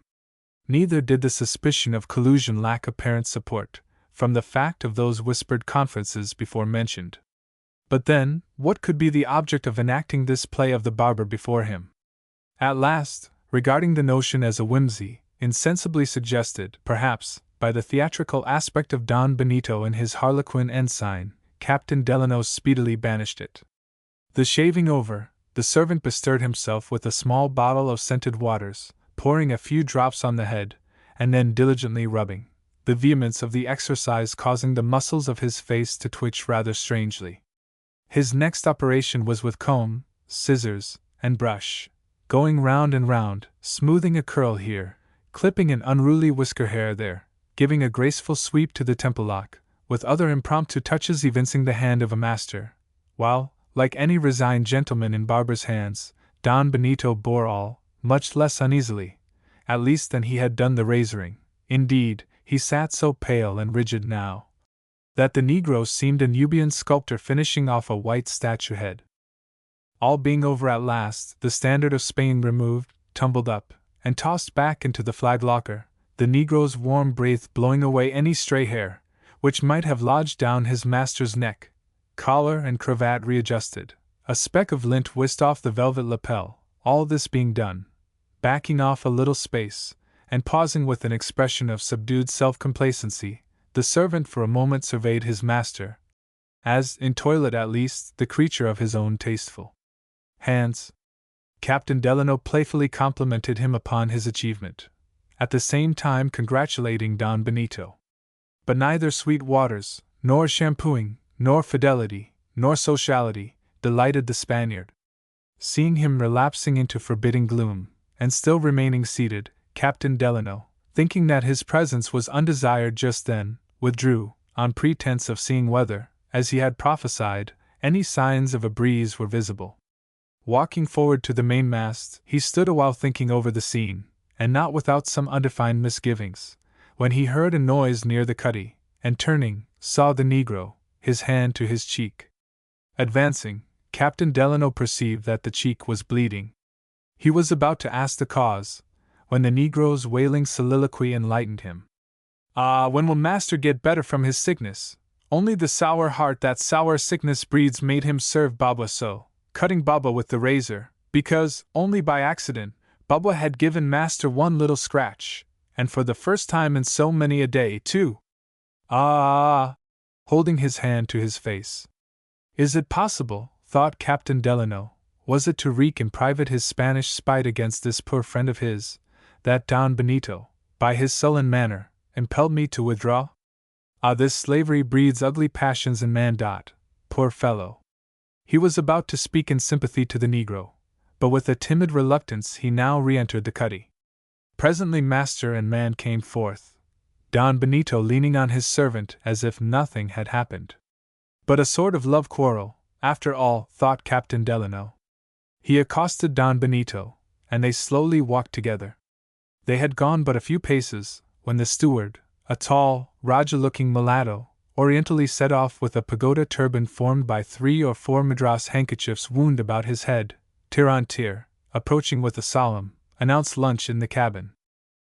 On their way thither, the two captains were preceded by the mulatto, who, turning round as he advanced, with continual smiles and bows, ushered them on, a display of elegance which quite completed the insignificance of the small bare-headed Babua, who, as if not unconscious of inferiority, eyed askance the graceful steward. But in part, Captain Delano imputed his jealous watchfulness to that peculiar feeling which the full-blooded African entertains for the adulterated one. As for the steward, his manner, if not bespeaking much dignity of self-respect, yet evinced his extreme desire to please, which is doubly meritorious, as at once Christian and Chesterfieldian. Captain Delano observed with interest that while the complexion of the mulatto was hybrid, his physiognomy was European, classically so. "Don Benito," whispered he, "I am glad to see this usher of the golden rod of yours. The sight refutes an ugly remark once made to me by a Barbados planter, that when a mulatto has a regular European face, look out for him, he is a devil. But see, your steward here has features more regular than King George's of England, and yet there he nods, and bows, and smiles. A king, indeed, the king of kind hearts and polite fellows. What a pleasant voice he has, too!" "He has, senor. But tell me, has he not, so far as you have known him, always proved a good, worthy fellow?" said Captain Delano, pausing, while with a final genuflection the steward disappeared into the cabin. "Come, for the reason just mentioned, I am curious to know."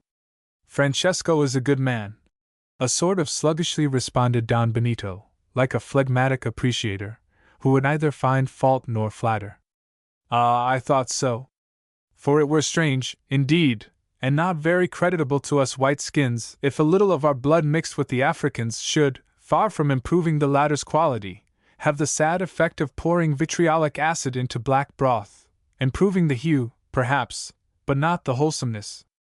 Doubtless, senor, but," glancing at Baba, "not to speak of Negroes, your planter's remark I have heard applied to the Spanish and Indian intermixtures in our provinces. But I know nothing about the matter," he listlessly added. And here they entered the cabin. The lunch was a frugal one. Some of Captain Delano's fresh fish and pumpkins, biscuit and salt beef, the reserved bottle of cider, and the San Dominic's last bottle of Canary. As they entered, Francesco, with 2 or 3 colored aides, was hovering over the table giving the last adjustments. Upon perceiving their master they withdrew, Francesco making a smiling conge, and the Spaniard, without condescending to notice it, fastidiously remarking to his companion that he relished not superfluous attendance. Without companions, host and guest sat down, like a childless married couple, at opposite ends of the table, Don Benito waving Captain Delano to his place, and weak as he was, insisting upon that gentleman being seated before himself. The Negro placed a rug under Don Benito's feet, and a cushion behind his back, and then stood behind, not his master's chair, but Captain Delano's. At first, this a little surprised the latter. But it was soon evident that, in taking his position, the black was still true to his master, since by facing him he could the more readily anticipate his slightest want. "This is an uncommonly intelligent fellow of yours, Don Benito," whispered Captain Delano across the table. "You say true, senor." During the repast, the guest again reverted to parts of Don Benito's story, begging further particulars here and there. He inquired how it was that the scurvy and fever should have committed such wholesale havoc upon the whites, while destroying less than half of the blacks. As if this question reproduced the whole scene of plague before the Spaniard's eyes, miserably reminding him of his solitude in a cabin where before he had had so many friends and officers round him, his hand shook, his face became hueless, broken words escaped. But directly the sane memory of the past seemed replaced by insane terrors of the present. With starting eyes he stared before him at vacancy. For nothing was to be seen but the hand of his servant pushing the canary over towards him. At length a few sips served partially to restore him. He made random reference to the different constitution of races, enabling one to offer more resistance to certain maladies than another. The thought was new to his companion. Presently Captain Delano, intending to say something to his host concerning the pecuniary part of the business he had undertaken for him, especially, since he was strictly accountable to his owners, with reference to the new suit of sails, and other things of that sort, and naturally preferring to conduct such affairs in private, was desirous that the servant should withdraw, imagining that Don Benito for a few minutes could dispense with his attendance. He, however, waited a while, thinking that, as the conversation proceeded, Don Benito, without being prompted, would perceive the propriety of the step. But it was otherwise. At last, catching his host's eye, Captain Delano, with a slight backward gesture of his thumb, whispered, "Don Benito, pardon me, but there is an interference with the full expression of what I have to say to you." Upon this the Spaniard changed countenance, which was imputed to his resenting the hint, as in some way a reflection upon his servant. After a moment's pause, he assured his guests that the blacks remaining with them could be of no disservice, because since losing his officers he had made Babwa, whose original office, it now appeared, had been captain of the slaves, not only his constant attendant and companion, but in all things his confidant. After this, nothing more could be said, though, indeed, Captain Delano could hardly avoid some little tinge of irritation upon being left unratified in so inconsiderable a wish, by one, too, for whom he intended such solid services. But it is only his querulousness, thought he, and so filling his glass he proceeded to business. The price of the sails and other matters was fixed upon. But while this was being done, the American observed that, though his original offer of assistance had been hailed with hectic animation, yet now when it was reduced to a business transaction, indifference and apathy were betrayed. Don Benito, in fact, appeared to submit to hearing the details more out of regard to common propriety, than from any impression that weighty benefit to himself and his voyage was involved. Soon, his manner became still more reserved. The effort was vain to seek to draw him into social talk. Gnawed by his splenetic mood, he sat twitching his beard, while to little purpose the hand of his servant, mute as that on the wall, slowly pushed over the canary. Lunch being over, they sat down on the cushioned transom, the servant placing a pillow behind his master. The long continuance of the calm had now affected the atmosphere. Don Benito sighed heavily, as if for breath. "Why not adjourn to the cuddy?" said Captain Delano. "There is more air there." But the host sat silent and motionless. Meantime his servant knelt before him, with a large fan of feathers. And Francesco, coming in on tiptoes, handed the negro a little cup of aromatic waters, with which at intervals he chafed his master's brow, smoothing the hair along the temples as a nurse does a child's. He spoke no word. He only rested his eye on his master's, as if, amid all Don Benito's distress, a little to refresh his spirit by the silent sight of fidelity. Presently the ship's bells sounded 2 o'clock, and through the cabin windows a slight rippling of the sea was discerned, and from the desired direction. "There!" exclaimed Captain Delano. "I told you so, Don Benito, look!" He had risen to his feet, speaking in a very animated tone, with a view the more to rouse his companion. But though the crimson curtain of the stern window near him that moment fluttered against his pale cheek, Don Benito seemed to have even less welcome for the breeze than the calm. Poor fellow, thought Captain Delano, bitter experience has taught him that one ripple does not make a wind, any more than one swallow a summer. But he is mistaken for once. I will get his ship in for him, and prove it. Briefly alluding to his weak condition, he urged his host to remain quietly where he was, since he, Captain Delano, would with pleasure take upon himself the responsibility of making the best use of the wind. Upon gaining the deck, Captain Delano started at the unexpected figure of Achifel, monumentally fixed at the threshold, like one of those sculptured porters of black marble guarding the porches of Egyptian tombs. But this time the start was, perhaps, purely physical. Achifel's presence, singularly attesting docility even in sullenness, was contrasted with that of the hatchet polishers, who in patience evinced their industry, while both spectacles showed that, lax as Don Benito's general authority might be, still, whenever he chose to exert it, no man so savage or colossal but must, more or less, bow. Snatching a trumpet which hung from the bulwarks, with a free step Captain Delano advanced to the forward edge of the poop, issuing his orders in his best Spanish. The few sailors and many negroes, all equally pleased, obediently set about heading the ship towards the harbor. While giving some directions about setting a lower stern sail, suddenly Captain Delano heard a voice faithfully repeating his orders. Turning, he saw Babwa, now for the time acting, under the pilot, his original part of captain of the slaves. This assistance proved valuable. Tattered sails and warped yards were soon brought into some trim, and no brace or halyard was pulled but to the blithe songs of the inspirited negroes. Good fellows, thought Captain Delano, a little training would make fine sailors of them. Why, see, the very women pull and sing too. These must be some of those Ashanti negresses that make such capital soldiers, I've heard. But who's at the helm? I must have a good hand there. He went to sea. The San Dominick steered with a cumbrous tiller, with large horizontal pulleys attached. At each pulley end stood a subordinate black, and between them, at the tiller head, the responsible post, a Spanish seaman, whose countenance evinced his due share in the general hopefulness and confidence at the coming of the breeze. He proved the same man who had behaved with so shamefaced an air on the windlass. "Ah, it is you, my man!" exclaimed Captain Delano. "Well, no more sheep's eyes now. Look straight forward and keep the ship so. Good hand, I trust? And want to get into the harbor, don't you?" The man assented with an inward chuckle, grasping the tiller head firmly. Upon this, unperceived by the American, the two blacks eyed the sailor intently. Finding all right at the helm, the pilot went forward to the forecastle, to see how matters stood there. The ship now had way enough to breast the current. With the approach of evening, the breeze would be sure to freshen.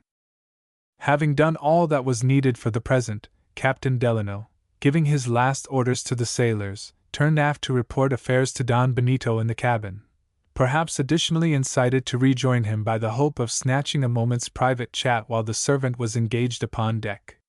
From opposite sides there were, beneath the poop, two approaches to the cabin, one further forward than the other, and consequently communicating with a longer passage. Marking the servant still above, Captain Delano, taking the nighest entrance, the one last named, and at whose porch Atchaful still stood, hurried on his way, till, arrived at the cabin threshold, he paused an instant, a little to recover from his eagerness.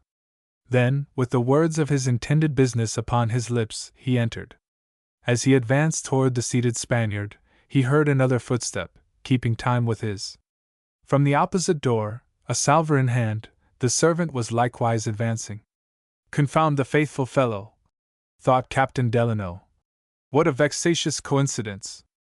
Possibly, the vexation might have been something different, were it not for the brisk confidence inspired by the breeze. But even as it was, he felt a slight twinge, from a sudden indefinite association in his mind of Baba with Atchaful. "Don Benito," said he, "I give you joy.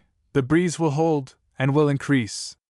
By the way, your tall man and timepiece, Atchaful, stands without." "By your order, of course?" Don Benito recoiled, as if at some bland satirical touch, delivered with such adroit garnish of apparent good breeding as to present no handle for retort. He is like one flayed alive, thought Captain Delano. Where may one touch him without causing a shrink? The servant moved before his master, adjusting a cushion. Recalled to civility, the Spaniard stiffly replied, "You are right. The slave appears where you saw him, according to my command, which is, that if at the given hour I am below, he must take his stand and abide my coming. Ah, now, pardon me, but that is treating the poor fellow like an ex-king indeed. Ah, Don Benito," smiling, "for all the license you permit in some things, I fear lest, at bottom, you are a bitter hard master." Again Don Benito shrank, and this time, as the good sailor thought, from a genuine twinge of his conscience. Again conversation became constrained. In vain Captain Delano called attention to the now perceptible motion of the keel gently cleaving the sea. With lackluster eye, Don Benito returned words few and reserved. By and by, the wind having steadily risen, and still blowing right into the harbor, bore the San Dominick swiftly on. Sounding a point of land, the sealer at distance came into open view. Meantime Captain Delano had again repaired to the deck, remaining there some time. Having at last altered the ship's course, so as to give the reef a wide berth, he returned for a few moments below. "I will cheer up my poor friend, this time," thought he. "Better and better, Don Benito," he cried as he blithely re-entered. "There will soon be an end to your cares, at least for a while. For when, after a long, sad voyage, you know, the anchor drops into the haven, all its vast weight seems lifted from the captain's heart. We are getting on famously, Don Benito. My ship is in sight. Look through this side light here, there she is, all étendue. The bachelor's delight, my good friend. Ah, how this wind braces one up. Come, you must take a cup of coffee with me this evening. My old steward will give you as fine a cup as ever any sultan tasted. What say you, Don Benito, will you?" At first, the Spaniard glanced feverishly up, casting a longing look towards the sealer, while with mute concern his servant gazed into his face. Suddenly the old ague of coldness returned, and dropping back to his cushions he was silent. "You do not answer. Come, all day you have been my host. Would you have hospitality all on one side?" "I cannot go," was the response. "What? It will not fatigue you. The ships will lie together as near as they can, without swinging foul.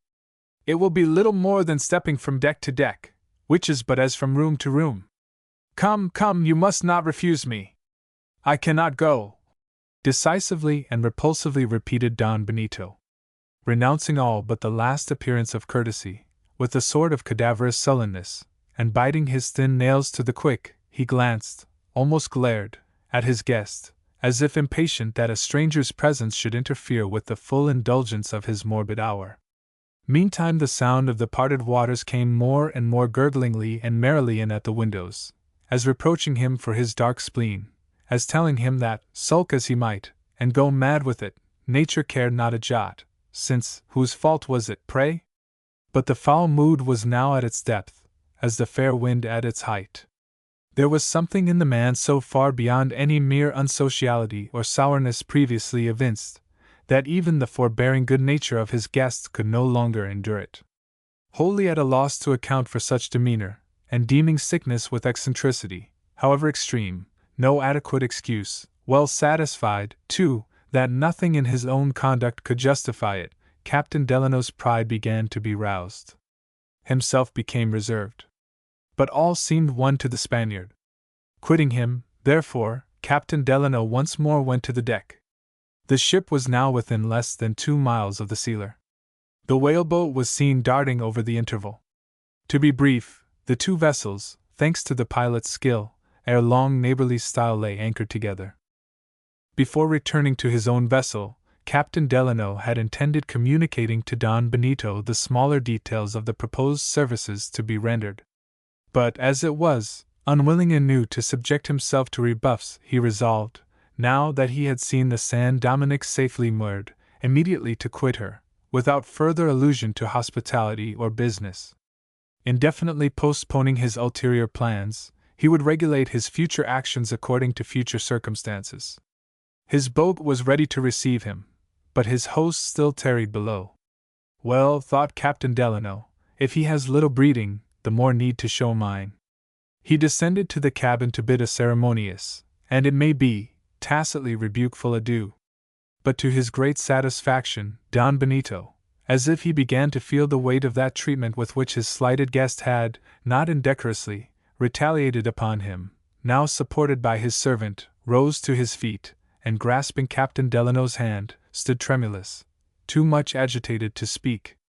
But the good augury hence drawn was suddenly dashed, by his resuming all his previous reserve, with augmented gloom, as, with half-averted eyes, he silently reseated himself on his cushions. With a corresponding return of his own chilled feelings, Captain Delano bowed and withdrew. He was hardly midway in the narrow corridor, dim as a tunnel, leading from the cabin to the stairs, when a sound, as of the tolling for execution in some jail yard, fell on his ears. It was the echo of the ship's flawed bell, striking the hour, drearily reverberated in this subterranean vault. Instantly, by a fatality not to be withstood, his mind, responsive to the portent, swarmed with superstitious suspicions. He paused. In images far swifter than these sentences, the minutest details of all his former distrusts swept through him. Hitherto, credulous good nature had been too ready to furnish excuses for reasonable fears. Why was the Spaniard, so superfluously punctilious at times, now heedless of common propriety in not accompanying to the side his departing guest? Did indisposition forbid? Indisposition had not forbidden more irksome exertion that day. His last equivocal demeanor recurred. He had risen to his feet, grasped his guest's hand, motioned toward his hat. Then, in an instant, all was eclipsed in sinister muteness and gloom. Did this imply one brief, repentant relenting at the final moment, from some iniquitous plot, followed by remorseless return to it? His last glance seemed to express a calamitous, yet acquiescent farewell to Captain Delano forever. why decline the invitation to visit the sealer that evening? Or was the Spaniard less hardened than the Jew, who refrained not from supping at the board of him whom the same night he meant to betray? What imported all those day-long enigmas and contradictions, except they were intended to mystify, preliminary to some stealthy blow? Achifel, the pretended rebel, but punctual shadow, that moment lurked by the threshold without. He seemed a sentry, and more. Who, by his own confession, had stationed him there? Was the Negro now lying in wait?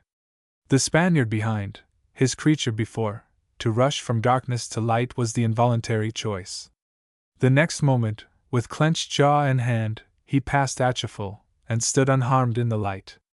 As he saw his trim ship lying peacefully at anchor, and almost within ordinary call, as he saw his household boat, with familiar faces in it, patiently rising and falling, on the short waves by the San Dominic's side, and then, glancing about the decks where he stood, saw the oakum pickers still gravely plying their fingers, and heard the low, buzzing whistle and industrious hum of the hatchet polishers, still bestirring themselves over their endless occupation, and more than all, as he saw the benign aspect of nature, taking her innocent repose in the evening, the screened sun in the quiet camp of the west shining out like the mild light from Abraham's tent, as charmed eye and ear took in all these, with the chained figure of the black, clenched jaw and hand relaxed. Once again he smiled at the phantoms which had mocked him, and felt something like a tinge of remorse, that, by harboring them even for a moment, he should, by implication, have betrayed an atheist doubt of the ever-watchful providence above. There was a few minutes' delay, while, in obedience to his orders, the boat was being hooked along to the gangway. During this interval, a sort of saddened satisfaction stole over Captain Delano, at thinking of the kindly offices he had that day discharged for a stranger. Ah, thought he, after good actions one's conscience is never ungrateful, however much so the benefited party may be. Presently, his foot, in the first act of descent into the boat, pressed the first round of the side ladder, his face presented inward upon the deck. In the same moment, he heard his name courteously sounded, and to his pleased surprise saw Don Benito advancing, an unwonted energy in his air, as if, at the last moment, intent upon making amends for his recent discourtesy.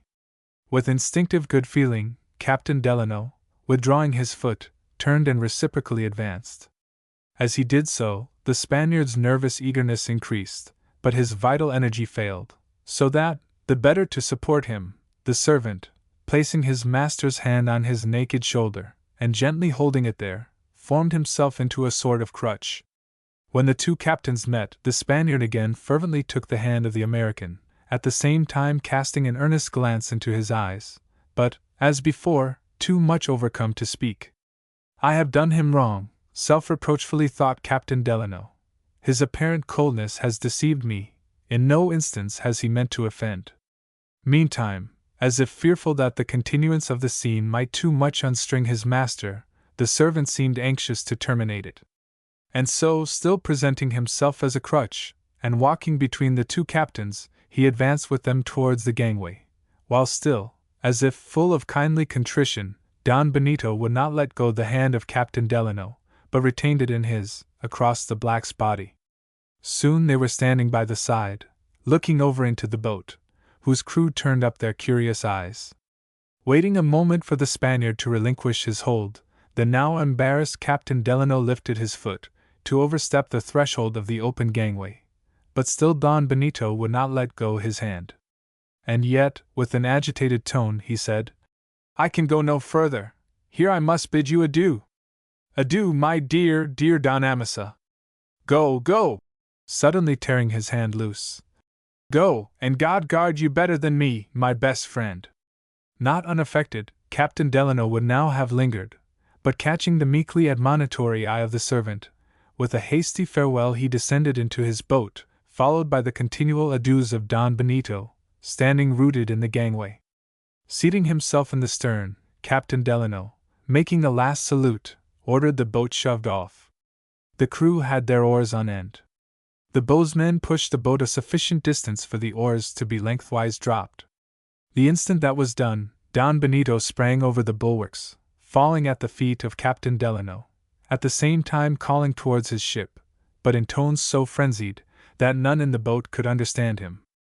But, as if not equally obtuse, 3 sailors, from 3 different and distant parts of the ship, splashed into the sea, swimming after their captain, as if intent upon his rescue. The dismayed officer of the boat eagerly asked what this meant. To which, Captain Delano, turning a disdainful smile upon the unaccountable Spaniard, answered that, for his part, he either knew nor cared, but it seemed as if Don Benito had taken it into his head to produce the impression among his people that the boat wanted to kidnap him.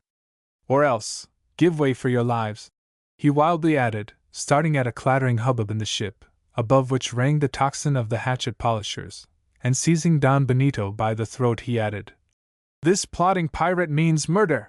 Here, in apparent verification of the words, the servant, a dagger in his hand, was seen on the rail overhead, poised, in the act of leaping, as if with desperate fidelity to befriend his master to the last, while, seemingly to aid the 3 white sailors were trying to clamber into the hampered bow.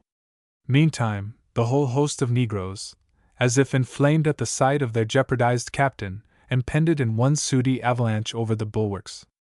All this, with what preceded, and what followed, occurred with such involutions of rapidity, that past, present, and future seemed one. Seeing the negro coming, Captain Delano had flung the Spaniard aside, almost in the very act of clutching him, and by the unconscious recoil, shifting his place, with arms thrown up, so promptly grappled the servant in his descent, that with dagger presented at Captain Delano's heart, the black seemed of purpose to have leaped there as to his mark. But the weapon was wrenched away, and the assailant dashed down into the bottom of the boat, which now, with disentangled oars, began to speed through the sea. At this juncture, the left hand of Captain Delano, on one side, again clutched the half-reclined Don Benito, heedless that he was in a speechless faint, while his right foot, on the other side, ground the prostrate negro, and his right arm pressed for added speed on the after oar, his eye bent forward, encouraging his men to their utmost.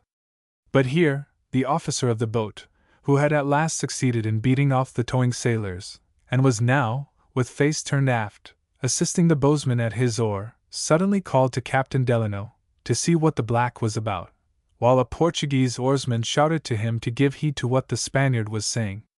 Glancing down at his feet, Captain Delano saw the freed hand of the servant aiming with a second dagger, a small one, before concealed in his wool. With this he was snakishly writhing up from the boat's bottom, at the heart of his master, his countenance lividly vindictive, expressing the centered purpose of his soul, while the Spaniard, half choked, was vainly shrinking away, with husky words, incoherent to all but the Portuguese.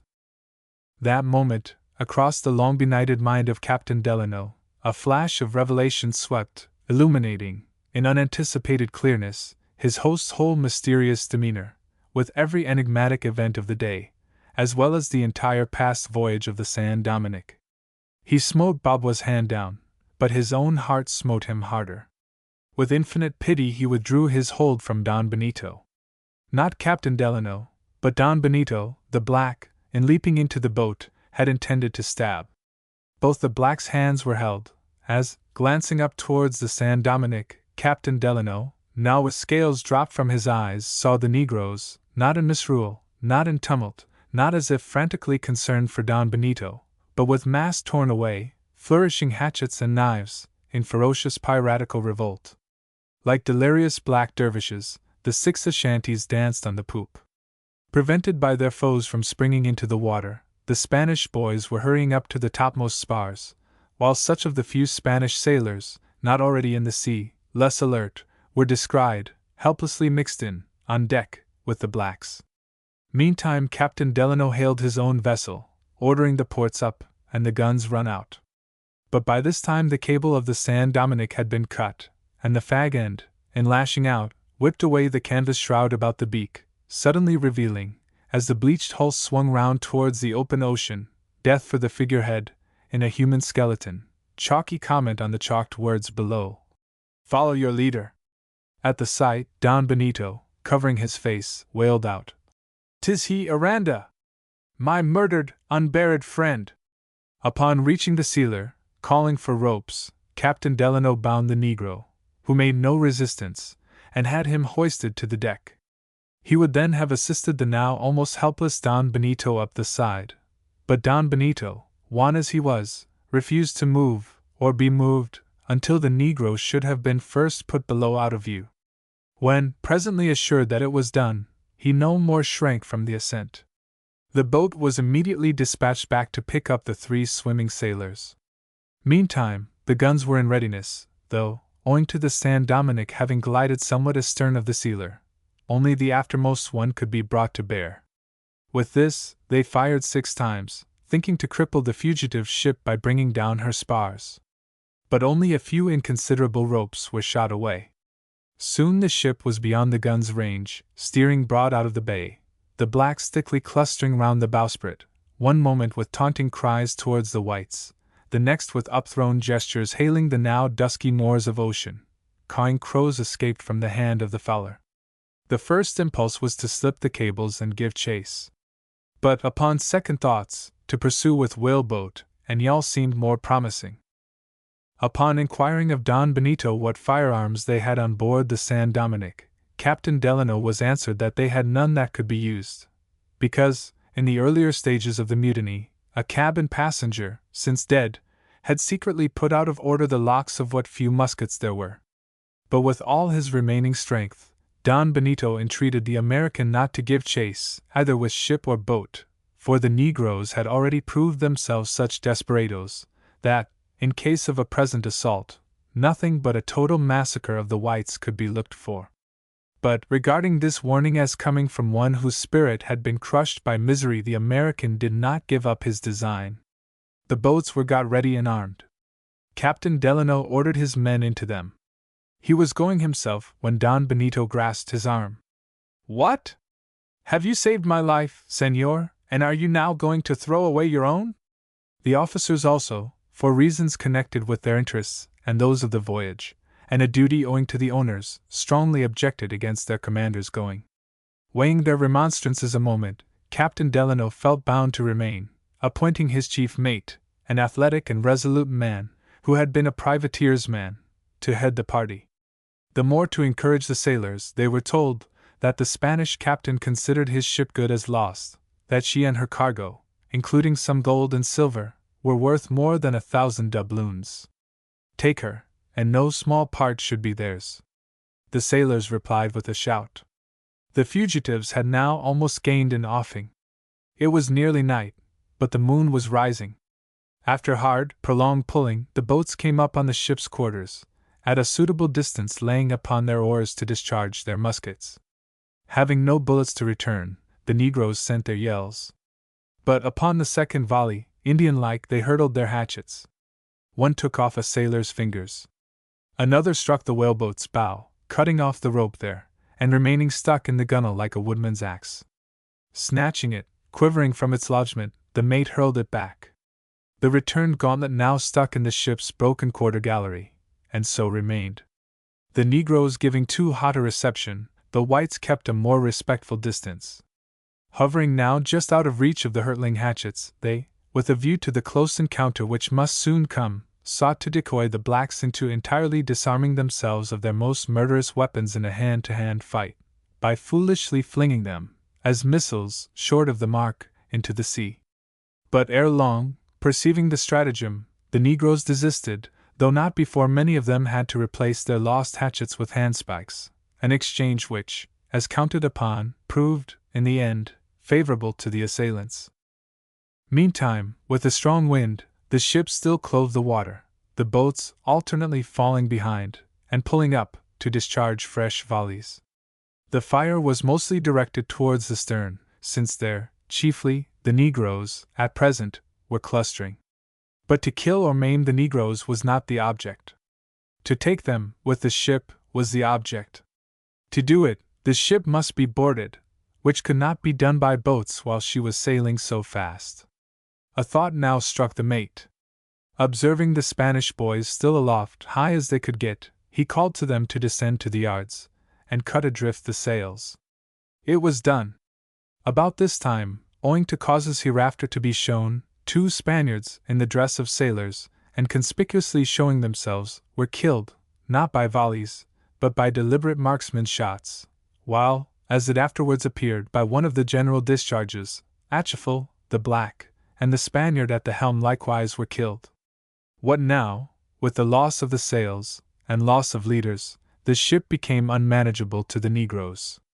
With creaking masts, she came heavily round to the wind, the prow slowly swinging into view of the boats, its skeleton gleaming in the horizontal moonlight, and casting a gigantic ribbed shadow upon the water. One extended arm of the Ghost seemed beckoning the whites to avenge it. "Follow your leader!" cried the mate, and one on each bow, the boats boarded. Sealing spears and cutlasses crossed hatchets and handspikes. Huddled upon the longboat amidships, the negresses raised a wailing chant, whose chorus was the clash of the steel. For a time, the attack wavered, the negroes wedging themselves to beat it back, the half-repelled sailors, as yet unable to gain a footing, fighting as troopers in the saddle, one leg sideways flung over the bulwarks, and one without, plying their cutlasses like carters' whips. But in vain. They were almost overborne, when, rallying themselves into a squad as one man, with a huzzah they sprang inboard, where, entangled, they involuntarily separated again. For a few breaths' space, there was a vague, muffled, inner sound, as of submerged swordfish rushing hither and thither through shoals of blackfish. Soon, in a reunited band, and joined by the Spanish seamen, the whites came to the surface, irresistibly driving the negroes toward the stern. But a barricade of casks and sacks, from side to side, had been thrown up by the mainmast. Here the negroes faced about, and though scorning peace or truce, yet fain would have had respite. But without pause, overleaping the barrier, the unflagging sailors again closed. Exhausted, the blacks now fought in despair. Their red tongues lolled wolf-like from their black mouths. But the pale sailors' teeth were set, not a word was spoken, and in 5 minutes more the ship was won. Nearly a score of the negroes were killed. Exclusive of those by the balls, many were mangled, their wounds, mostly inflicted by the long-edged sealing spears, resembling those shaven ones of the English at Preston Pans, made by the poled sides of the Highlanders. On the other side none were killed, though several were wounded, some severely, including the mate. The surviving negroes were temporarily secured, and the ship, towed back into the harbor at midnight, once more lay anchored. Omitting the incidents and arrangements ensuing, suffice it that, after 2 days spent in refitting, the ships sailed in company for Conception, in Chile, and thence for Lima, in Peru, where, before the viceregal courts, the whole affair, from the beginning, underwent investigation.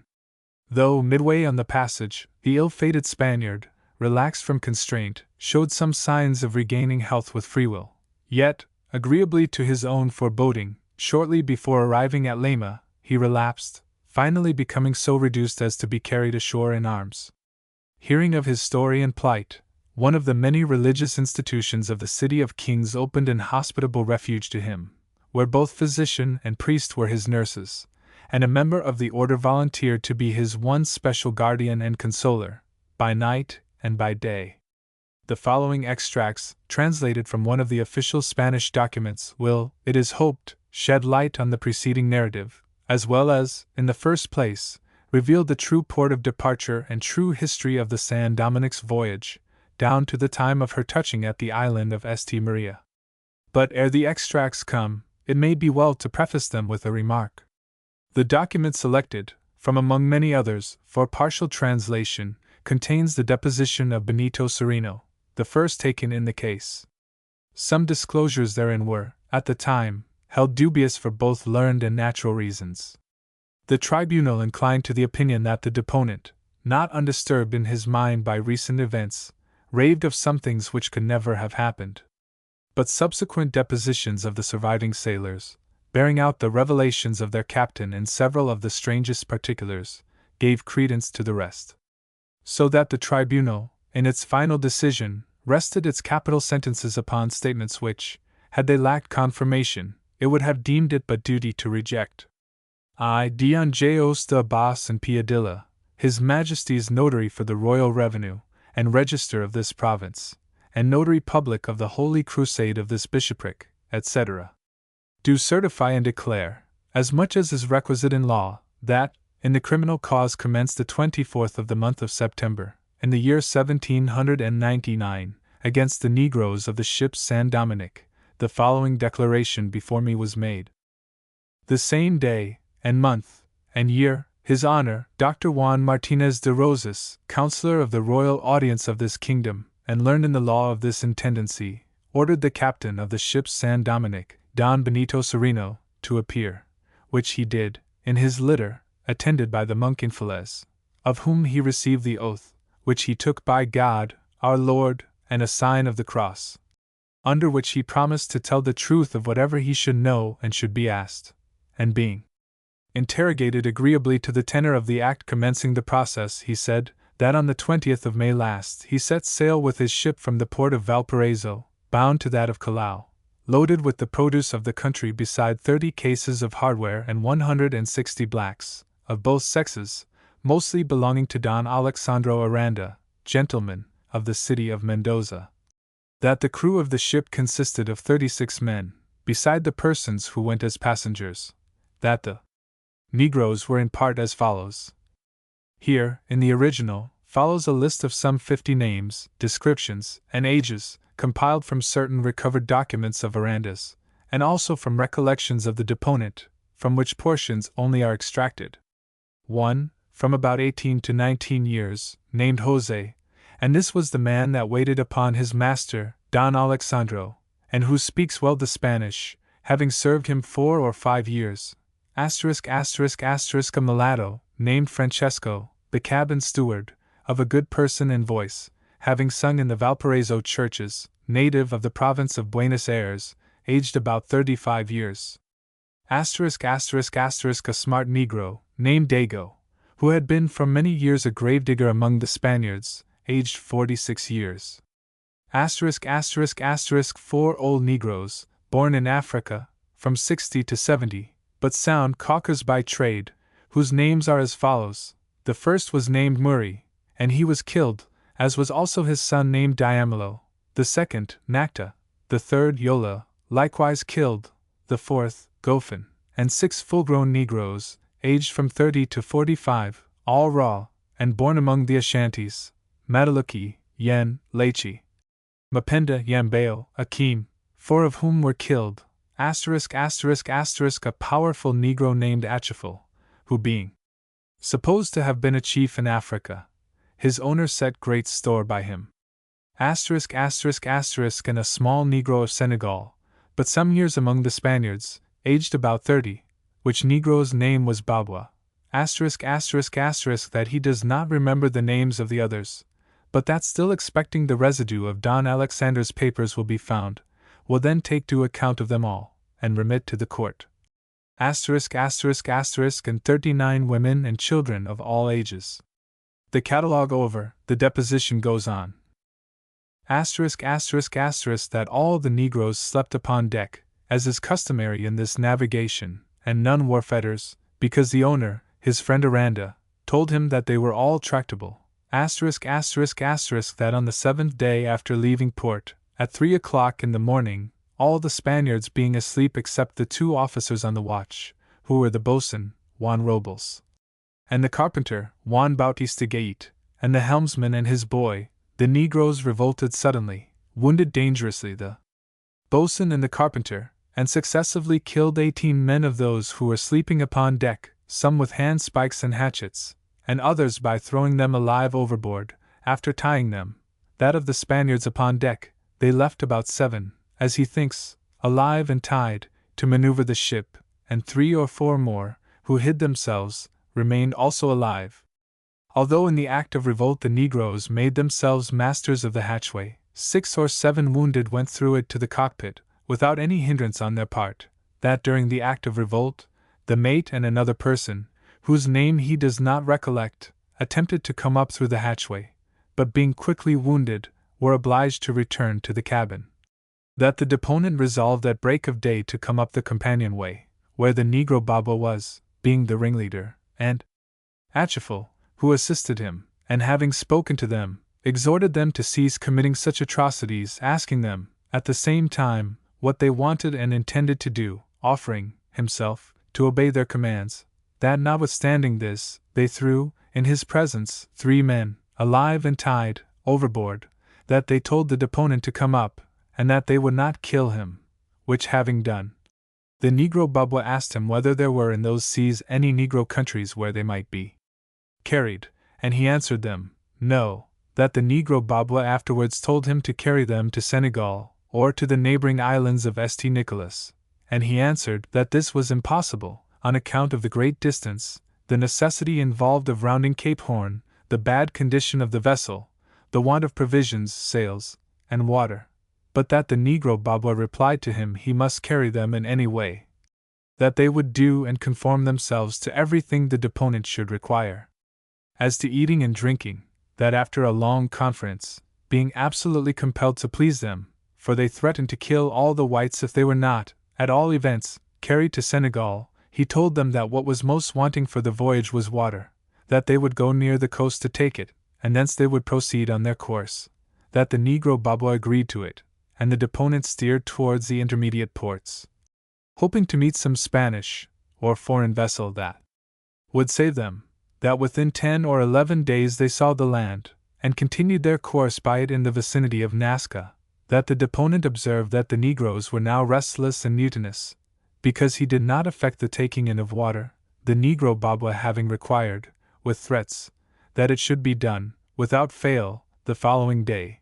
He told him he saw plainly that the coast was steep, and the rivers designated in the maps were not to be found, with other reasons suitable to the circumstances, that the best way would be to go to the island of Santa Maria, where they might water easily, it being a solitary island, as the foreigners did, that the deponent did not go to Pisco, that was near, nor make any other port of the coast, because the Negro Babwa had intimated to him several times, that he would kill all the whites the very moment he should perceive any city, town, or settlement of any kind on the shores to which they should be carried, that having determined to go to the island of Santa Maria, as the deponent had planned, for the purpose of trying whether, on the passage or near the island itself, they could find any vessel that should favor them, or whether he could escape from it in a boat to the neighboring coast of Aruco. To adopt the necessary means he immediately changed his course, steering for the island, that the Negroes Babwa and Achifal held daily conferences,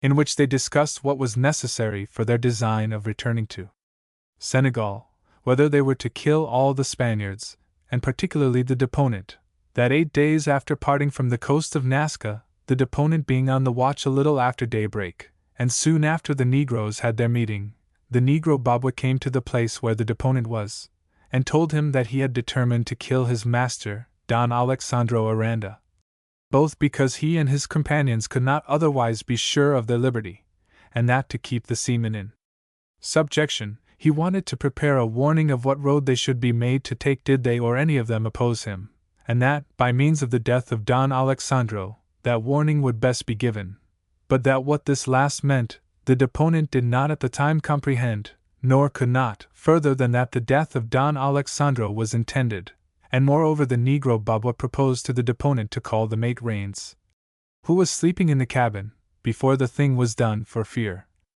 as the deponent understood it, that the mate, who was a good navigator, should be killed with Don Alexandro and the rest, that the deponent, who was the friend, from youth, of Don Alexandro, prayed and conjured, but all was useless, for the Negro Babwa answered him that the thing could not be prevented, and that all the Spaniards risked their death if they should attempt to frustrate his will in this matter or any other, that, in this conflict, the deponent called the mate, Rains, who was forced to go apart, and immediately the Negro Babwa commanded the Ashanti Martinka and the Ashanti Lekbi to go and commit the murder, that those two went down with hatchets to the berth of Don Alexandro, that, yet half alive and mangled, they dragged him on deck, that they were going to throw him overboard in that state, but the Negro Babwa stopped them, bidding the murder be completed on the deck before him, which was done, when, by his orders, the body was carried below, forward, that nothing more was seen of it by the deponent for 3 days,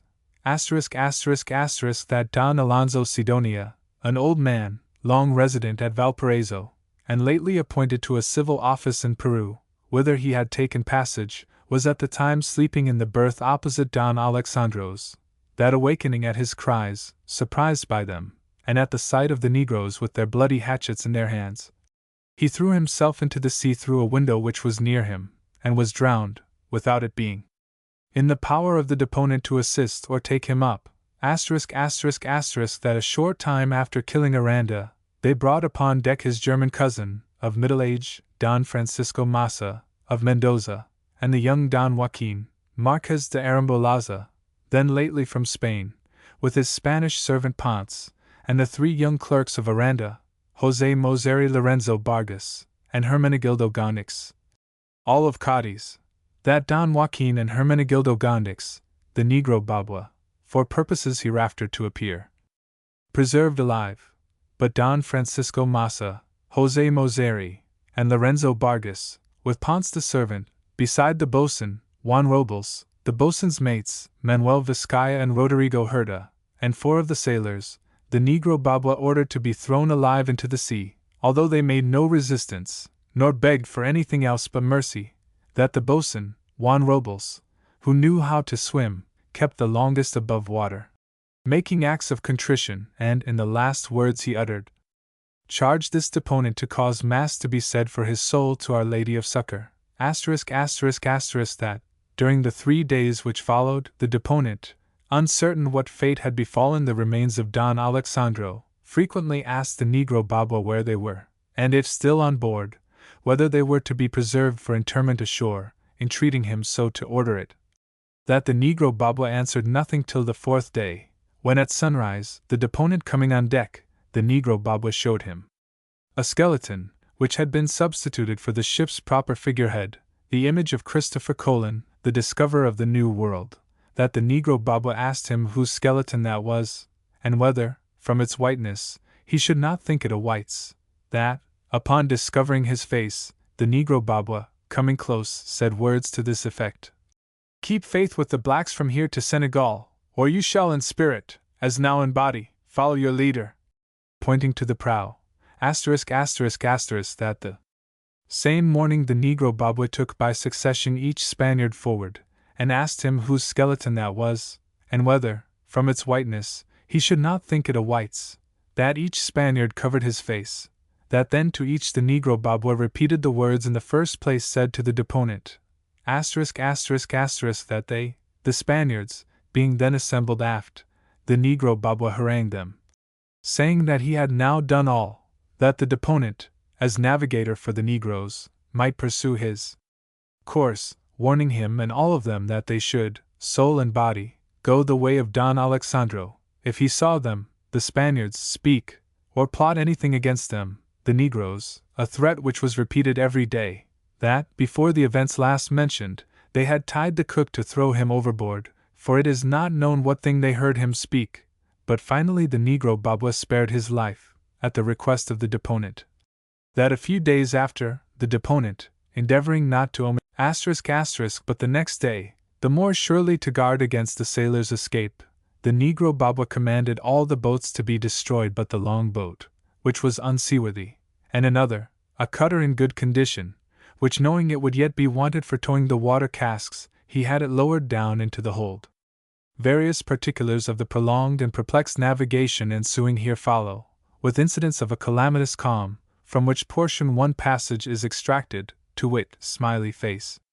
That on the 5th day of the calm, all on board suffering much from the heat, and want of water, and 5 having died in fits, and mad, the Negroes became irritable, and for a chance gesture, which they deemed suspicious, though it was harmless, made by the mate, Rains, to the deponent in the act of handing a quadrant, they killed him, but that for this they afterwards were sorry, the mate being the only remaining navigator on board, except the deponent. That omitting other events, which daily happened, and which can only serve uselessly to recall past misfortunes and conflicts, after 73 days' navigation, reckoned from the time they sailed from Nazca, during which they navigated under a scanty allowance of water, and were afflicted with the calms before mentioned, they at last arrived at the island of Santa Maria, on the 17th of the month of August, at about 6 o'clock in the afternoon, at which hour they cast anchor very near the American ship, Bachelor's Delight, which lay in the same bay, commanded by the generous Captain Amasa Delano, But at 6 o'clock in the morning, they had already descried the port, and the negroes became uneasy, as soon as at distance they saw the ship, not having expected to see one there, that the negro Babwa pacified them, assuring them that no fear need be had.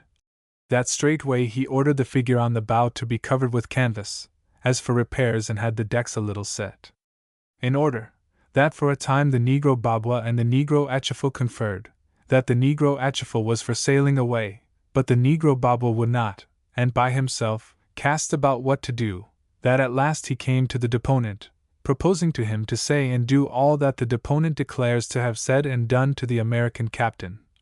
That the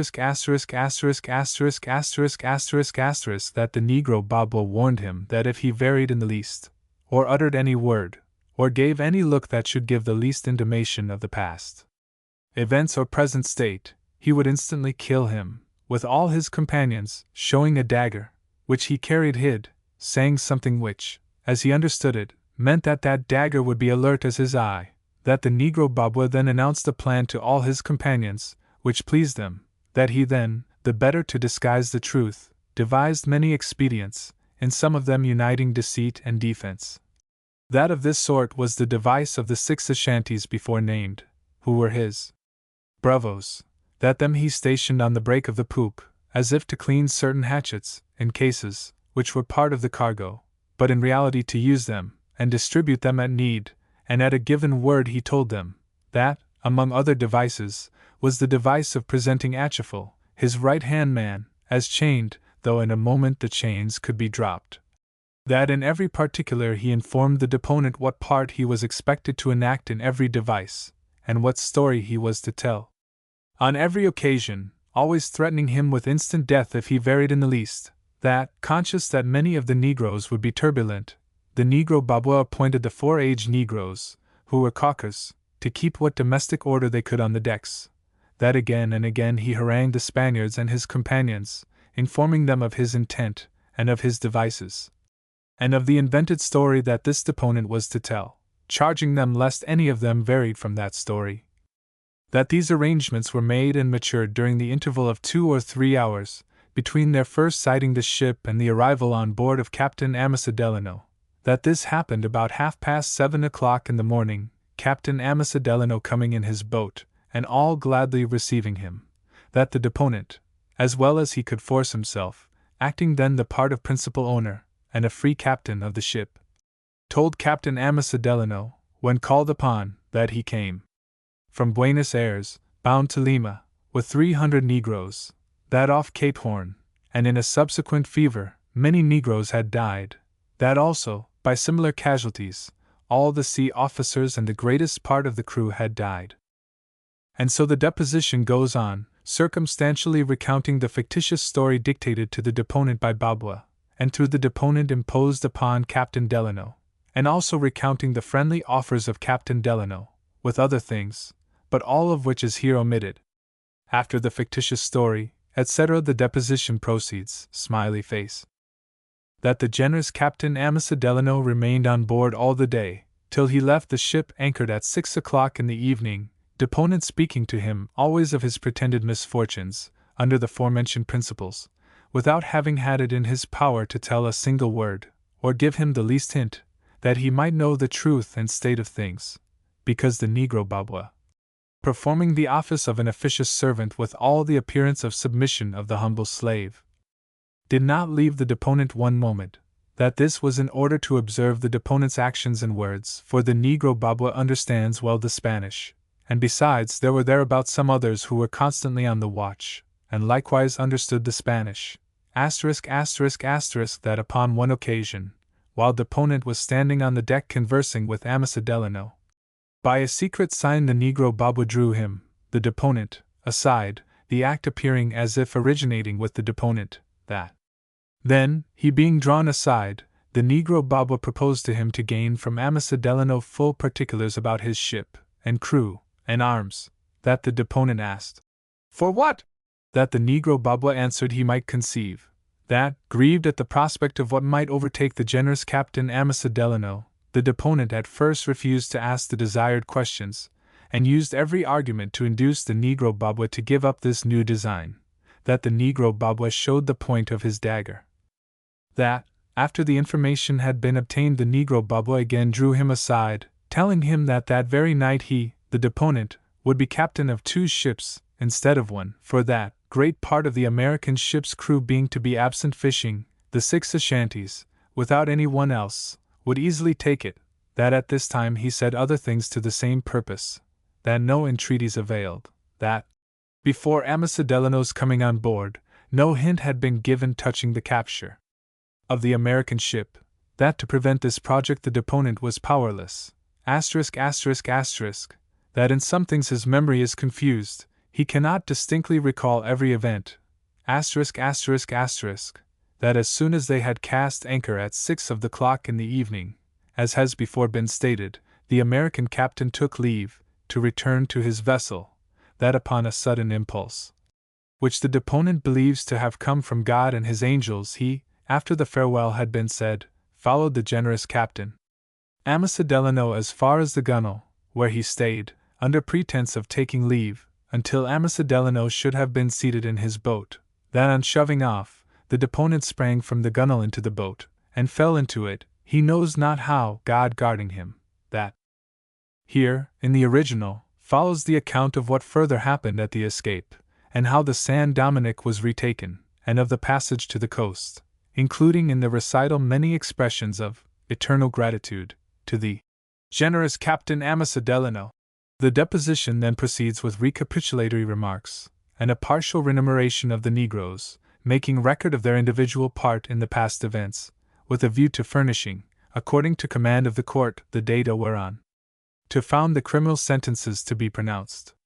From this portion is the following winky face: that he believes that all the Negroes, though not in the first place knowing to the design of revolt, when it was accomplished, approved it.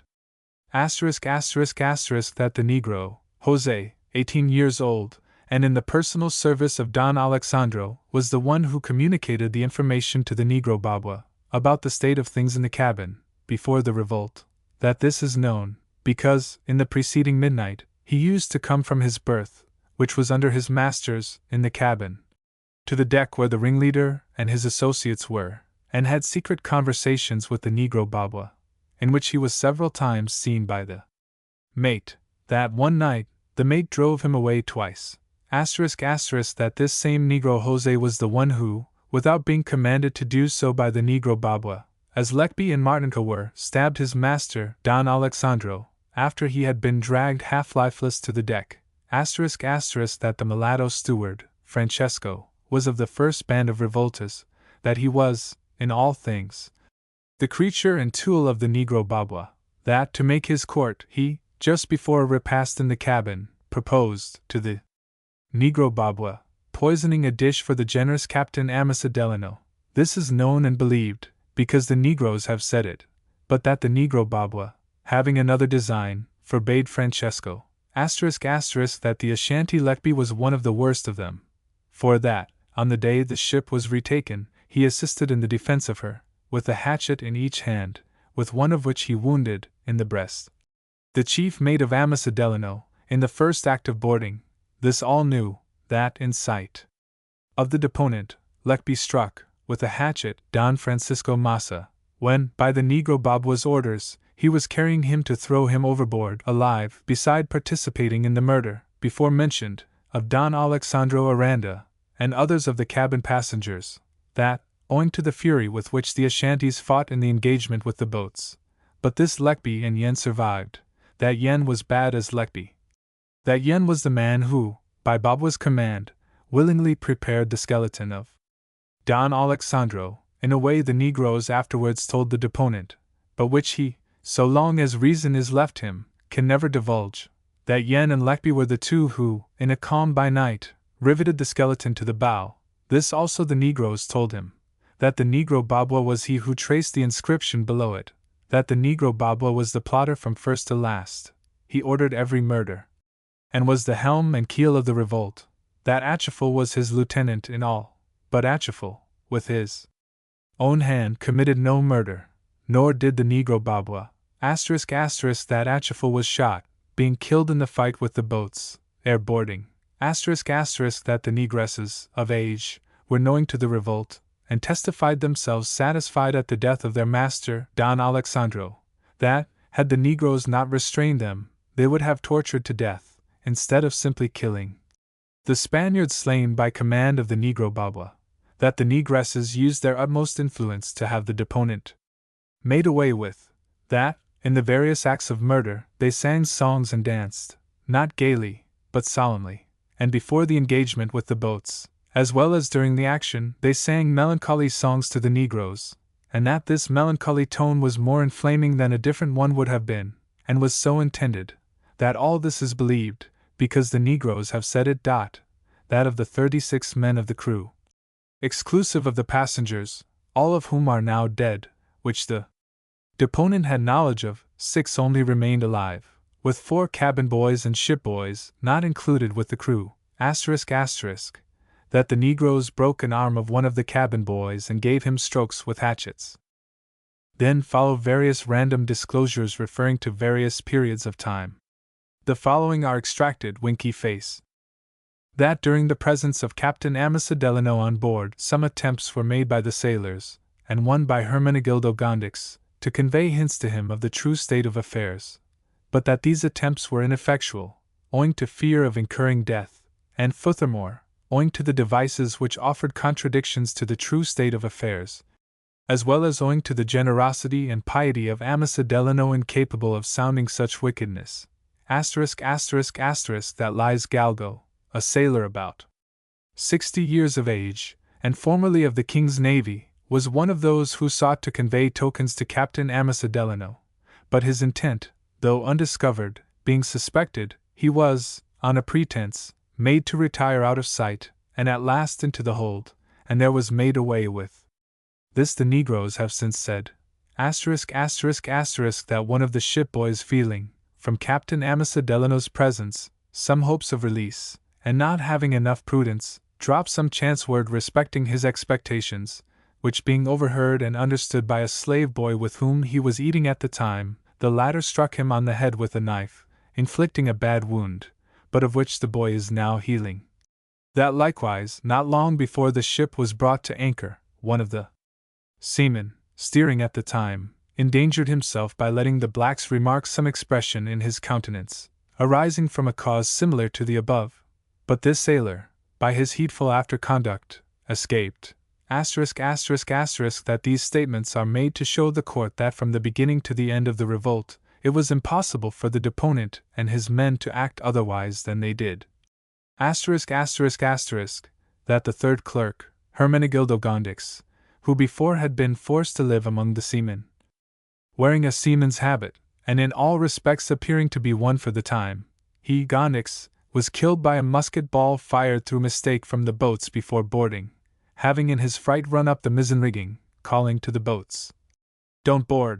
lest upon their boarding the Negroes should kill him, that this inducing the Americans to believe he some way favored the cause of the Negroes, they fired 2 balls at him, so that he fell wounded from the rigging, and was drowned in the sea. ***, that the young Don Joaquin, Marquez de Arambolaza, like Hermenegildo Gondix, the third clerk, was degraded to the office and appearance of a common seaman, that upon one occasion when Don Joaquin shrank, the Negro Baba commanded the Ashanti Lekbi to take tar and heat it, and pour it upon Don Joaquin's hands. ***, that Don Joaquin was killed owing to another mistake of the Americans, but one impossible to be avoided, as upon the approach of the boats, Don Joaquin, with a hatchet tied edge out and upright to his hand, was made by the Negroes to appear on the bulwarks, whereupon, seen with arms in his hands and in a questionable attitude, he was shot for a renegade seaman. ***, that on the person of Don Joaquin was found secreted a jewel, which, by papers that were discovered, proved to have been meant for the shrine of Our Lady of Mercy in Lima, a votive offering, beforehand prepared and guarded, to attest his gratitude, when he should have landed in Peru, his last destination, for the safe conclusion of his entire voyage from Spain. ***, that the jewel, with the other effects of the late Don Joaquin, is in the custody of the Brethren of the Hospital de Sacerdotes, awaiting the disposition of the Honorable Court. that, owing to the condition of the deponent, as well as the haste in which the boats departed for the attack, the Americans were not forewarned that there were, among the apparent crew, a passenger and one of the clerks disguised by the Negro Babwa, that, beside the Negroes killed in the action, some were killed after the capture and re-anchoring at night, when shackled to the ringbolts on deck, that these deaths were committed by the sailors, ere they could be prevented. That so soon as informed of it, Captain Amasa Delano used all his authority, and in particular with his own hand, struck down Martinez Gola, who, having found a razor in the pocket of an old jacket of his, which one of the shackled Negroes had on, was aiming it at the Negro's throat, that the noble Captain Amasa Delano also wrenched from the hand of Bartholomew Barlow a dagger, secreted at the time of the massacre of the whites, with which he was in the act of stabbing a shackled Negro, who, the same day, with another Negro, had thrown him down and jumped upon him, that, for all the events, befalling through so long a time, during which the ship was in the hands of the Negro Babwa, he cannot here give account, but that, what he has said is the most substantial of what occurs to him at present, and is the truth under the oath which he has taken, which declaration he affirmed and ratified. After hearing it read to him, he said that he is 29 years of age, and broken in body and mind, that when finally dismissed by the court he shall not return home to Chile, but betake himself to the monastery on Mount Agonia without, and signed with his honor, and crossed himself, and for the time, departed as he came, in his litter, with the monk Infelez, to the Hospital de Sacerdotes. Benito Sereno. Dr. Rosas. If the deposition have served as the key to fit into the lock of the complications which precede it, then, as a vault whose door has been flung back, the San Dominic's hull lies open today. Hitherto the nature of this narrative, besides rendering the intricacies in the beginning unavoidable, has more or less required that many things, instead of being set down in the order of occurrence, should be retrospectively, or irregularly given. This last is the case with the following passages, which will conclude the account. During the long, mild voyage to Lima, there was, as before hinted, a period during which the sufferer a little recovered his health, or, at least in some degree, his tranquillity. Ere the decided relapse which came, the two captains had many cordial conversations, their fraternal unreserve in singular contrast with former withdrawments. Again and again it was repeated, how hard it had been to enact the part forced on the Spaniard by Babwa. "Ah, my dear friend," Don Benito once said, "at those very times when you thought me so morose and ungrateful, nay, when, as you now admit, you have thought me plotting your murder, at those very times my heart was frozen. I could not look at you, thinking of what, both on board this ship and your own, hung, from other hands, over my kind benefactor. And as God lives, Don Amasa, I know not whether desire for my own safety alone could have nerved me to that leap into your boat, had it not been for the thought that, did you, unenlightened, return to your ship, you, my best friend, with all who might be with you, stolen upon, that night, in your hammocks, would never in this world have wakened again. Do but think how you walked this deck, how you sat in this cabin, every inch of ground mined into honeycombs under you. Had I dropped the least hint, made the least advance towards an understanding between us, death, explosive death, yours as mine, would have ended the scene." "True, true," cried Captain Delano, starting. "You have saved my life, Don Benito, more than I yours, saved it, too, against my knowledge and will." "Nay, my friend," rejoined the Spaniard, courteous even to the point of religion. "God charmed your life, but you saved mine. To think of some things you did, those smilings and chattings, rash pointings and gesturings. For less than these they slew my mate, Rains, but you had the Prince of Heaven's safe conduct through all ambuscades. Yes, all is owing to Providence, I know, but the temper of my mind that morning was more than commonly pleasant, while the sight of so much suffering, more apparent than real, added to my good nature, compassion, and charity, happily interweaving the three. Had it been otherwise, doubtless, as you hint, some of my interferences might have ended unhappily enough. Besides, those feelings I spoke of enabled me to get the better of momentary distrust, at times when acuteness might have cost me my life, without saving another's. Only at the end did my suspicions get the better of me, and you know how wide of the mark they then proved. Wide, indeed, said Don Benito sadly. You were with me all day, stood with me, sat with me, talked with me, looked at me, ate with me, drank with me, and yet your last act was to clutch for a monster, not only an innocent man, but the most pitiable of all men. To such degree may malign machinations and deceptions impose. So far may even the best man err, in judging the conduct of one with the recesses of whose condition he is not acquainted. But you were forced to it, and you were in time undeceived. Would that, in both respects, it was so ever, and with all men. You generalize, Don Benito, and mournfully enough. But the past is past, why moralize upon it? Forget it. See, yon bright sun has forgotten it all, and the blue sea, and the blue sky, these have turned over new leaves. Because they have no memory, he dejectedly replied. Because they are not human. But these mild trades that now fan your cheek, do they not come with a human-like healing to you?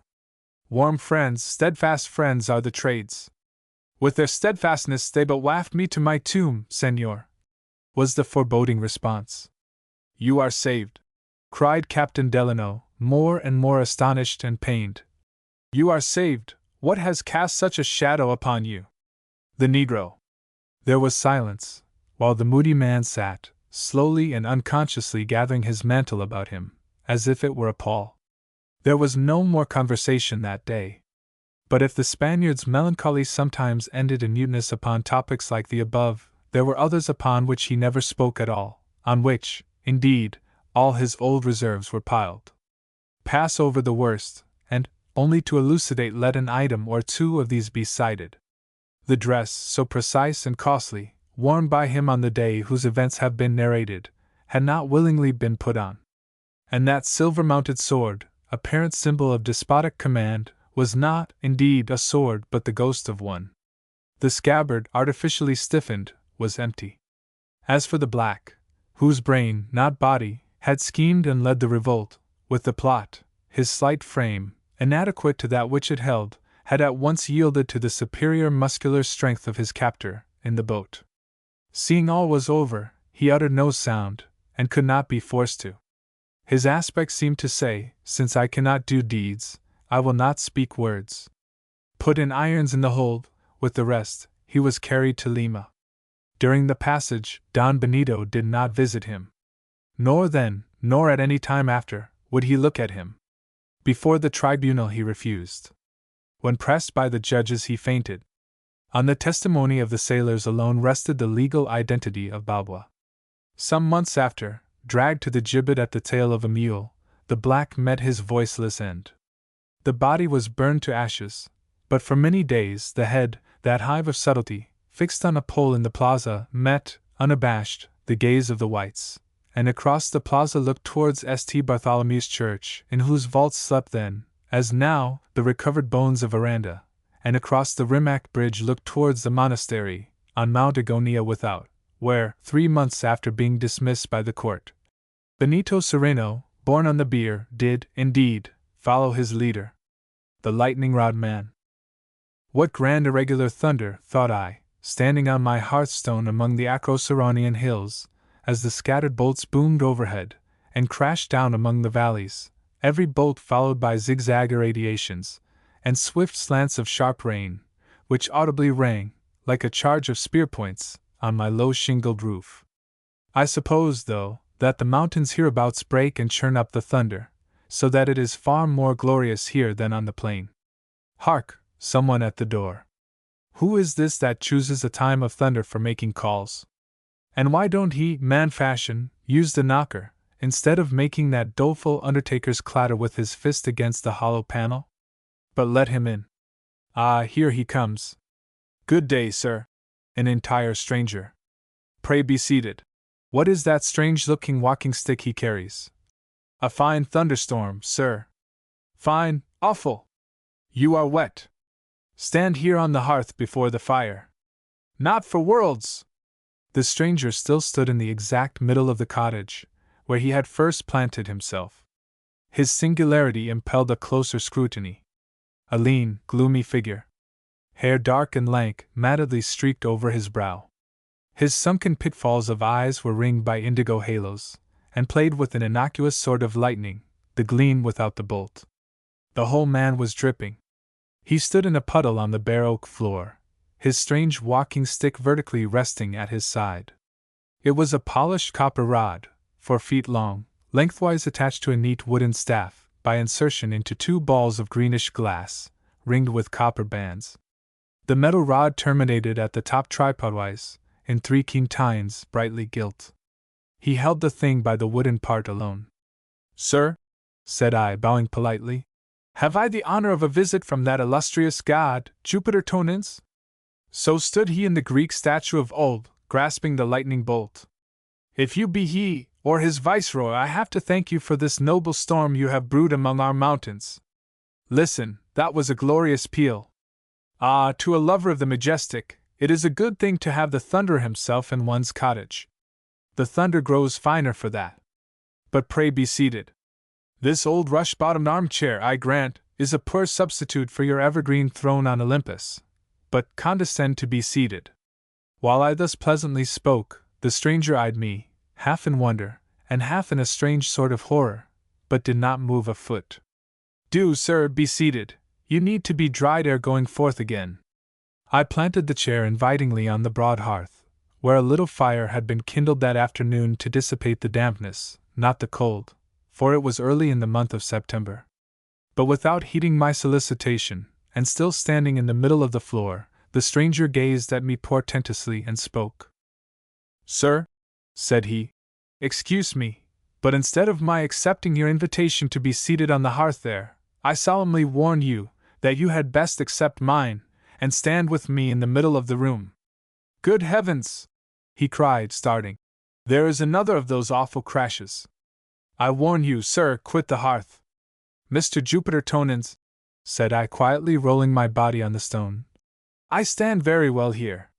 "Are you so horridly ignorant, then," he cried, "as not to know that by far the most dangerous part of a house, during such a terrific tempest as this, is the fireplace?" "Nay, I did not know that," involuntarily stepping upon the first board next to the stone. The stranger now assumed such an unpleasant air of successful admonition that, quite involuntarily again, I stepped back upon the hearth, and threw myself into the erectest, proudest posture I could command. But I said nothing. "For heaven's sake!" he cried, with a strange mixture of alarm and intimidation. "For heaven's sake, get off the hearth!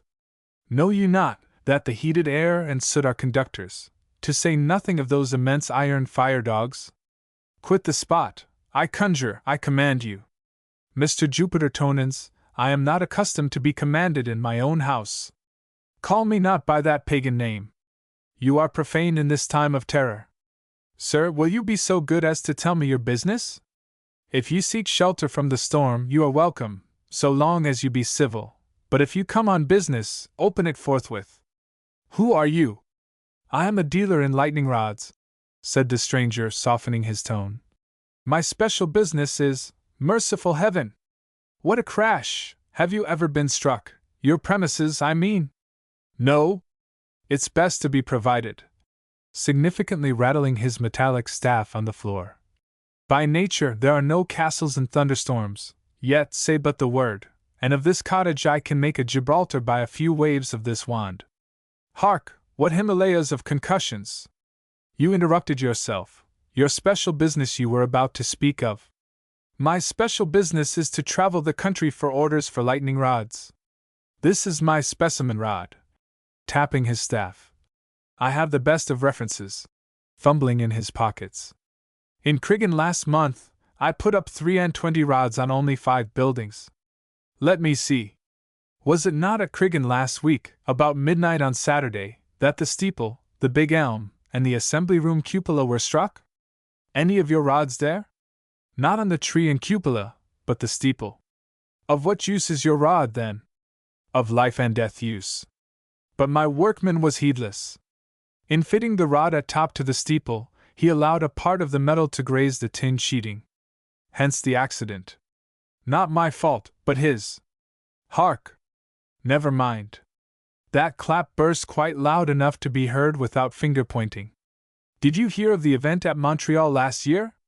A servant girl struck at her bedside with a rosary in her hand, the beads being metal. Does your beat extend to the Canadas? No, and I hear that their iron rods only are in use. They should have mine, which are copper. Iron is easily fused. Then they draw out the rod so slender that it has not body enough to conduct the full electric current. The metal melts, the building is destroyed. My copper rods never act so. Those Canadians are fools. Some of them knob the rod at the top, which risks a deadly explosion, instead of imperceptibly carrying down the current into the earth, as this sort of rod does. Mine is the only true rod. Look at it. Only $1 a foot. This abuse of your own calling in another might make one distrustful with respect to yourself. Hark! The thunder becomes less muttering. It is nearing us, and nearing the earth, too. Hark! One crammed crash! All the vibrations made one by nearness. Another flash. Hold! What do you? I said, seeing him now, instantaneously relinquishing his staff, lean intently forward towards the window, with his right fore and middle fingers on his left wrist. But ere the words had well escaped me, another exclamation escaped him. Crash! Only 3 pulses, less than a third of a mile off, yonder, somewhere in that wood. I passed 3 stricken oaks there, ripped out new and glittering. The oak draws lightning more than other timber, having iron in solution in its sap. Your floor here seems oak. Heart of oak. From the peculiar time of your call upon me, I suppose you purposely select stormy weather for your journeys.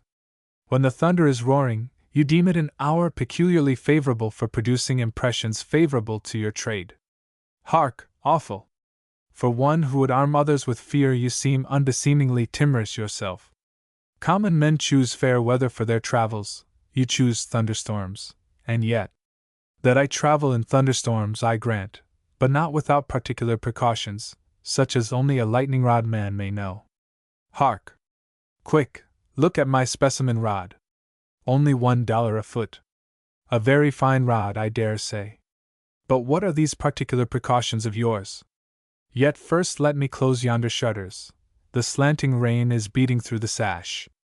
I will bar up. Are you mad? Know you not that yon iron bar is a swift conductor? Desist. I will simply close the shutters, then, and call my boy to bring me a wooden bar. Pray, touch the bell pull there.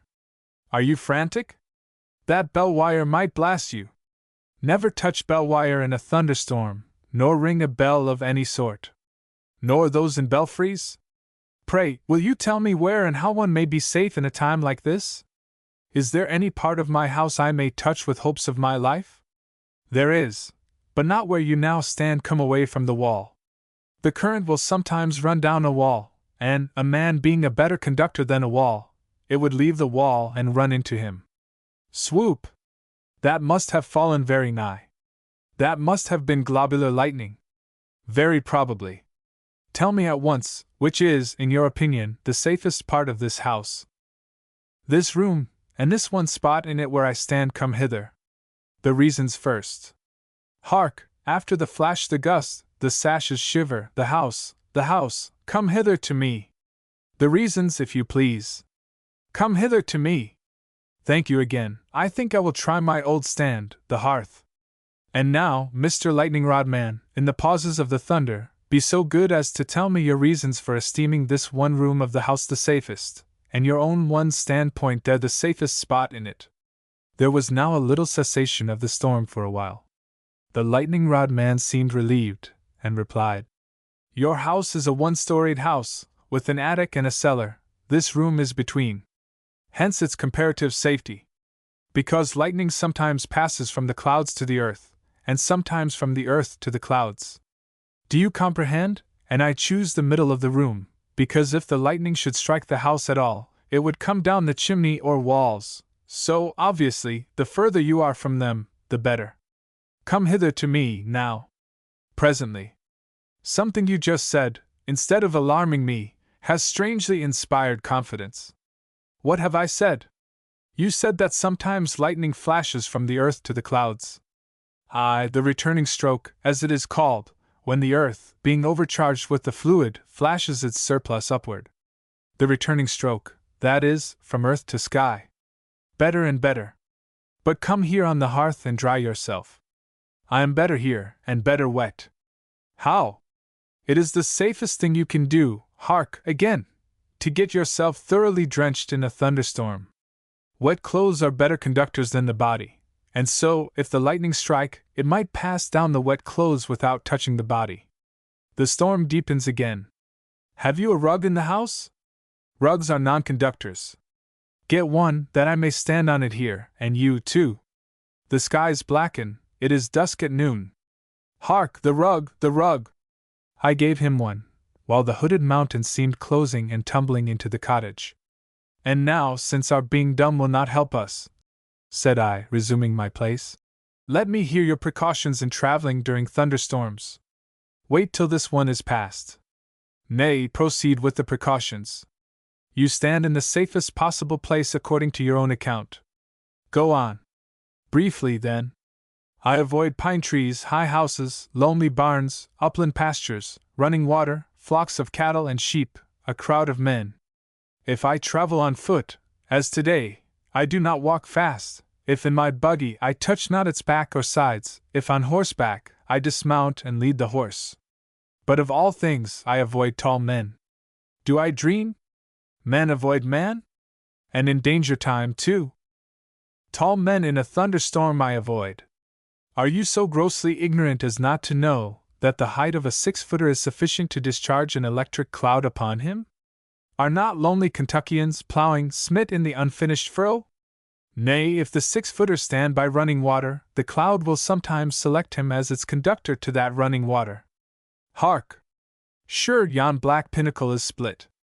Yes, a man is a good conductor. The lightning goes through and through a man, but only peels a tree. But, sir, you have kept me so long answering your questions, that I have not yet come to business. Will you order one of my rods? Look at this specimen one. See, it is of the best of copper. Copper's the best conductor. Your house is low, but being upon the mountains, that lowness does not one whit depress it. You mountaineers are most exposed. In mountainous countries the lightning rod man should have most business. Look at the specimen, sir. One rod will answer for a house so small as this. Look over these recommendations. Only one rod, sir, cost only $20. Hark! There go all the granite tectonics and hoosics dashed together like pebbles. By the sound, that must have struck something. An elevation of 5 feet above the house will protect 20 feet radius all about the rod. Only $20, sir, $1 a foot. Hark, dreadful, will you order? Will you buy? Shall I put down your name? Think of being a heap of charred offal, like a haltered horse burnt in his stall, and all in one flash. You pretended envoy extraordinary and minister plenipotentiary to and from Jupiter Tonans, laughed I. You mere man who come here to put you and your pipe stem between clay and sky, do you think that because you can strike a bit of green light from the Leyden jar, that you can thoroughly avert the supernal bolt? Your rod rusts or breaks, and where are you? Who has empowered you, you Tetzel, to peddle round your indulgences from divine ordinations?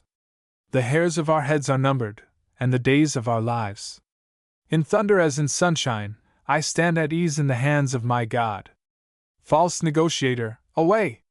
See, the scroll of the storm is rolled back, the house is unharmed, and in the blue heavens I read in the rainbow, that the deity will not, of purpose, make war on man's earth.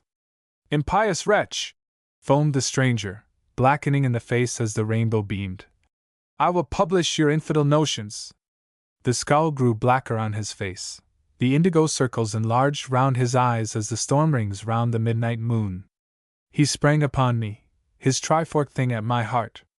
I seized it, I snapped it, I dashed it, I trod it, and dragging the dark lightning king out of my door, flung his elbowed, copper scepter after him. But spite of my treatment, and spite of my dissuasive talk of him to my neighbors, the lightning rod man still dwells in the land, still travels in storm time, and drives a brave trade with the fears of man. The Encantadas, or Enchanted Isles. Sketch first. The Isles at large. Take 25 heaps of cinders dumped here and there in an outside city lot.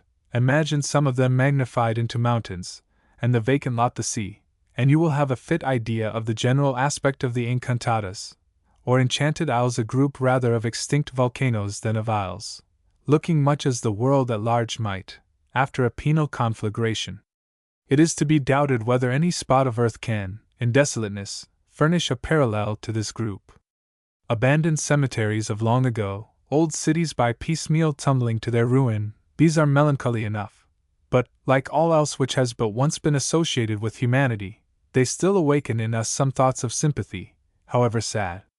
Hence, even the Dead Sea, along with whatever other emotions it may at times inspire, does not fail to touch in the pilgrim some of his less unpleasurable feelings. And as for solitariness, the great forests of the north, the expanses of unnavigated waters, the Greenland icefields, are the profoundest of solitudes to a human observer. Still the magic of their changeable tides and seasons mitigates their terror, because, though unvisited by men, those forests are visited by the May.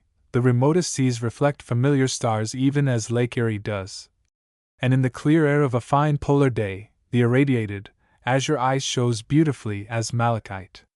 But the special curse, as one may call it, of the Encantadas, that which exalts them in desolation above Idumea and the Pole, is, that to them change never comes, either the change of seasons nor of sorrows. Cut by the equator, they know not autumn, and they know not spring. While already reduced to the lees of fire, ruin itself can work little more upon them. The showers refresh the deserts, but in these isles rain never falls. Like split Syrian gourds left withering in the sun, they are cracked by an everlasting drought beneath a torrid sky.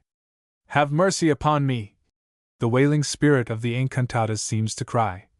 "And send Lazarus that he may dip the tip of his finger in water and cool my tongue, for I am tormented in this flame." Another feature in these isles is their emphatic uninhabitableness. It is deemed a fit type of all forsaken overthrow, that the jackal should den in the wastes of weedy Babylon. But the Encantadas refuse to harbor even the outcasts of the beasts. Man and wolf alike disown them. Little but reptile life is here found: tortoises, lizards, immense spiders, snakes, and that strangest anomaly of outlandish nature, the iguano. No voice, no low, no howl is heard. The chief sound of life here is a hiss. On most of the isles where vegetation is found at all, it is more ungrateful than the blankness of Aracama. Tangled thickets of wiry bushes, without fruit and without a name, springing up among deep fissures of calcined rock, and treacherously masking them, or a parched growth of distorted cactus trees.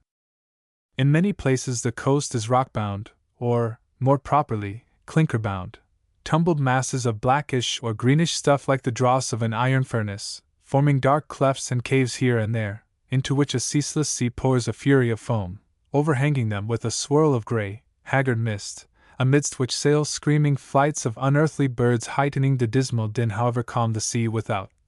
There is no rest for these swells and those rocks. They lash and are lashed, even when the outer ocean is most at peace with itself. On the oppressive, clouded days, such as are peculiar to this part of the watery equator, the dark, vitrified masses, many of which raise themselves among white whirlpools and breakers in detached and perilous places off the shore, present a most Plutonian sight. In no world but a fallen one could such lands exist. Those parts of the strand free from the marks of fire stretch away in wide level beaches of multitudinous dead shells, with here and there decayed bits of sugar cane, bamboos, and coconuts, washed upon this other and darker world from the charming Palm Isles to the westward and southward, all the way from Paradise to Tartarus. While mixed with the relics of distant beauty you will sometimes see fragments of charred wood and moldering ribs of wrecks. Neither will any one be surprised at meeting these last, after observing the conflicting currents which eddy throughout nearly all the wide channels of the entire group. The capriciousness of the tides of air sympathizes with those of the sea. Nowhere is the wind so light, baffling, and every way unreliable, and so given to perplexing calms, as at the Encantadas. Nigh a month has been spent by a ship going from one isle to another, though but 90 miles between, for owing to the force of the current, the boats employed to tow barely suffice to keep the craft from sweeping upon the cliffs, but do nothing towards accelerating her voyage. Sometimes it is impossible for a vessel from afar to fetch up with the group itself, unless large allowances for prospective leeway have been made ere its coming in sight. And yet, at other times, there is a mysterious indraft, which irresistibly draws a passing vessel among the isles, though not bound to them. True, at one period, as to some extent at the present day, large fleets of whalemen cruise for spermaceti upon what some seamen call the enchanted ground.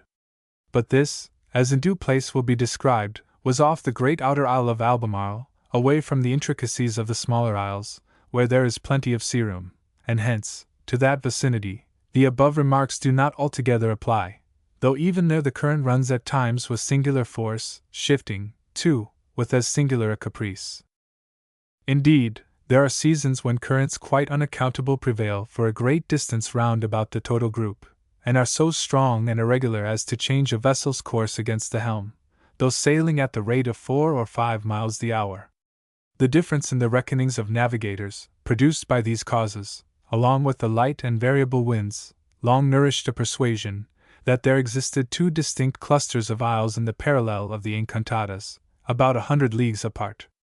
Such was the idea of their earlier visitors, the buccaneers, and as late as 1750, the charts of that part of the Pacific accorded with the strange delusion. And this apparent fleetingness and unreality of the locality of the isles was most probably one reason for the Spaniards calling them the Encantada, or enchanted group.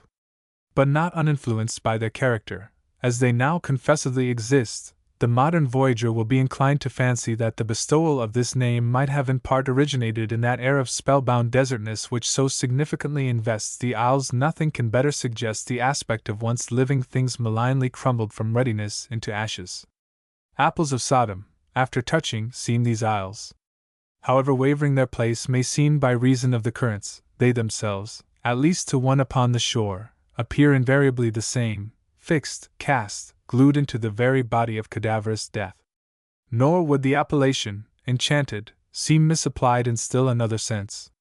For concerning the peculiar reptile inhabitant of these wilds, whose presence gives the group its second Spanish name, Galapagos, concerning the tortoises found here, most mariners have long cherished a superstition, not more frightful than grotesque.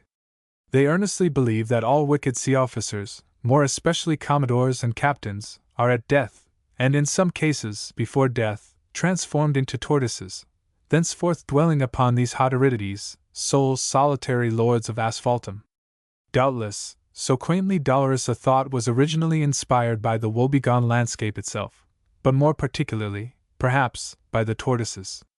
For, apart from their strictly physical features, there is something strangely self-condemned in the appearance of these creatures. Lasting sorrow and penal hopelessness are in no animal form so suppliantly expressed as in theirs, while the thought of their wonderful longevity does not fail to enhance the impression.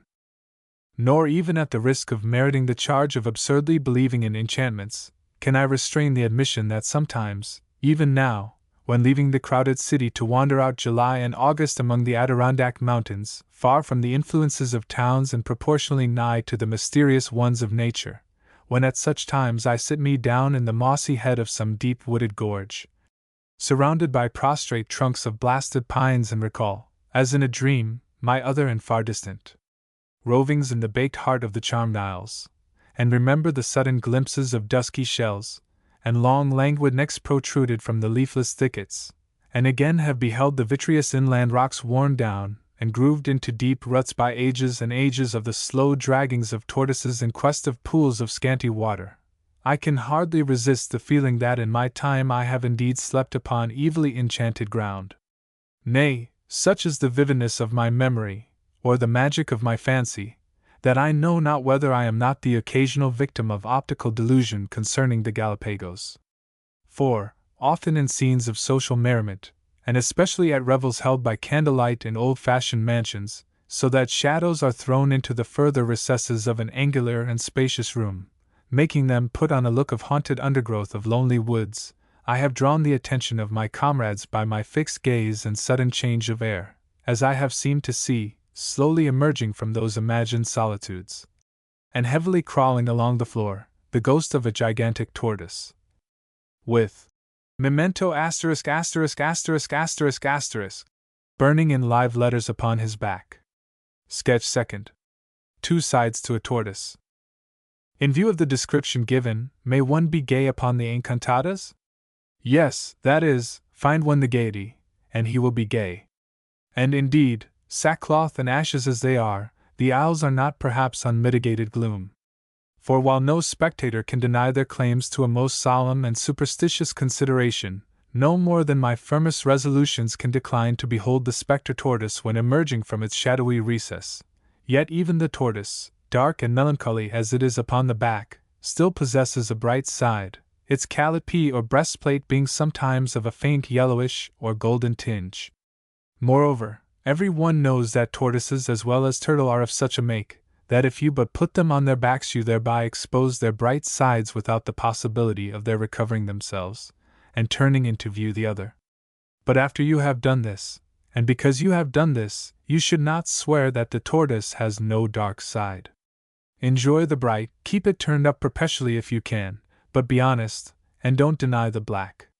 Neither should he, who cannot turn the tortoise from its natural position so as to hide the darker and expose his livelier aspect, like a great October pumpkin in the sun, for that cause declare the creature to be one total inky blot. The tortoise is both black and bright. But let us to particulars.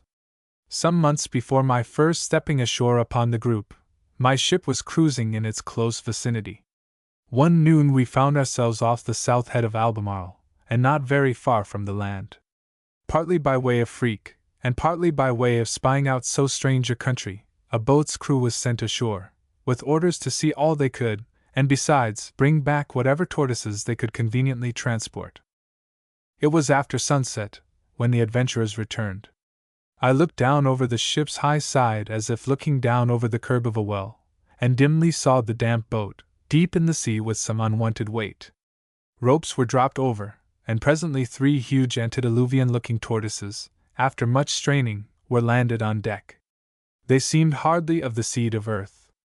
We had been broad upon the waters for 5 long months, a period amply sufficient to make all things of the land wear a fabulous hue to the dreamy mind.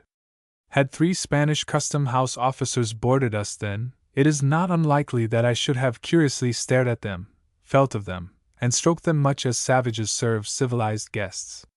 But instead of 3 custom-house officers, behold these really wondrous tortoises, none of your schoolboy mud turtles, but black as widowers' weeds, heavy as chests of plate, with vast shells medallioned and orbed like shields, and dented and blistered like shields that have breasted a battle, shaggy, too, here and there, with dark green moss, and slimy with the spray of the sea. These mystic creatures, suddenly translated by night from unutterable solitudes to our peopled deck, affected me in a manner not easy to unfold. They seemed newly crawled forth from beneath the foundations of the world.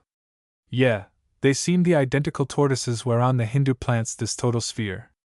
With a lantern I inspected them more closely. Such worshipful venerableness of aspect! Such furry greenness mantling the rude peelings and healing the fissures of their shattered shells! I no more saw 3 tortoises. They expanded, became transfigured. I seemed to see 3 Roman colosseums in magnificent decay. Ye oldest inhabitants of this, or any other isle, said I, pray, give me the freedom of your 3-walled towns. The great feeling inspired by these creatures was that of age, dateless, indefinite endurance. And in fact that any other creature can live and breathe as long as the tortoise of the Encantadas, I will not readily believe. Not to hint of their known capacity of sustaining life, while going without food for an entire year, consider that impregnable armor of their living male. What other bodily being possesses such a citadel wherein to resist the assaults of time? As, lantern in hand, I scraped among the moss and beheld the ancient scars of bruises received in many a sullen fall among the marly mountains of the isle, scars strangely whitened, swollen, half obliterate, and yet distorted like those sometimes found in the bark of very hoary trees, I seemed an antiquary of a geologist, studying the bird tracks and ciphers upon the exhumed slates trod by incredible creatures whose very ghosts are now defunct. As I lay in my hammock that night, overhead I heard the slow, weary draggings of the three ponderous strangers along the encumbered deck. Their stupidity, or their resolution, was so great that they never went aside for any impediment. One ceased his movements altogether just before the mid-watch. At sunrise I found him butted like a battering ram against the immovable foot of the foremast, and still striving, tooth and nail, to force the impossible passage. That these tortoises are the victims of a penal, or malignant, or perhaps a downright diabolical enchanter, seems in nothing more likely than in that strange infatuation of hopeless toil which so often possesses them. I have known them in their journeyings ram themselves heroically against rocks, and long abide there, nudging, wriggling, wedging, in order to displace them, and so hold on their inflexible path. Their crowning curse is their drudging impulse to straightforwardness in a belittered world.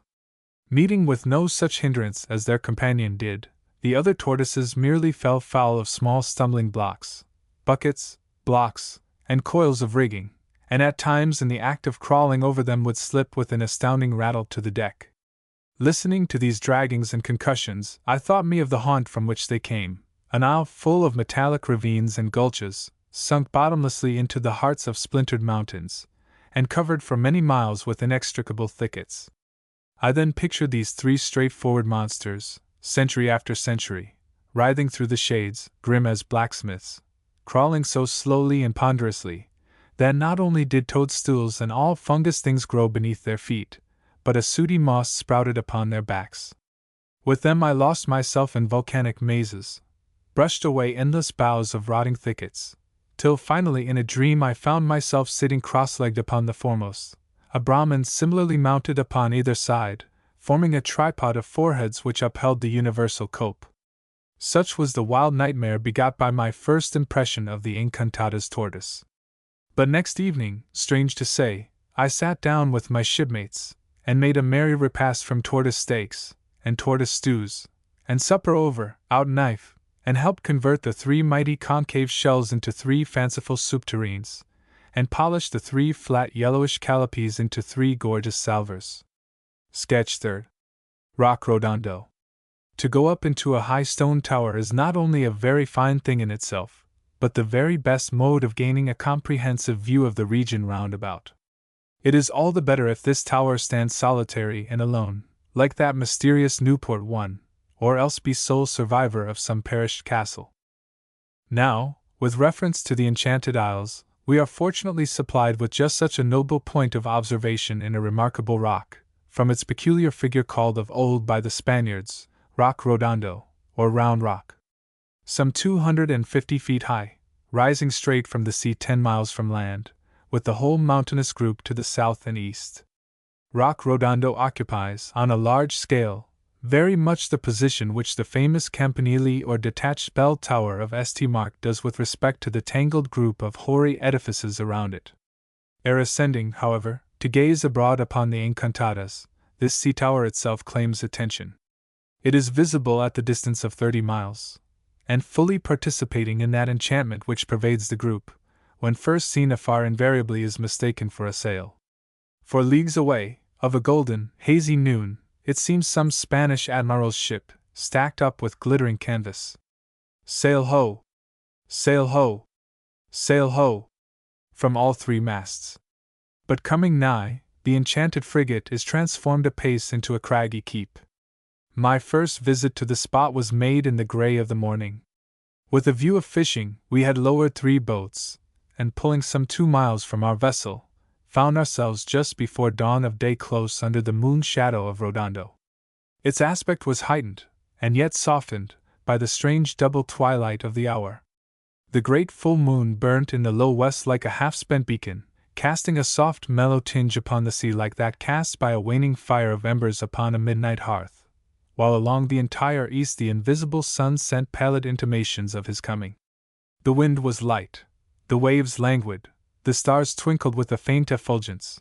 All nature seemed supine with the long night watch, and half suspended in jaded expectation of the sun. This was the critical hour to catch Rodondo in his perfect mood. The twilight was just enough to reveal every striking point, without tearing away the dim investiture of wonder. From a broken stair-like base, washed, as the steps of a water palace, by the waves, the tower rose in entablatures of strata to a shaven summit. These uniform layers, which compose the mass, form its most peculiar feature. For at their lines of junction they project flatly into encircling shelves, from top to bottom, rising one above another in graduated series. And as the eaves of any old barn or abbey are alive with swallows, so were all these rocky ledges with unnumbered seafowl. Eaves upon eaves, and nests upon nests. Here and there were long birdlime streaks of a ghostly white staining the tower from sea to air, readily accounting for its sail-like look afar. All would have been bewitchingly quiescent, were it not for the demoniac din created by the birds. Not only were the eaves rustling with them, but they flew densely overhead, spreading themselves into a winged and continually shifting canopy. The tower is the resort of aquatic birds for hundreds of leagues around. To the north, to the east, to the west, stretches nothing but eternal ocean, so that the man-of-war hawk coming from the coasts of North America, Polynesia, or Peru, makes his first land at Rodondo. And yet though Rodondo be terra firma, no land bird ever lighted on it. Fancy a red robin or a canary there! What a falling into the hands of the Philistines, when the poor warbler should be surrounded by such locust flights of strong bandit birds, with long bills cruel as daggers. I know not where one can better study the natural history of strange seafowl than at Rodondo. It is the aviary of ocean. Birds light here which never touched mast or tree, hermit birds, which ever fly alone, cloud birds, familiar with unpierced zones of air. Let us first glance low down to the lowermost shelf of all, which is the widest, too, and but a little space from high water mark. What outlandish beings are these? Erect as men, but hardly as symmetrical, they stand all round the rock like sculptured caryatids, supporting the next range of eaves above. Their bodies are grotesquely misshapen, their bills short, their feet seemingly legless, while the members at their sides are neither fin, wing, nor arm. And truly neither fish, flesh, nor fowl is the penguin, as an edible, pertaining neither to carnival nor Lent, without exception the most ambiguous and least lovely creature yet discovered by man. Though dabbling in all three elements, and indeed possessing some rudimental claims to all, the penguin is at home in none. On land it stumps, afloat it sculls, in the air it flops. As if ashamed of her failure, Nature keeps this ungainly child hidden away at the ends of the earth, in the Straits of Magellan, and on the abased sea-story of Rodondo. But look, what are yon woebegone regiments drawn up on the next shelf above? What rank and file of large strange fowl? What sea friars of orders grey? Pelicans. Their elongated bills, and heavy leathern pouches suspended thereto, give them the most lugubrious expression. A pensive race, they stand for hours together without motion. Their dull, ashy plumage imparts an aspect as if they had been powdered over with cinders. A penitential bird, indeed, fitly haunting the shores of the clinkered encantadas, whereon tormented Job himself might have well sat down and scraped himself with potsherds.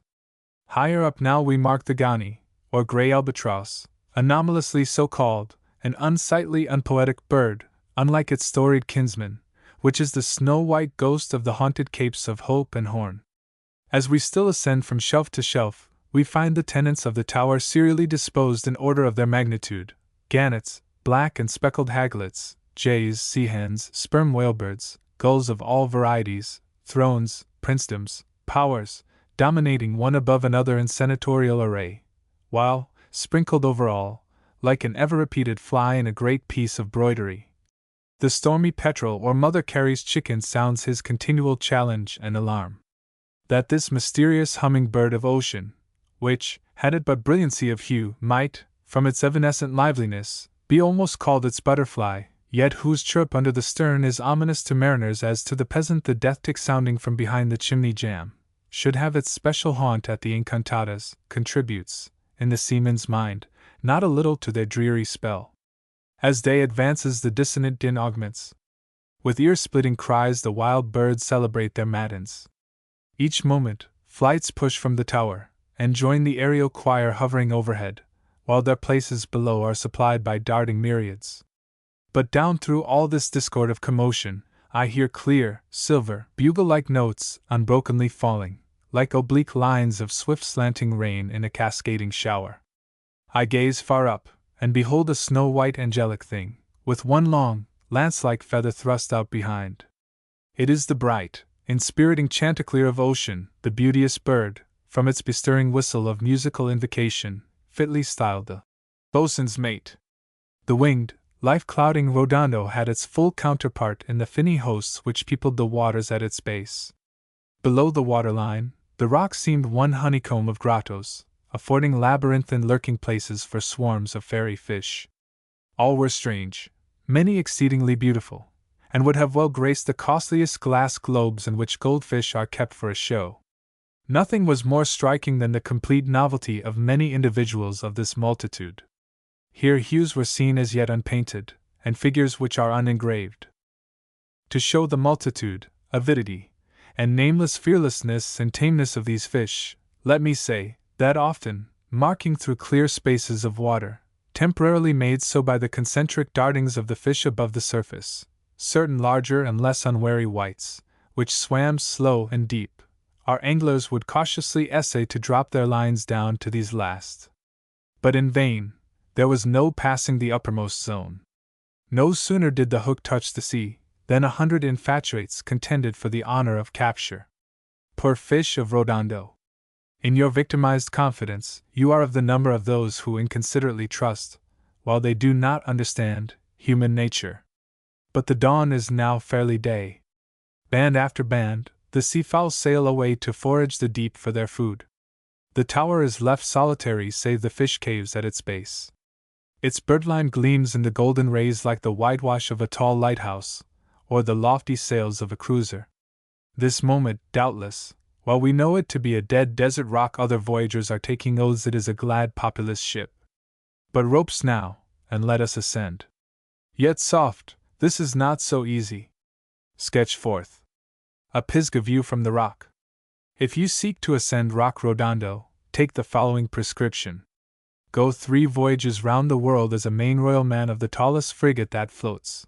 Then serve a year or 2 apprenticeship to the guides who conduct strangers up the peak of Tenerife, and as many more respectively to a rope dancer, an Indian juggler, and a chamois. This done, come and be rewarded by the view from our tower. How we get there, we alone know. If we sought to tell others, what the wiser were they. Suffice it, that here at the summit you and I stand as any balloonist. Does the outlooking man in the moon take a broader view of space? Much thus, one fancies, looks the universe from Milton's celestial battlements. A boundless watery Kentucky. Here Daniel Boone would have dwelt content. Never heed for the present yonder burnt district of the enchanted owls look edgeways, as it were, past them, to the south. You see nothing, but permit me to point out the direction, if not the place, of certain interesting objects in the vast sea, which, kissing this tower's base, we behold unscrolling itself towards the Antarctic pole. We stand now 10 miles from the equator. Yonder, to the east, some 600 miles, lies the continent, this rock being just about on the parallel of Quito. Observe another thing here. We are at one of 3 uninhabited clusters, which, at pretty nearly uniform distances from the main, sentinel, at long intervals from each other, the entire coast of South America. In a peculiar manner, also, they terminate the South American character of country. Of the unnumbered Polynesian chains to the westward, not one partakes of the qualities of the Encantadas or Galapagos, the Isles of St. Felix and St. Ambrose, the Isles Juan Fernandez and Massafioro. Of the first, it needs not here to speak. The second lie a little above the southern tropic, lofty, inhospitable, and uninhabitable rocks, one of which, presenting 2 round hummocks connected by a low reef, exactly resembles a huge double-headed shot. The last lie in the latitude of 33°, high, wild, and cloven. Juan Fernandez is sufficiently famous without further description.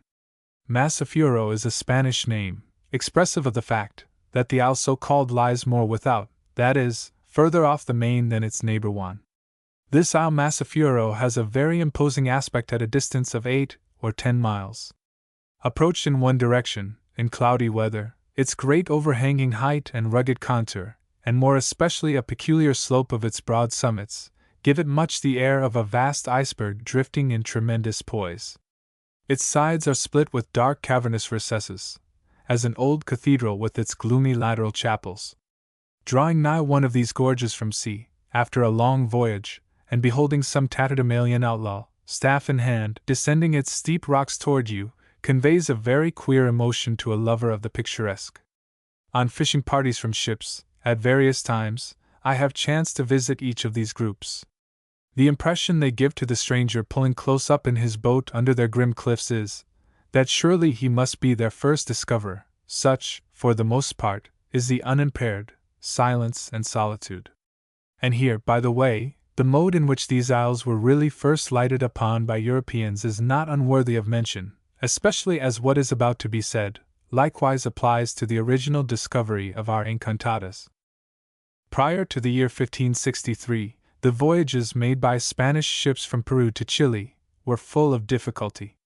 Along this coast, the winds from the south most generally prevail, and it had been an invariable custom to keep close in with the land, from a superstitious conceit on the part of the Spaniards, that were they to lose sight of it, the eternal trade wind would waft them into unending waters, from whence would be no return. Here, involved among tortuous capes and headlands, shoals and reefs, beating, too, against a continual head wind, often light, and sometimes for days and weeks sunk into utter calm, the provincial vessels, in many cases, suffered the extremest hardships, in passages, which at the present day seem to have been incredibly protracted. There is on record in some collections of nautical disasters, an account of one of these ships, which, starting on a voyage whose duration was estimated at 10 days, spent 4 months at sea, and indeed never again entered harbor, for in the end she was cast away. Singular to tell, this craft never encountered a gale, but was the vexed sport of malicious calms and currents. Thrice, out of provisions, she put back to an intermediate port, and started afresh, but only yet again to return. Frequent fogs enveloped her, so that no observation could be had of her place, and once, when all hands were joyously anticipating sight of their destination, lo! The vapors lifted and disclosed the mountains from which they had taken their first departure. In the like deceptive vapors she at last struck upon a reef, whence ensued a long series of calamities too sad to detail. It was the famous pilot, Juan Fernandez, immortalized by the island named after him, who put an end to these coasting tribulations, by boldly venturing the experiment, as da Gama did before him with respect to Europe, of standing broad out from land. Here he found the winds favorable for getting to the south, and by running westward till beyond the influences of the trades, he regained the coast without difficulty, making the passage which, though in a high degree circuitous, proved far more expeditious than the nominally direct one. Now it was upon these new tracks, and about the year 1670, or thereabouts, that the Enchanted Isles, and the rest of the Sentinel groups, as they may be called, were discovered. Though I know of no account as to whether any of them were found inhabited or no, it may be reasonably concluded that they have been immemorial solitudes. But let us return to Redondo. Southwest from our tower lies all Polynesia, hundreds of leagues away, but straight west, on the precise line of his parallel, no land rises till your keel is beached upon the King's Mills, a nice little sail of, say 5,000 miles. Having thus by such distant references, with Redondo the only possible ones, settled our relative place on the sea, let us consider objects not quite so remote. Behold the grim and charred Enchanted Isles. This nearest crater-shaped headland is part of Albemarle, the largest of the group, being some 60 miles or more long, and 15 broad. Did you ever lay eye on the real genuine equator? Have you ever, in the largest sense, towed the line?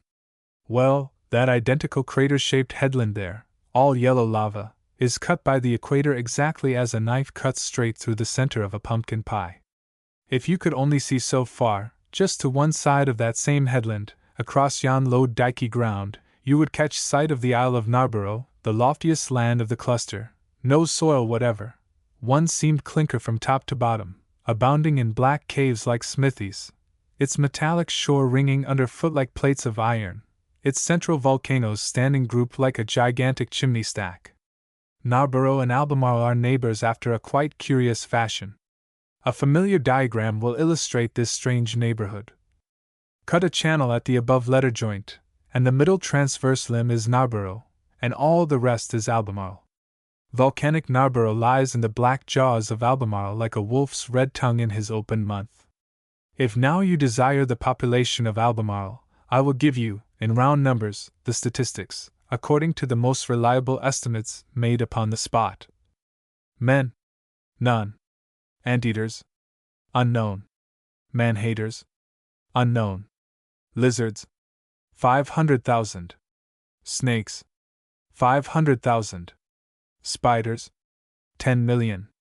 Salamanders? Unknown. Devils? Making a clean total of 11 million. Exclusive of an incomputable host of fiends, anteaters, man-haters, and salamanders. Albemarle opens his mouth towards the setting sun. His distended jaws form a great bay, which Narborough, his tongue, divides into halves, one whereof is called Weather Bay, the other Lee Bay, while the volcanic promontories, terminating his coasts, are styled South Head and North Head. I note this, because these bays are famous in the annals of the sperm whale fishery. The whales come here at certain seasons to calve. When ships first cruised hereabouts, I am told, they used to blockade the entrance of Lee Bay, when their boats going round by Weather Bay passed through Narborough Channel, and so had the leviathans very neatly in a pen. The day after we took fish at the base of this round tower, we had a fine wind, and shooting round the north headland, suddenly descried a fleet of full 30 sail, all beating to windward like a squadron in line. A brave sight as ever man saw. A most harmonious concord of rushing keels. Their 30 kelsons hummed like 30 harp strings, and looked as straight whilst they left their parallel traces on the sea. But there proved too many hunters for the game. The fleet broke up, and went their separate ways out of sight, leaving my own ship and 2 trim gentlemen of London. These last, finding no luck either, likewise vanished, and Lee Bay, with all its appurtenances, and without a rival, devolved to us. The way of cruising here is this. You keep hovering about the entrance of the bay, in one beat and out the next. But at times, not always, as in other parts of the group, a racehorse of a current sweeps right across its mouth. So, with all sails set, you carefully ply your tacks. How often, standing at the foremast head at sunrise, with our patient prow pointed in between these isles, did I gaze upon that land, not of cakes, but of clinkers, not of streams of sparkling water, but arrested torrents of tormented lava. As the ship runs in from the open sea, Narborough presents its side in one dark craggy mass, soaring up some 5,000 or 6,000 feet, at which point it hoods itself in heavy clouds, whose lowest level fold is as clearly defined against the rocks as the snow line against the Andes. There is dire mischief going on in that upper dark. There toil the demons of fire, who, at intervals, irradiate the nights with a strange spectral illumination for miles and miles around, but unaccompanied by any further demonstration, or else, suddenly announce themselves by terrific concussions, and the full drama of a volcanic eruption. The blacker that cloud by day, the more may you look for light by night. Often whalemen have found themselves cruising nigh that burning mountain when all aglow with a ballroom blaze. Or rather, glassworks, you may call this same vitreous Isle of Narborough, with its tall chimney stacks. Where we still stand, here on Rodondo, we cannot see all the other isles, but it is a good place from which to point out where they lie. Yonder, though, to the Ene, I mark a distant dusky ridge. It is Abington Isle, one of the most northerly of the group, so solitary, remote, and blank, it looks like no man's land seen off our northern shore. I doubt whether 2 human beings ever touched upon that spot. So far as yon Abington Isle is concerned, Adam and his billions of posterity remain uncreated. Ranging south of Abington, and quite out of sight behind the long spine of Albemarle, lies James's Isle, so called by the early buccaneers after the luckless Stuart, Duke of York. Observe here, by the way, that, excepting the isles particularized in comparatively recent times, and which mostly received the names of famous admirals, the Encantadas were first christened by the Spaniards, but these Spanish names were generally effaced on English charts by the subsequent christenings of the buccaneers, who, in the middle of the 17th century, called them after English noblemen and kings. Of these loyal freebooters and the things which associate their name with the Encantadas, we shall hear anon. Nay, for one little item, immediately, for between James's Isle and Albemarle lies a fantastic islet, strangely known as Cowley's Enchanted Isle. But as all the group is deemed enchanted, the reason must be given for the spell within a spell involved by this particular designation. The name was bestowed by that excellent buccaneer himself, on his first visit here. Speaking in his published voyages of this spot, he says, "My fancy led me to call it Cowley's Enchanted Isle, for, we having had a sight of it upon several points of the compass, it appeared always in so many different forms, sometimes like a ruined fortification, upon another point like a great city, etc. No wonder, though, that among the Encantadas all sorts of ocular deceptions and mirages should be met. That Cowley linked his name with this self-transforming and bemocking isle suggests the possibility that it conveyed to him some meditative image of himself. At least, as is not impossible, if he were any relative of the mildly thoughtful and self-upbraiding poet Cowley, who lived about his time, the conceit might seem unwarranted, for that sort of thing evinced in the naming of this isle runs in the blood, and may be seen in pirates as in poets. Still south of James's Isle lie Jervis Isle, Duncan Isle, Grossman's Isle, Brattle Isle, Woods Isle, Chatham Isle, and various lesser isles, for the most part an archipelago of aridities, without inhabitant, history, or hope of either in all time to come. But not far from these are rather notable isles, Barrington, Charles's, Norfolk, and Hood's. Succeeding chapters will reveal some ground for their notability. Sketch 5th. The frigate and ship fly away. Ere quitting Rodondo, it must not be omitted that here, in 1813, the U.S. frigate Essex, Captain David Porter, came near leaving her bones. Lying becalmed one morning with a strong current setting her rapidly towards the rock, a strange sail was descried, which, not out of keeping with alleged enchantments of the neighborhood, seemed to be staggering under a violent wind, while the frigate lay lifeless as if spellbound. But a light air springing up, all sail was made by the frigate in chase of the enemy, as supposed, he being deemed an English whale ship, but the rapidity of the current was so great, that soon all sight was lost of him, and, at meridian, the Essex, spite of her drags, was driven so close under the foam-lashed cliffs of Rodondo that, for a time, all hands gave her up. A smart breeze, however, at last helped her off, though the escape was so critical as to seem almost miraculous. Thus saved from destruction herself, she now made use of that salvation to destroy the other vessel, if possible. Renewing the chase in the direction in which the stranger had disappeared, sight was caught of him the following morning. Upon being descried, he hoisted American colors and stood away from the Essex. A calm ensued. When still confident that the stranger was an Englishman, Porter dispatched a cutter, not to board the enemy, but drive back his boats engaged in towing him. The cutter succeeded. Cutters were subsequently sent to capture him, the stranger now showing English colors in place of American. But when the frigate's boats were within a short distance of their hoped-for prize, another sudden breeze sprang up. The stranger, under all sail, bore off to the westward, and ere night, was hull down ahead of the Essex, which, all this time, lay perfectly becalmed. This enigmatic craft, American in the morning, and English in the evening, her sails full of wind in a calm, was never again beheld. An enchanted ship, no doubt. So, at least, the sailors swore. This cruise of the Essex in the Pacific during the War of 1812 is, perhaps, the strangest and most stirring to be found in the history of the American Navy. She captured the furthest wandering vessels, visited the remotest seas and isles, long hovered in the charmed vicinity of the enchanted group, and finally, valiantly gave up the ghost fighting 2 English frigates in the harbor of Valparaiso. Mention is made of her here for the same reason that the buccaneers will likewise receive record, because, like them, by long cruising among the isles, tortoise hunting upon their shores, and generally exploring them, for these and other reasons, the Essex is peculiarly associated with the Encantadas. Here be it said that you have but 3 eyewitness authorities worth mentioning touching the Enchanted Isles: Cowley, the buccaneer, 1684, Colnet, the whaling ground explorer, 1798, Porter, the post captain, 1813. Other than these you have but barren, bootless allusions from some few passing voyagers or compilers. Sketch 6th. Barrington Isle and the Buccaneers.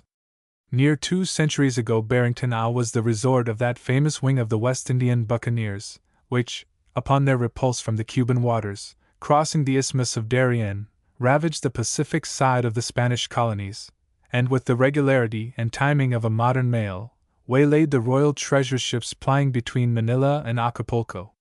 After the toils of piratic war, here they came to say their prayers, enjoy their free and easies, count their crackers from the cask, their doubloons from the keg, and measure their silks of Asia with long Toledos for their yardsticks. As a secure retreat, an undiscoverable hiding place, no spot in those days could have been better fitted. In the center of a vast and silent sea, but very little traversed, surrounded by islands, whose inhospitable aspect might well drive away the chance navigator, and yet within a few days' sail of the opulent countries which they made their prey, the unmolested buccaneers found here that tranquility which they fiercely denied to every civilized harbor in that part of the world. Here, after stress of weather, or a temporary drubbing at the hands of their vindictive foes, or in swift flight with golden booty, those old marauders came, and lay snugly out of all harm's reach. But not only was the place a harbor of safety, and a bower of ease, but for utility in other things it was most admirable. Barrington Isle is, in many respects, singularly adapted to careening, refitting, refreshing, and other seamen's purposes. Not only has it good water, and good anchorage, well sheltered from all winds by the high land of Albemarle, but it is the least unproductive isle of the group. Tortoises good for food, trees good for fuel, and long grass good for bedding, abound here, and there are pretty natural walks, and several landscapes to be seen. Indeed, though in its locality belonging to the Enchanted Group, Barrington Isle is so unlike most of its neighbors, that it would hardly seem of kin to them. I once landed on its western side, says a sentimental voyager long ago, where it faces the black buttress of Albemarle. I walked beneath groves of trees, not very lofty, and not palm trees, or orange trees, or peach trees, to be sure, but for all that, after long seafaring, very beautiful to walk under, even though they supplied no fruit. And here, in calm spaces at the heads of glades, and on the shaded tops of slopes commanding the most quiet scenery, what do you think I saw? Seats which might have served Brahmins and presidents of peace societies. Fine old ruins of what had once been symmetric lounges of stone and turf, they bore every mark both of artificialness and age, and were, undoubtedly, made by the buccaneers. One had been a long sofa, with back and arms, just such a sofa as the poet Gray might have loved to throw himself upon, his crinoline in hand. Though they sometimes tarried here for months at a time, and used the spot for a storing place for spare spars, sails, and casks, yet it is highly improbable that the buccaneers ever erected dwelling-houses upon the isle. They never were here except their ships remained, and they would most likely have slept on board. I mention this, because I cannot avoid the thought that it is hard to impute the construction of these romantic seats to any other motive than one of pure peacefulness and kindly fellowship with nature. That the buccaneers perpetrated the greatest outrages is very true, that some of them were mere cutthroats is not to be denied, but we know that here and there among their host was a Dampier, a Wafer, and a Cowley, and likewise other men, whose worst reproach was their desperate fortunes, whom persecution, or adversity, or secret and unavengeable wrongs, had driven from Christian society to seek the melancholy solitude, or the guilty adventures of the sea. At any rate, long as those ruins of seats on Barrington remain, the most singular monuments are furnished to the fact that all of the buccaneers were not unmitigated monsters. But during my ramble on the isle I was not long in discovering other tokens of things quite in accordance with those wild traits, popularly, and no doubt truly enough, imputed to the freebooters at large. Had I picked up old sails and rusty hoops I would only have thought of the ship's carpenter and cooper. But I found old cutlasses and daggers reduced to mere threads of rust, which, doubtless, had stuck between Spanish ribs ere now. These were signs of the murderer and robber. The reveller likewise had left his trace. Mixed with shells, fragments of broken jars were lying here and there, high up upon the beach. They were precisely like the jars now used upon the Spanish coast for the wine and pisco spirits of that country.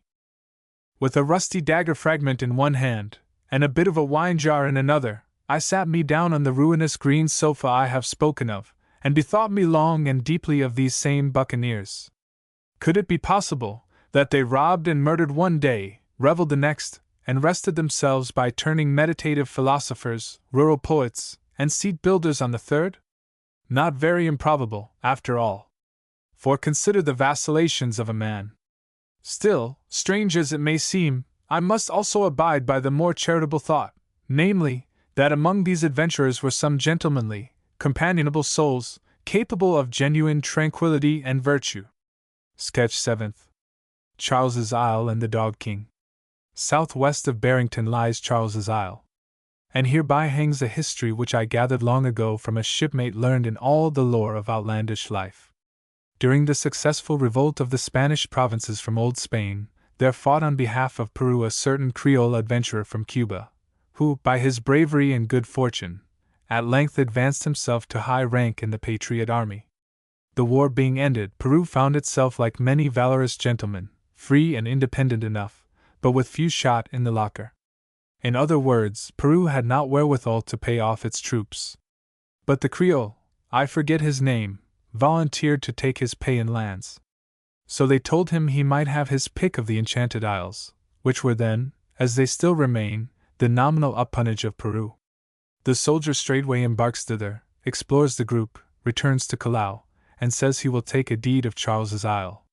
Moreover, this deed must stipulate that thenceforth Charles's Isle is not only the sole property of the Creole, but is forever free of Peru, even as Peru of Spain. To be short, this adventurer procures himself to be made in effect supreme lord of the island, one of the princes of the powers of the earth. He now sends forth a proclamation inviting subjects to his as yet unpopulated kingdom. Some 80 souls, men and women, respond, and being provided by their leader with necessaries and tools of various sorts, together with a few cattle and goats, take ship for the promised land, the last arrival on board, prior to sailing, being the Creole himself, accompanied, strange to say, by a disciplined cavalry company of large grim dogs. These, it was observed on the passage, refusing to consort with the emigrants, remained aristocratically grouped around their master on the elevated quarterdeck, casting disdainful glances forward upon the inferior rabble there, much as, from the ramparts, the soldiers of a garrison, thrown into a conquered town, eye the inglorious citizen mob over which they are set to watch. Now Charles's Isle not only resembles Barrington Isle in being much more inhabitable than other parts of the group, but it is double the size of Barrington, say 40 or 50 miles in circuit. Safely debarked at last, the company, under direction of their lord and patron, forthwith proceeded to build their capital city. They make considerable advance in the way of walls of clinkers, and lava floors, nicely sanded with cinders. On the least barren hills they pasture their cattle, while the goats, adventurers by nature, explore the far inland solitudes for a scanty livelihood of lofty herbage. Meantime, abundance of fish and tortoises supply their other wants. The disorders incident to settling all primitive regions, in the present case were heightened by the peculiarly untoward character of many of the pilgrims. His Majesty was forced at last to proclaim martial law, and actually hunted and shot with his own hand several of his rebellious subjects, who, with most questionable intentions, had clandestinely encamped in the interior, whence they stole by night, to prowl barefooted on tiptoe round the precincts of the lava palace. It is to be remarked, however, that prior to such stern proceedings, the more reliable men had been judiciously picked out for an infantry bodyguard, subordinate to the cavalry bodyguard of dogs. But the state of politics in this unhappy nation may be somewhat imagined, from the circumstance that all who were not of the bodyguard were downright plotters and malignant traitors. At length the death penalty was tacitly abolished, owing to the timely thought, that were strict sportsman's justice to be dispensed among such subjects, ere long the Nimrod king would have little or no remaining game to shoot. The human part of the lifeguard was now disbanded, and set to work cultivating the soil, and raising potatoes, the regular army now solely consisting of the dog regiment. These, as I have heard, were of a singularly ferocious character, though by severe training rendered docile to their master. Armed to the teeth, the Creole now goes in state, surrounded by his canine Janissaries, whose terrific bangs prove quite as serviceable as bayonets in keeping down the surgings of revolt.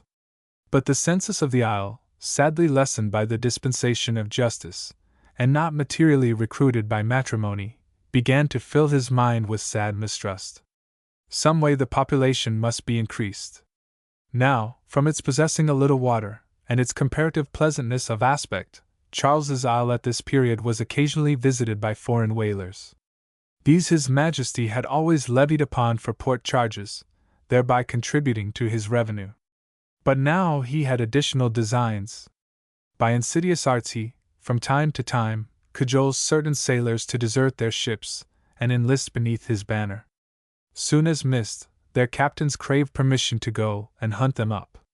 Whereupon His Majesty first hides them very carefully away, and then freely permits the search. In consequence, the delinquents are never found, and the ships retire without them. Thus, by a two-edged policy of this crafty monarch, foreign nations were crippled in the number of their subjects, and his own were greatly multiplied. He particularly petted these renegado strangers. But alas for the deep-laid schemes of ambitious princes, and alas for the vanity of glory. As the foreign-born Praetorians, unwisely introduced into the Roman state, and still more unwisely made favorites of the emperors, at last insulted and overturned the throne, even so these lawless mariners, with all the rest of the bodyguard and all the populace, broke out into a terrible mutiny, and defied their master. He marched against them with all his dogs. A deadly battle ensued upon the beach. It raged for 3 hours, the dogs fighting with determined valor, and the sailors reckless of everything but victory. 3 men and 13 dogs were left dead upon the field, many on both sides were wounded, and the king was forced to fly with the remainder of his canine regiment. The enemy pursued, stoning the dogs with their master into the wilderness of the interior. Discontinuing the pursuit, the victors returned to the village on the shore, stove the spirit casks, and proclaimed a republic. The dead men were interred with the honors of war, and the dead dogs ignominiously thrown into the sea. At last, forced by stress of suffering, the fugitive Creole came down from the hills and offered to treat for peace. But the rebels refused it on any other terms than his unconditional banishment. Accordingly, the next ship that arrived carried away the ex-king to Peru. The history of the King of Charles's Island furnishes another illustration of the difficulty of colonizing barren islands with unprincipled pilgrims. Doubtless for a long time the exiled monarch, pensively ruralizing in Peru, which afforded him a safe asylum in his calamity, watched every arrival from the Encantadas, to hear news of the failure of the Republic, the consequent penitence of the rebels, and his own recall to royalty. Doubtless he deemed the Republic but a miserable experiment which would soon explode. But no, the insurgents had confederated themselves into a democracy neither Grecian, Roman, nor American. Nay, it was no democracy at all, but a permanent riotocracy, which gloried in having no law but lawlessness. Great inducements being offered to deserters, their ranks were swelled by accessions of scamps from every ship which touched their shores. Charles's Island was proclaimed the asylum of the oppressed of all navies. Each runaway tar was hailed as a martyr in the cause of freedom, and became immediately installed a ragged citizen of this universal nation. In vain the captains of absconding seamen strove to regain them. Their new compatriots were ready to give any number of ornamental eyes in their behalf. They had few cannon, but their fists were not to be trifled with. So at last it came to pass that no vessels acquainted with the character of that country durst touch there, however sorely in want of refreshment. It became anathema, a sea Alsatia, the unassailed lurking place of all sorts of desperadoes, who in the name of liberty did just what they pleased. They continually fluctuated in their numbers. Sailors, deserting ships at other islands, or in boats at sea anywhere in that vicinity, steered for Charles's Isle, as to their sure home of refuge, while, sated with the life of the isle, numbers from time to time crossed the water to the neighboring ones, and there presenting themselves to strange captains as shipwrecked seamen, often succeeded in getting on board vessels bound to the Spanish coast, and having a compassionate purse made up for them on landing there. One warm night during my first visit to the group, our ship was floating along in languid stillness, when someone on the forecastle shouted, "Light ho!" We looked and saw a beacon burning on some obscure land off the beam. Our third mate was not intimate with this part of the world. Going to the captain, he said, "Sir, shall I put off in a boat? These must be shipwrecked men." The captain laughed rather grimly, as, shaking his fist towards the beacon, he rapped out an oath, and said, "No, no, you precious rascals, you don't juggle one of my boats ashore this blessed night. You do well, you thieves, you do benevolently to hoist a light yonder as on a dangerous shoal. It tempts no wise man to pull off and see what's the matter, but bids him steer small and keep off shore. That is Charles's Island. Brace up, Mr. Mate, and keep the light astern." Sketch 8th. Norfolk Isle and the Chola Widow. Far to the northeast of Charles's Isle, sequestered from the rest, lies Norfolk Isle, and however insignificant to most voyagers, to me, through sympathy, that lone island has become a spot made sacred by the strangest trials of humanity. It was my first visit to the Encantadas. 2 days had been spent ashore in hunting tortoises. There was not time to capture many, so on the third afternoon we loosed our sails. We were just in the act of getting under way, the uprooted anchor yet suspended and invisibly swaying beneath the wave, as the good ship gradually turned her heel to leave the isle behind, when the seaman who heaved with me at the windlass paused suddenly, and directed my attention to something moving on the land, not along the beach, but somewhat back, fluttering from a height. In view of the sequel of this little story, be it here narrated how it came to pass, that an object which partly from its being so small was quite lost to every other man on board, still caught the eye of my handspike companion. The rest of the crew, myself included, merely stood up to our spikes and heaving, whereas, unwontedly exhilarated, at every turn of the ponderous windlass, my belted comrade leaped atop of it, with might and main giving a downward, perpendicular heave, his raised eye bent in cheery animation upon the slowly receding shore. Being high lifted above all others was the reason he perceived the object, otherwise unperceivable, and this elevation of his eye was owing to the elevation of his spirits, and this again, for truth must out, to a dram of Peruvian pisco, in guerdon for some kindness done, secretly administered to him that morning by our mulatto steward. Now, certainly, pisco does a deal of mischief in the world, yet seeing that, in the present case, it was the means, though indirect, of rescuing a human being from the most dreadful fate, must we not also needs admit that sometimes pisco does a deal of good? Glancing across the water in the direction pointed out, I saw some white thing hanging from an inland rock, perhaps half a mile from the sea. "It is a bird, a white-winged bird, perhaps it is a handkerchief." "Aye, a handkerchief," echoed my comrade, and with a louder shout apprised the captain. Quickly now, like the running out and training of a great gun, the long cabin spyglass was thrust through the mizzen rigging from the high platform of the poop, whereupon a human figure was plainly seen upon the inland rock, eagerly waving towards us what seemed to be the handkerchief. Our captain was a prompt, good fellow. Dropping the glass, he lustily ran forward, ordering the anchor to be dropped again, hands to stand by a boat, and lower away. In a half-hour's time the swift boat returned. It went with 6 and came with 7, and the 7th was a woman. It is not artistic heartlessness, but I wish I could but draw in crayons, for this woman was a most touching sight, and crayons, tracing softly melancholy lines, would best depict the mournful image of the dark damasked Chola widow. Her story was soon told, and though given in her own strange language was as quickly understood, for our captain, from long trading on the Chilean coast, was well versed in the Spanish. A Cholo, or half-breed Indian woman of Payta in Peru, 3 years gone by, with her young new-wedded husband Felipe, of pure Castilian blood, and her one only Indian brother, Truxil, Hunilla had taken passage on the Main in a French whaler, commanded by a joyous man, which vessel, bound to the cruising grounds beyond the Enchanted Isles, proposed passing close by their vicinity. The object of the little party was to procure tortoise oil, a fluid which for its great purity and delicacy is held in high estimation wherever known, and it is well known all along this part of the Pacific coast. With a chest of clothes, tools, cooking utensils, a rude apparatus for trying out the oil, some casks of biscuit, and other things, not omitting 2 favorite dogs, of which faithful animal all the Cholos are very fond. Hunilla and her companions were safely landed at their chosen place. The Frenchman, according to the contract made ere sailing, engaged to take them off upon returning from a 4 months' cruise in the westward seas, which interval the 3 adventurers deemed quite sufficient for their purposes. On the isle's lone beach they paid him in silver for their passage out, the stranger having declined to carry them at all except upon that condition, though willing to take every means to ensure the due fulfillment of his promise. Felipe had striven hard to have this payment put off to the period of the ship's return, but in vain. Still they thought they had, in another way, ample pledge of the good faith of the Frenchman. It was arranged that the expenses of the passage home should not be payable in silver, but in tortoises, 100 tortoises ready captured to the returning captain's hand.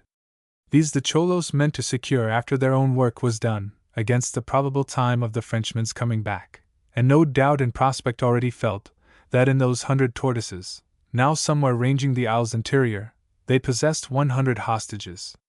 Enough, the vessel sailed. The gazing 3 on shore answered the loud glee of the singing crew, and ere evening, the French craft was hull down in the distant sea, its masts 3 faintest lines which quickly faded from Hunilla's eye.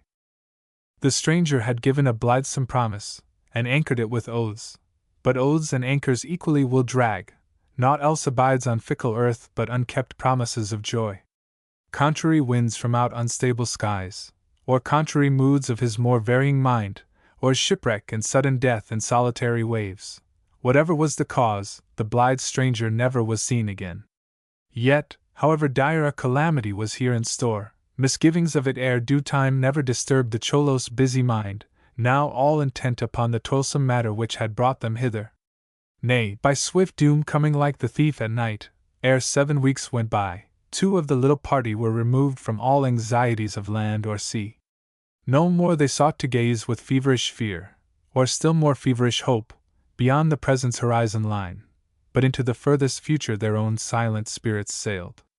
By persevering labor beneath that burning sun, Felipe and Truxell had brought down to their hut many scores of tortoises, and tried out the oil, when, elated with their good success, and to reward themselves for such hard work, they, too hastily, made a catamaran, or Indian raft, much used on the Spanish Main, and merrily started on a fishing trip, just without a long reef with many jagged gaps, running parallel with the shore, about half a mile from it.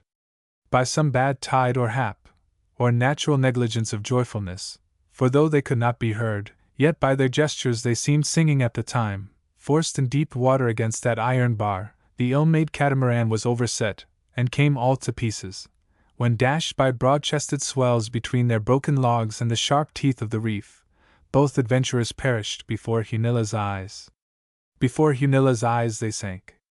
The real woe of this event passed before her sight as some sham tragedy on the stage.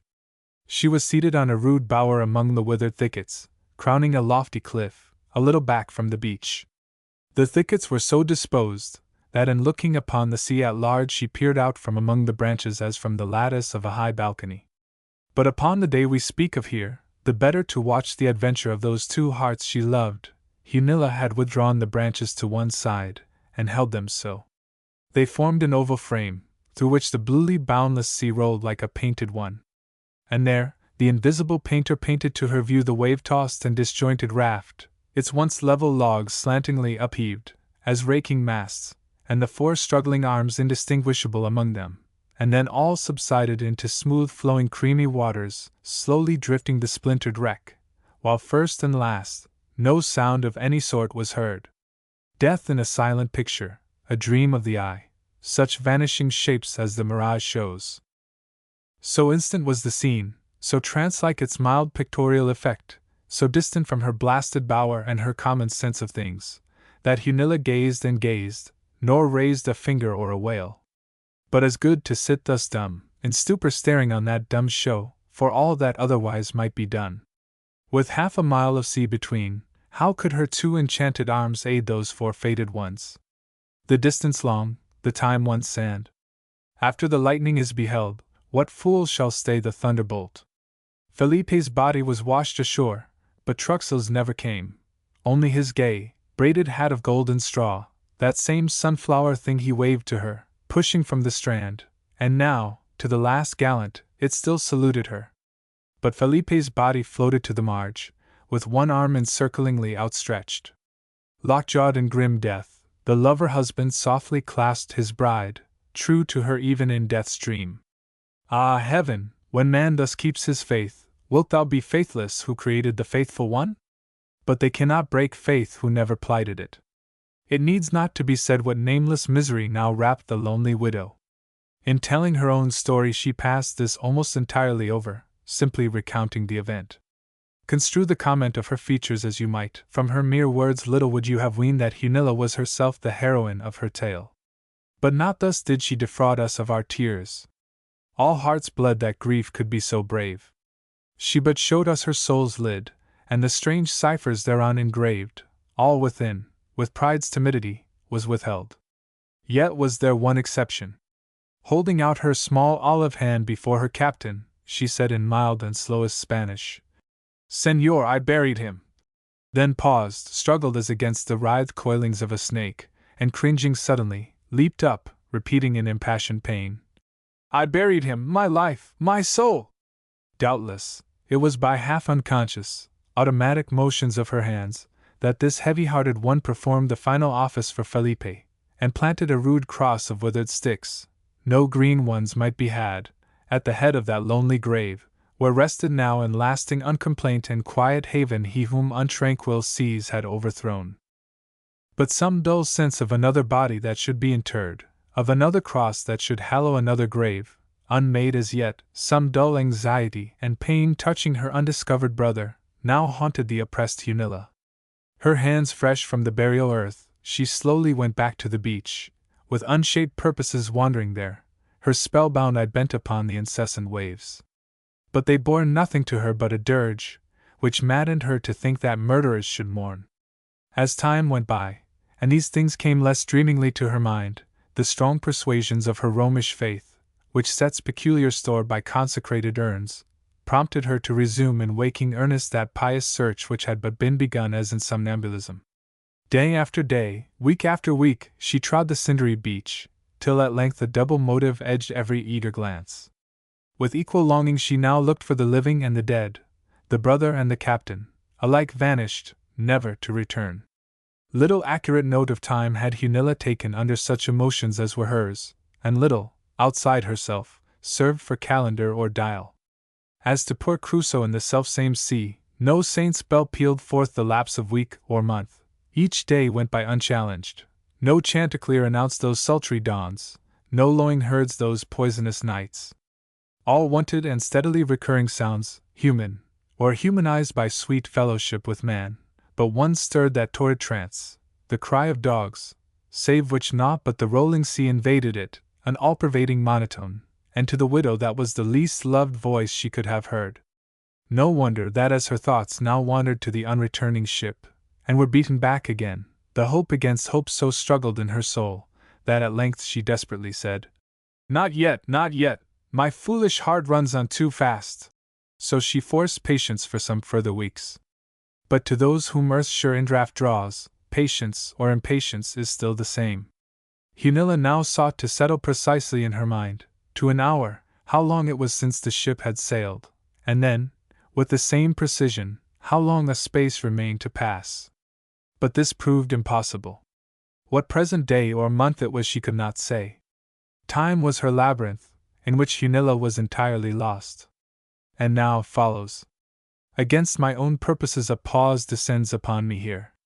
One knows not whether nature doth not impose some secrecy upon him who has been privy to certain things. At least, it is to be doubted whether it be good to blazon such. If some books are deemed most baneful and their sale forbid, how, then, with deadlier facts, not dreams of doting men? Those whom books will hurt will not be proof against events. Events, not books, should be forbid.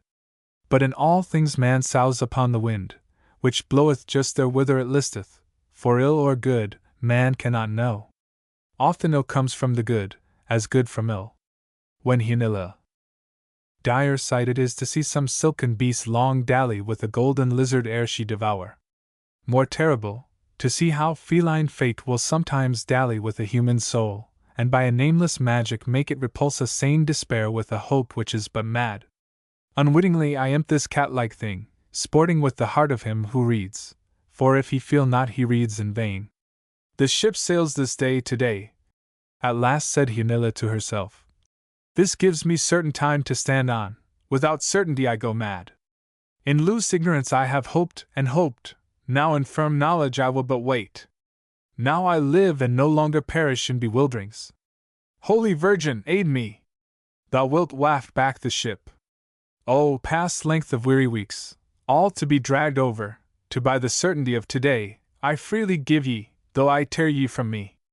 As mariners, tossed in tempest on some desolate ledge, patch them a boat out of the remnants of their vessel's wreck, and launch it in the selfsame waves, see here Hunilla, this lone shipwrecked soul, out of treachery invoking trust. Humanity, thou strong thing, I worship thee, not in the laureled victor, but in this vanquished one. Truly Hunilla leaned upon a reed, a real one, no metaphor, a real eastern reed. A piece of hollow cane, drifted from unknown isles, and found upon the beach, its once jagged ends rubbed smoothly even as by sandpaper, its golden glazing gone. Long ground between the sea and land, upper and nether stone, the unvarnished substance was filed bare, and wore another polish now, one with itself, the polish of its agony. Circular lines at intervals cut all round this surface, divided it into 6 panels of unequal length. In the first were scored the days, each 10th one marked by a longer and deeper notch. The second was scored for the number of sea-fowl eggs for sustenance, picked out from the rocky nests. The third, how many fish had been caught from the shore. The fourth, how many small tortoises found inland. The fifth, how many days of sun. The sixth, of clouds. Which last, of the two, was the greater one. Long night of busy numbering, misery's mathematics, to weary her too wakeful soul to sleep, yet sleep for that was none. The panel of the days was deeply worn, the long 10th notches half effaced, as alphabets of the blind. 10,000 times the longing widow had traced her finger over the bamboo, dull flute, which played, on, gave no sound, as if counting birds flown by an air would hasten tortoises creeping through the woods. After the 180th day no further mark was seen. That last one was the faintest, as the first the deepest. There were more days, said our captain. Many, many more. Why did you not go on and notch them, too, Hunilla? Senor asked me not. And meantime, did no other vessel pass the isle? Nay, senor, but... You do not speak. But what, Hunilla? Asked me not, senor. You saw ships pass, far away, you waved to them, they passed on, was that it, Hunilla? Senor, be it as you say. Braced against her woe, Hunilla would not, durst not trust the weakness of her tongue.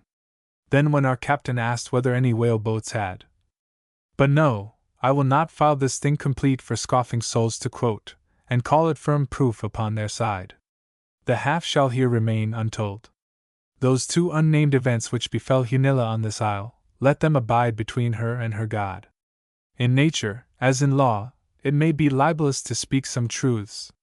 Still, how it was that, although our vessel had lain 3 days anchored nigh the isle, its one human tenant should not have discovered us till just upon the point of sailing, never to revisit so lone and far a spot, this needs explaining ere the sequel come.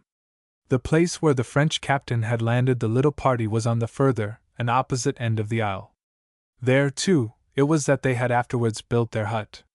Nor did the widow in her solitude desert the spot where her loved ones had dwelt with her, and where the dearest of the twain now slept his last long sleep, and all her plaints awaked him not, and he of husbands the most faithful during life.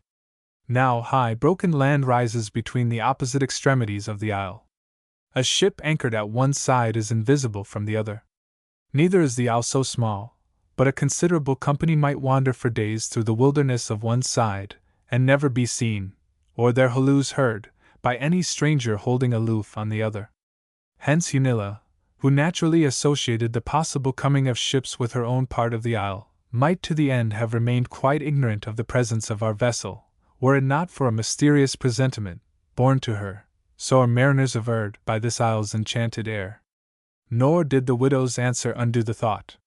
How did you come to cross the isle this morning, then, Hunilla? Said our captain. Senor, something came flitting by me. It touched my cheek, my heart, senor. What do you say, Hunilla? I have said, senor, something came through the air.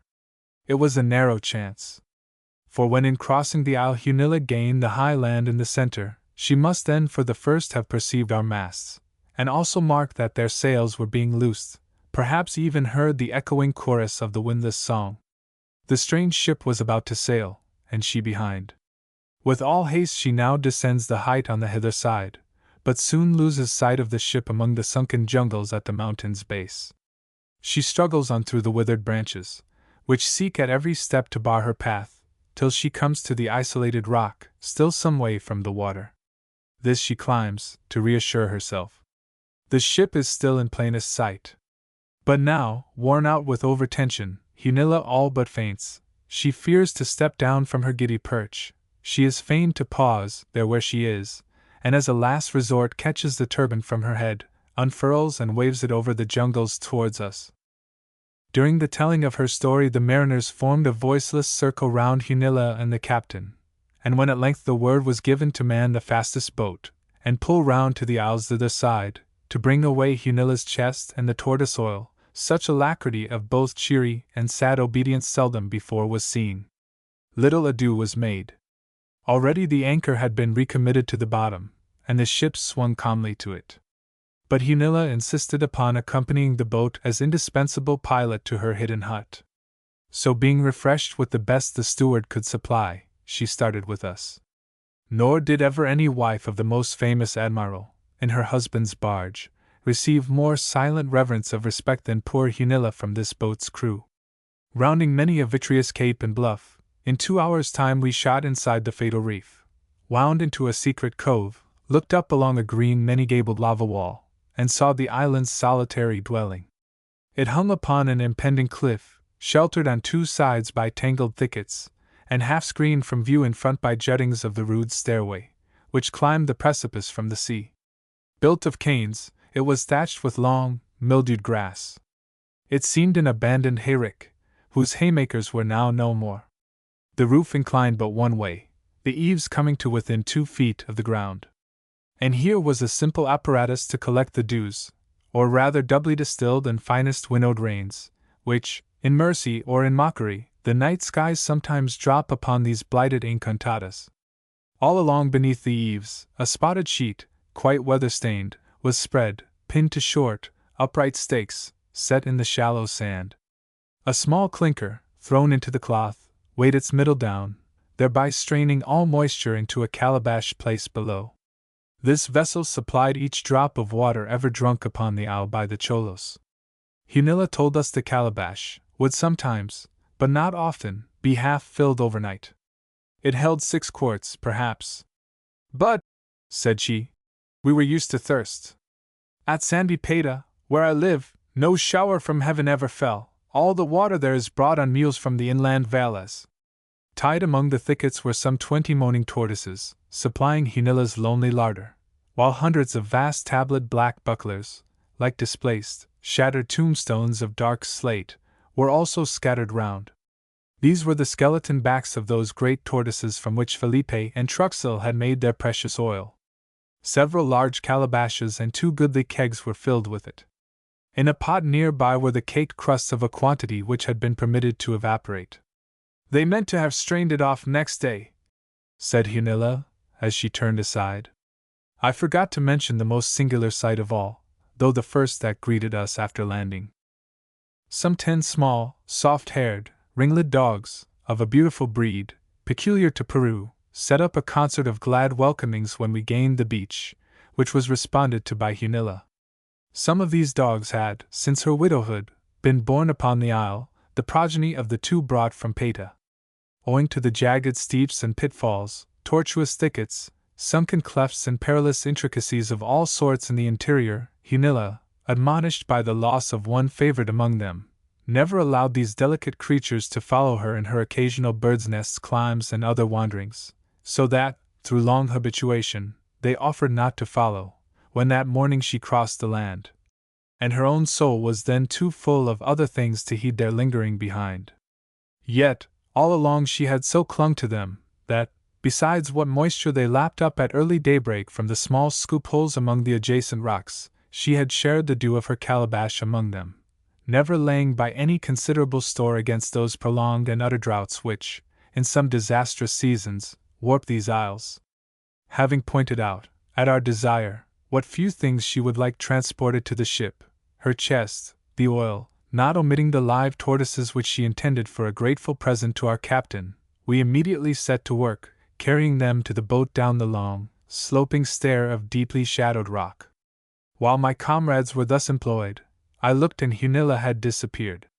It was not curiosity alone, but it seems to me, something different mingled with it, which prompted me to drop my tortoise, and once more gaze slowly around. I remembered the husband buried by Hunilla's hands.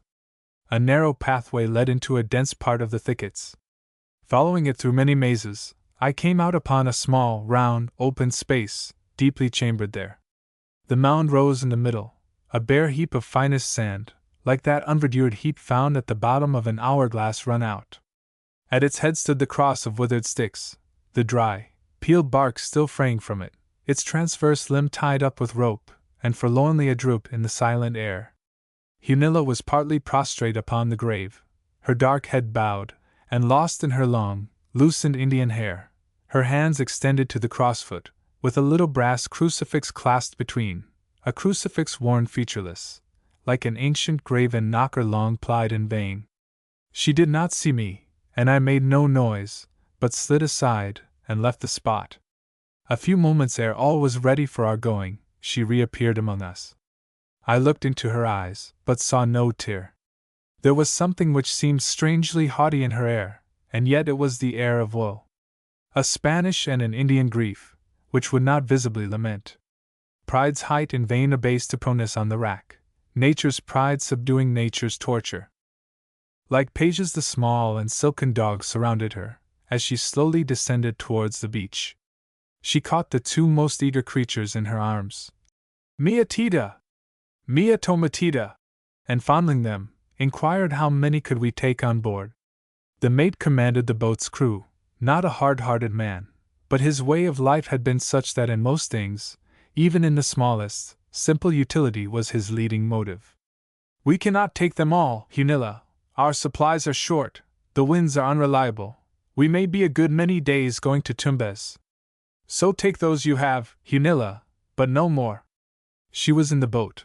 The oarsmen, too, were seated, all save one, who stood ready to push off and then spring himself. With the sagacity of their race, the dogs now seemed aware that they were in the very instant of being deserted upon a barren strand. The gunwales of the boat were high, its prow, presented inland, was lifted, so owing to the water, which they seemed instinctively to shun, the dogs could not well leap into the little craft. But their busy paws hard scraped the prow, as it had been some farmer's door shutting them out from shelter in a winter storm.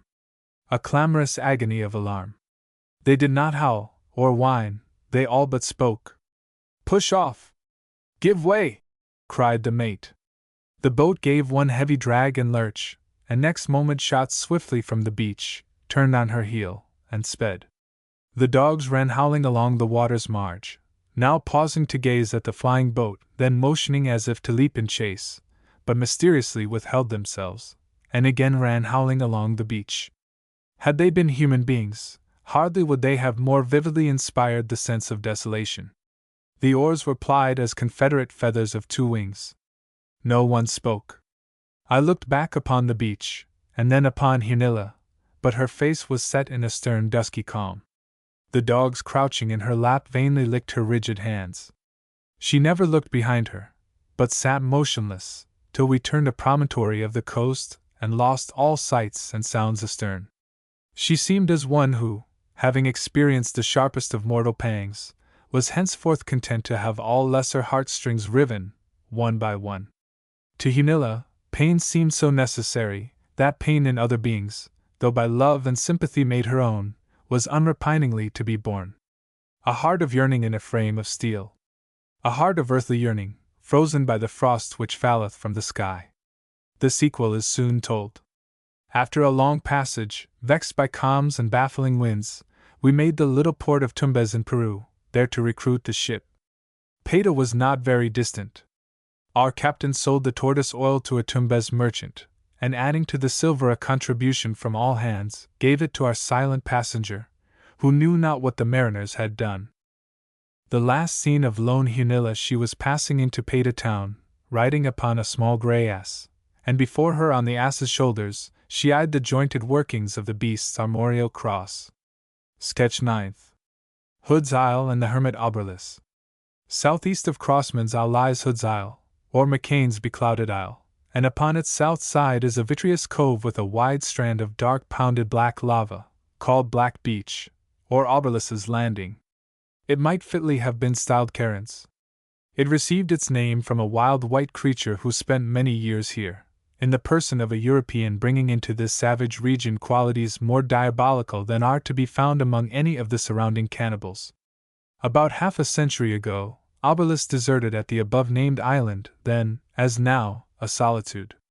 He built himself a den of lava and clinkers, about a mile from the landing, subsequently called after him, in a vale, or expanded gulch, containing here and there among the rocks about 2 acres of soil capable of rude cultivation, the only place on the isle not too blasted for that purpose. Here he succeeded in raising a sort of degenerate potatoes and pumpkins, which from time to time he exchanged with needy whalemen passing, for spirits or dollars. His appearance, from all accounts, was that of the victim of some malignant sorceress. He seemed to have drunk of Circe's cup, beast-like, rags insufficient to hide his nakedness, his befreckled skin blistered by continual exposure to the sun, nose flat, countenance contorted, heavy, earthy, hair and beard unshorn, profuse, and a fiery red. He struck strangers much as if he were a volcanic creature thrown up by the same convulsion which exploded into sight the isle. All bepatched and coiled asleep in his lonely lava den among the mountains, he looked, they say, as a heaped drift of withered leaves, torn from autumn trees, and so left in some hidden nook by the whirling halt for an instant of a fierce night wind, which then ruthlessly sweeps on, somewhere else to repeat the capricious act. It is also reported to have been the strangest sight, this same Oberlus, of a sultry, cloudy morning, hidden under his shocking old black tarpaulin hat, hoeing potatoes among the lava. So warped and crooked was his strange nature, that the very handle of his hoe seemed gradually to have shrunk and twisted in his grasp, being a wretched bent stick, elbowed more like a savage's war sickle than a civilized hoe handle. It was his mysterious custom upon a first encounter with a stranger ever to present his back, possibly because that was his better side, since it revealed the least. If the encounter chanced in his garden, as it sometimes did, the new-landed strangers going from the seaside straight through the gorge to hunt up the queer greengrocer reported doing business here, Oberlus for a time hoed on, unmindful of all greeting, jovial or bland, as the curious stranger would turn to face him, the recluse, hoe in hand, as diligently would avert himself, bowed over, and sullenly revolving round his Murphy Hill. Thus far for hoeing. When planting, his whole aspect and all his gestures were so malevolently and uselessly sinister and secret, that he seemed rather an act of dropping poison into wells than potatoes into soil. But among his lesser and more harmless marvels was an idea he ever had, that his visitors came equally as well led by longings to behold the mighty Hermit Oberlus in his royal state of solitude, as simply to obtain potatoes, or find whatever company might be upon a barren isle. It seems incredible that such a being should possess such vanity, a misanthrope be conceded, but he really had his notion, and upon the strength of it, often gave himself amusing airs to captains. But after all, this is somewhat of a piece with the well-known eccentricity of some convicts, proud of that very hatefulness which makes them notorious. At other times, another unaccountable one would seize him, and he would long dodge advancing strangers round the clinkered corners of his hut.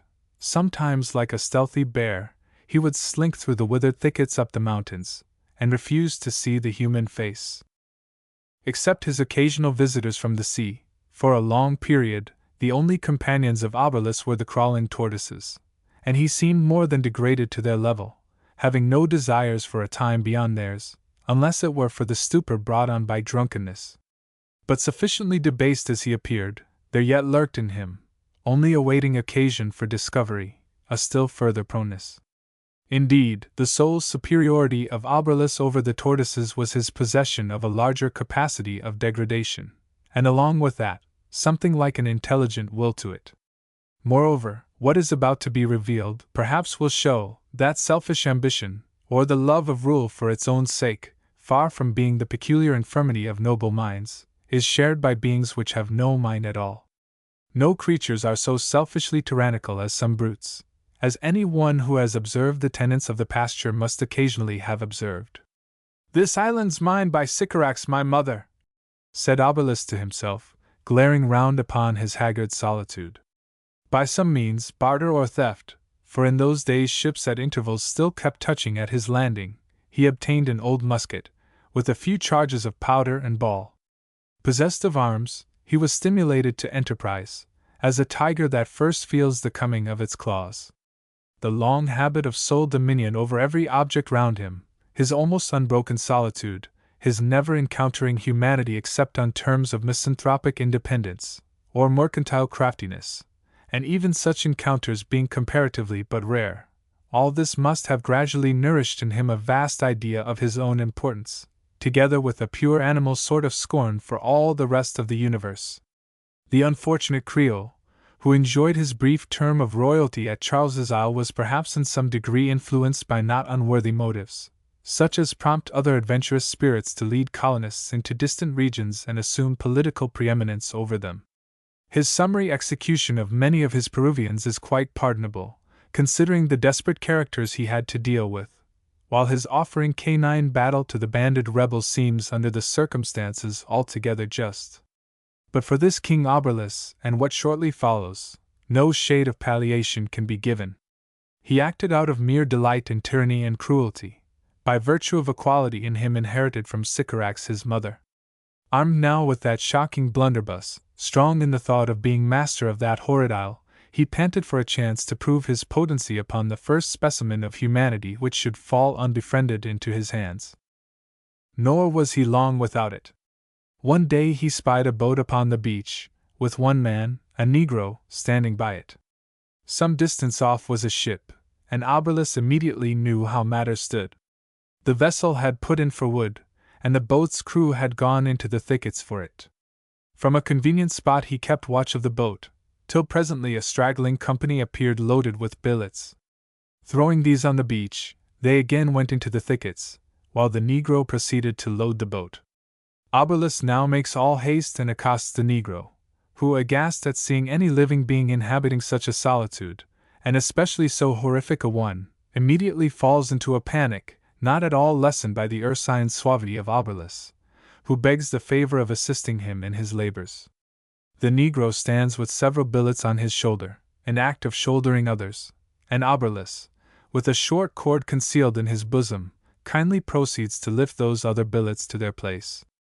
In so doing, he persists in keeping behind the negro, who, rightly suspicious of this, in vain dodges about to gain the front of Abrolhos. But Abrolhos dodges also, till at last, weary of this bootless attempt at treachery, or fearful of being surprised by the remainder of the party, Abrolhos runs off a little space to a bush, and fetching his blunderbuss, savagely commands the negro to desist work and follow him. He refuses. Whereupon, presenting his piece, Abrolhos snaps at him. Luckily the blunderbuss misses fire, but by this time, frightened out of his wits, the negro, upon a second intrepid summons, drops his billets, surrenders at discretion, and follows on. By a narrow defile familiar to him, Abrolhos speedily removes out of sight of the water. On their way up the mountains, he exultingly informs the negro that henceforth he is to work for him, and be his slave, and that his treatment would entirely depend on his future conduct. But Abrolhos, deceived by the first impulsive cowardice of the black, in an evil moment slackens his vigilance. Passing through a narrow way, and perceiving his leader quite off his guard, the negro, a powerful fellow, suddenly grasps him in his arms, throws him down, wrests his musketon from him, ties his hands with the monster's own cord, shoulders him, and returns with him down to the boat. When the rest of the party arrive, Abrolhos is carried on board the ship. This proved an Englishman and a smuggler, a sort of craft not apt to be over-charitable. Oberlus is severely whipped, then handcuffed, taken ashore, and compelled to make known his habitation and produce his property. His potatoes, pumpkins, and tortoises, with a pile of dollars he had hoarded from his mercantile operations, were secured on the spot. But while the two vindictive smugglers were busy destroying his hut and garden, Oberlus makes his escape into the mountains, and conceals himself there in impenetrable recesses, only known to himself, till the ship sails, when he ventures back, and by means of an old file which he sticks into a tree, contrives to free himself from his handcuffs. Brooding among the ruins of his hut, and the desolate clinkers and extinct volcanoes of this outcast isle, the insulted misanthrope now meditates a signal revenge upon humanity, but conceals his purposes. Vessels still touch the landing at times, and by Oberlus is enabled to supply them with some vegetables. Warned by his former failure in kidnapping strangers, he now pursues a quite different plan. When seamen come ashore, he makes up to them like a free and easy comrade, invites them to his hut, and with whatever affability his red-haired grimness may assume, entreats them to drink his liquor and be merry. But his guests need little pressing, and so, soon as rendered insensible, are tied hand and foot, and pitched among the clinkers, are there concealed till the ship departs, when, finding themselves entirely dependent upon Oberlus, alarmed at his changed demeanor, his savage threats, and above all, that shocking blunderbuss, they willingly enlist under him, becoming his humble slaves, and Oberlus the most incredible of tyrants. So much so, that 2 or 3 perish beneath his initiating process. He sets the remainder, 4 of them, to breaking the cake soil, transporting upon their backs loads of loamy earth, scooped up in moist clefts among the mountains, keeps them on the roughest fare, presents his peace at the slightest hint of insurrection, and in all respects converts them into reptiles at his feet, plebeian garter snakes to this Lord Anaconda. At last Oberlus contrives to stock his arsenal with 4 rusty cutlasses, and an added supply of powder and ball intended for his blunderbuss.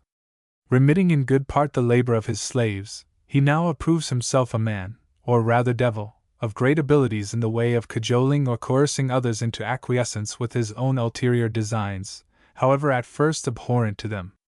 But indeed, prepared for almost any eventual evil by their previous lawless life, as a sort of ranging cowboys of the sea, which had dissolved within them the whole moral man, so that they were ready to concrete in the first offered mold of baseness now, rotted down from manhood by their hopeless misery on the isle, wanted to cringe in all things to their lord, himself the worst of slaves.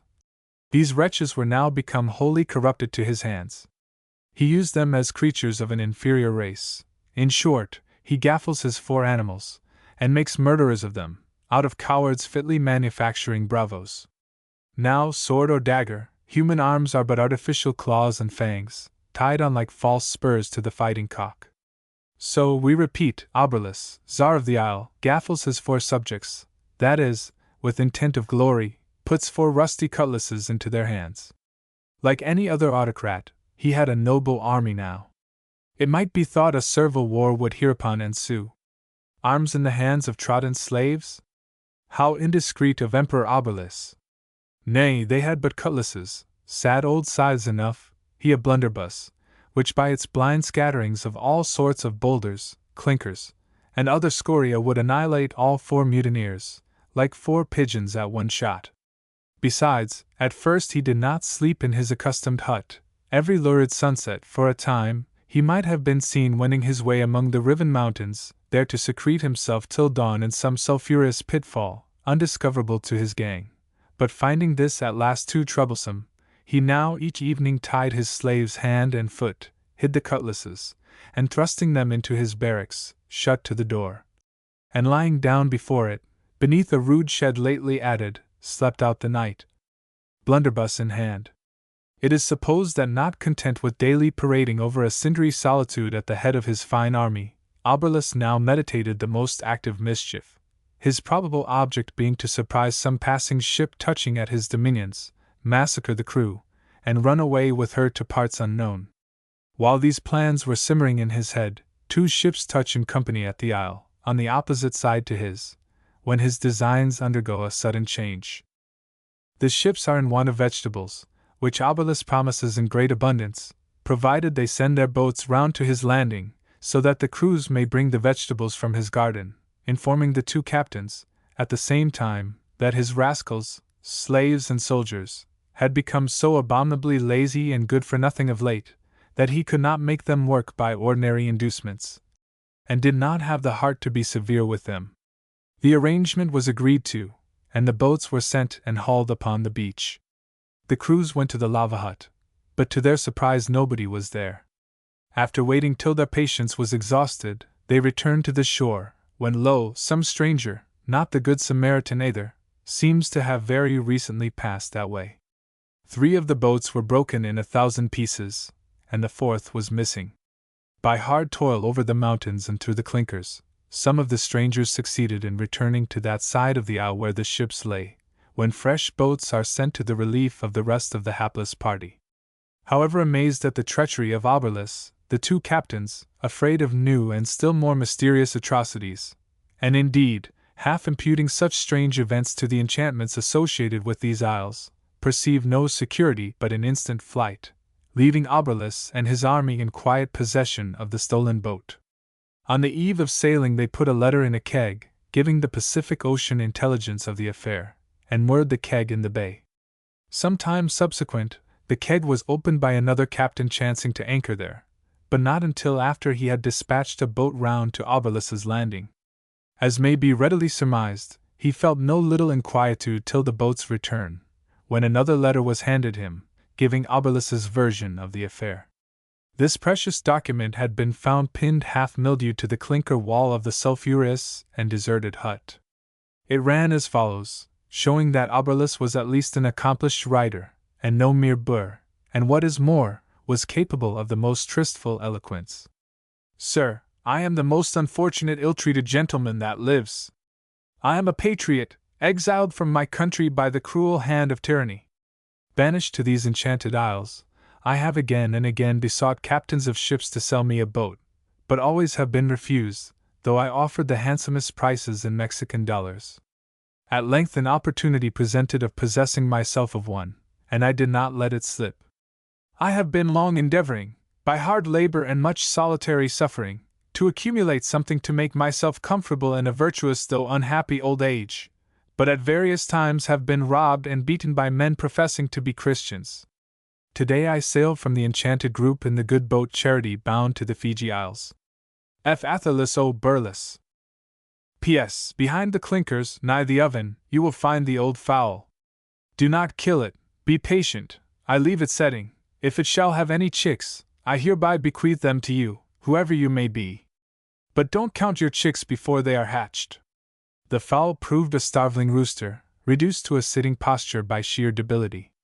Obolus declares that he was bound to the Fiji Isles, but this was only to throw pursuers on a false scent. For after a long time, he arrived, alone in his open boat, at Guayaquil.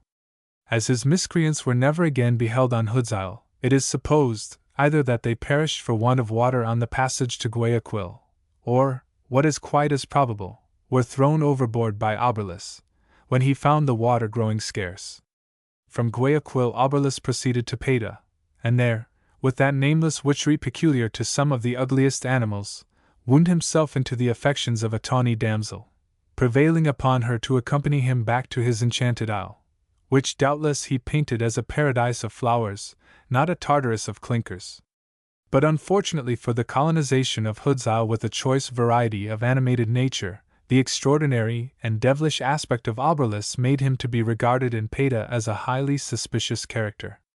So that being found concealed one night, with matches in his pocket, under the hull of a small vessel just ready to be launched, he was seized and thrown into jail. The jails in most South American towns are generally of the least wholesome sort. Built of huge cakes of sunburnt brick, and containing but one room, without windows or yard, and but one door heavily grated with wooden bars, they present both within and without the grimmest aspect. As public edifices they conspicuously stand upon the hot and dusty plaza, offering to view, through the gratings, their villainous and hopeless inmates, burrowing in all sorts of tragic squalor. And here, for a long time, Obolus was seen, the central figure of a mongrel and assassin band, a creature whom it is religion to detest, since it is philanthropy to hate a misanthrope. Sketch 10th. Runaways, castaways, solitaries, gravestones, etc. Some relics of the hut of Oberlus partially remain to this day at the head of the clinkered valley. Nor does the stranger, wandering among other of the enchanted isles, fail to stumble upon still other solitary abodes, long abandoned to the tortoise and the lizard. Probably few parts of earth have, in modern times, sheltered so many solitaries. The reason is that these isles are situated in a distant sea, and the vessels which occasionally visit them are mostly all whalers, or ships bound on dreary and protracted voyages, exempting them in a good degree from both the oversight and the memory of human law. Such is the character of some commanders and some seamen, that under these untoward circumstances, it is quite impossible but that scenes of unpleasantness and discord should occur between them. A sullen hatred of the tyrannic ship will seize the sailor, and he gladly exchanges it for isles, which, though blighted as by a continual sirocco and burning breeze, still offer him, in their labyrinthine interior, a retreat beyond the possibility of capture. To flee the ship in any Peruvian or Chilean port, even the smallest and most rustical, is not unattended with great risk of apprehension, not to speak of jaguars.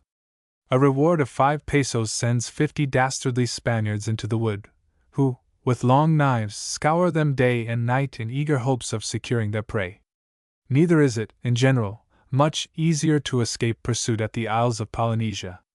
Those of them which have felt a civilizing influence present the same difficulty to the runaway with the Peruvian ports, the advanced natives being quite as mercenary and keen of knife and scent as the retrograde Spaniards, while, owing to the bad odor in which all Europeans lie, in the minds of aboriginal savages who have chanced to hear aught of them, to desert the ship among primitive Polynesians is, in most cases, a hope not unforlorn. Hence the enchanted isles become the voluntary tarrying places of all sorts of refugees, some of whom too sadly experience the fact that flight from tyranny does not of itself ensure a safe asylum, far less a happy home. Moreover, it has not seldom happened that hermits have been made upon the isles by the accidents incident to tortoise hunting. The interior of most of them is tangled and difficult of passage beyond description. The air is sultry and stifling. An intolerable thirst is provoked, for which no running stream offers its kind relief. In a few hours, under an equatorial sun, reduced by these causes to entire exhaustion, will betide the straggler at the enchanted isles. Their extent is such as to forbid an adequate search, unless weeks are devoted to it. The impatient ship waits a day or two, when, the missing man remaining undiscovered, up goes a stake on the beach, with a letter of regret, and a keg of crackers and another of water tied to it, and away sails the craft. Nor have there been wanting instances where the inhumanity of some captains has led them to wreak a secure revenge upon seamen who have given their caprice or pride some singular offense. Thrust ashore upon the scorching marl, such mariners are abandoned to perish outright, unless by solitary labors they succeed in discovering some precious driblets of moisture oozing from a rock or stagnant in a mountain pool. I was well acquainted with a man, who, lost upon the Isle of Narborough, was brought to such extremes by thirst, that at last he only saved his life by taking that of another being. A large hair seal came upon the beach. He rushed upon it, stabbed it in the neck, and then throwing himself upon the panting body quaffed at the living wound. The palpitations of the creature's dying heart injected life into the drinker. Another seaman, thrust ashore in a boat upon an isle at which no ship ever touched, owing to its peculiar sterility and the shoals about it, and from which all other parts of the group were hidden, this man, feeling that it was sure death to remain there, and that nothing worse than death menaced him in quitting it, killed seals, and inflating their skins, made a float, upon which he transported himself to Charles's Island, and joined the Republic there. But men, not endowed with courage equal to such desperate attempts, find their only resource in forthwith seeking some watering place, however precarious or scanty, building a hut, catching tortoises and birds, and in all respects preparing for a hermit life, till tide or time, or a passing ship arrives to float them off. At the foot of precipices on many of the isles, small rude basins in the rocks are found, partly filled with rotted rubbish or vegetable decay, or overgrown with thickets, and sometimes a little moist, which, upon examination, reveal plain tokens of artificial instruments employed in hollowing them out, by some poor castaway or still more miserable runaway. These basins are made in places where it was supposed some scanty drops of dew might exude into them from the upper crevices. The relics of hermitages and stone basins are not the only signs of vanishing humanity to be found upon the isles, and, curious to say, that spot which of all others in settled communities is most animated, at the Enchanted Isles presents the most dreary of aspects. And though it may seem very strange to talk of post offices in this barren region, yet post offices are occasionally to be found there. They consist of a stake and a bottle, the letters being not only sealed, but corked. They are generally deposited by captains of Nantucketers for the benefit of passing fishermen, and contain statements as to what luck they had in whaling or tortoise hunting. Frequently, however, long months and months, whole years glide by and no applicant appears. The stake rots and falls, presenting no very exhilarating object. If now it be added that gravestones, or rather grave boards, are also discovered upon some of the isles, the picture will be complete. Upon the beach of James's Isle, for many years, was to be seen a rude finger-post, pointing inland.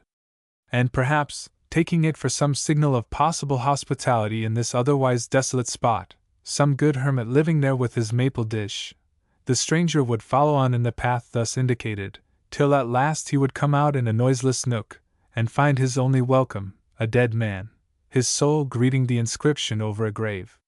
Here, in 1813, fell, in a daybreak duel, a lieutenant of the U.S. frigate Essex, aged 21, attaining his majority in death.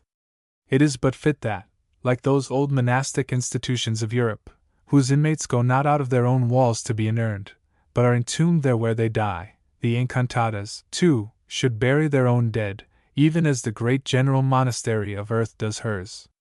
It is known that burial in the ocean is a pure necessity of seafaring life, and that it is only done when land is far astern, and not clearly visible from the bow. Hence, to vessels cruising in the vicinity of the Enchanted Isles, they afford a convenient potter's field. The interment over, some good-natured forecastle poet and artist seizes his paintbrush, and inscribes a doggerel epitaph. When, after a long lapse of time, other good-natured seamen chance to come upon the spot, they usually make a table of the mound, and quaff a friendly ken to the poor soul's repose. As a specimen of these epitaphs, take the following, found in a bleak gorge of Chatham Isle. The Bell Tower. In the south of Europe, nigh a once frescoed capital, now with dank mold cankering its bloom, central in a plain, stands what, at distance, seems the black moss stump of some immeasurable pine, fallen, in forgotten days, with Anak and the Titan. As all along where the pine tree falls, its dissolution leaves a mossy mound, last flung shadow of the perished trunk, never lengthening, never lessening, unsubject to the fleet falsities of the sun, shade immutable, and true gauge which cometh by prostration, so westward from what seems the stump, one steadfast spear of lichened ruin veins the plain. From that tree-top, what bird chimes of silver throats had rung. A stone pine, a metallic aviary in its crown, the bell tower, built by the great mechanician, the unblessed foundling, Banadonna. Like Babel's, its base was laid in a high hour of renovated earth, following the second deluge, when the waters of the dark ages had dried up, and once more the green appeared.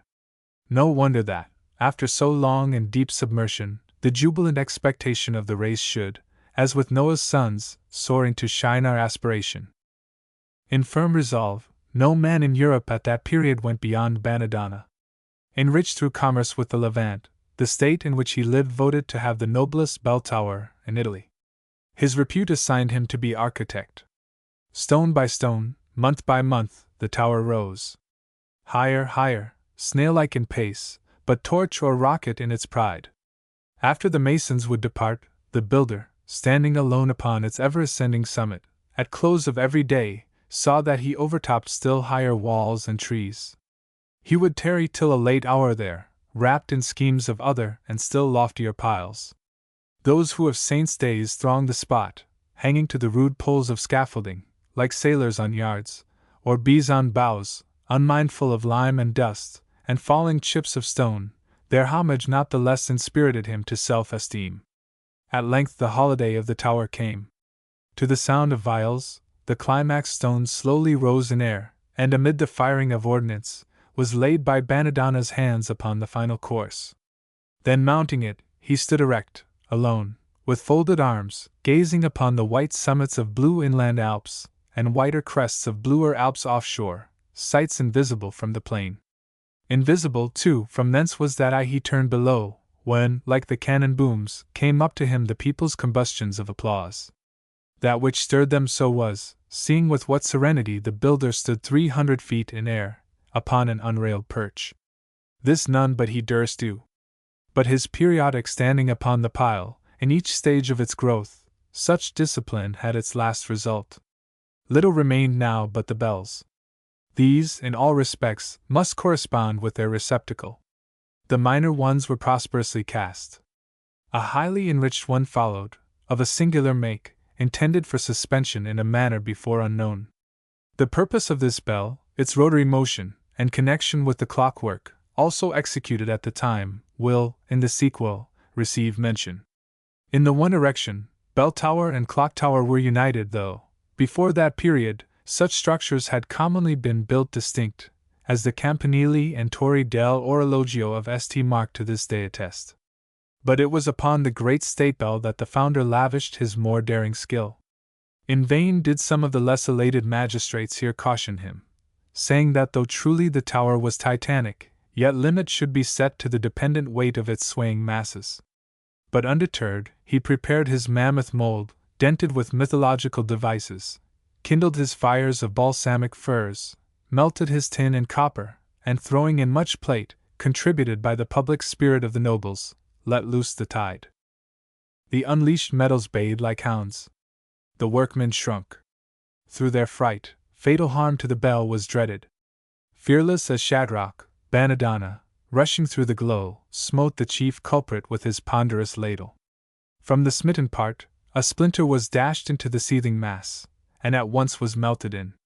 Next day a portion of the work was heedfully uncovered. All seemed right.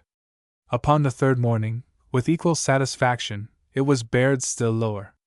At length, like some old Theban king, the whole cooled casting was disinterred. All was fair except in one strange spot. But as he suffered no one to attend him in these inspections, he concealed the blemish by some preparation which none knew better to devise. The casting of such a mass was deemed no small triumph for the caster, one, too, in which the state might not scorn to share. The homicide was overlooked.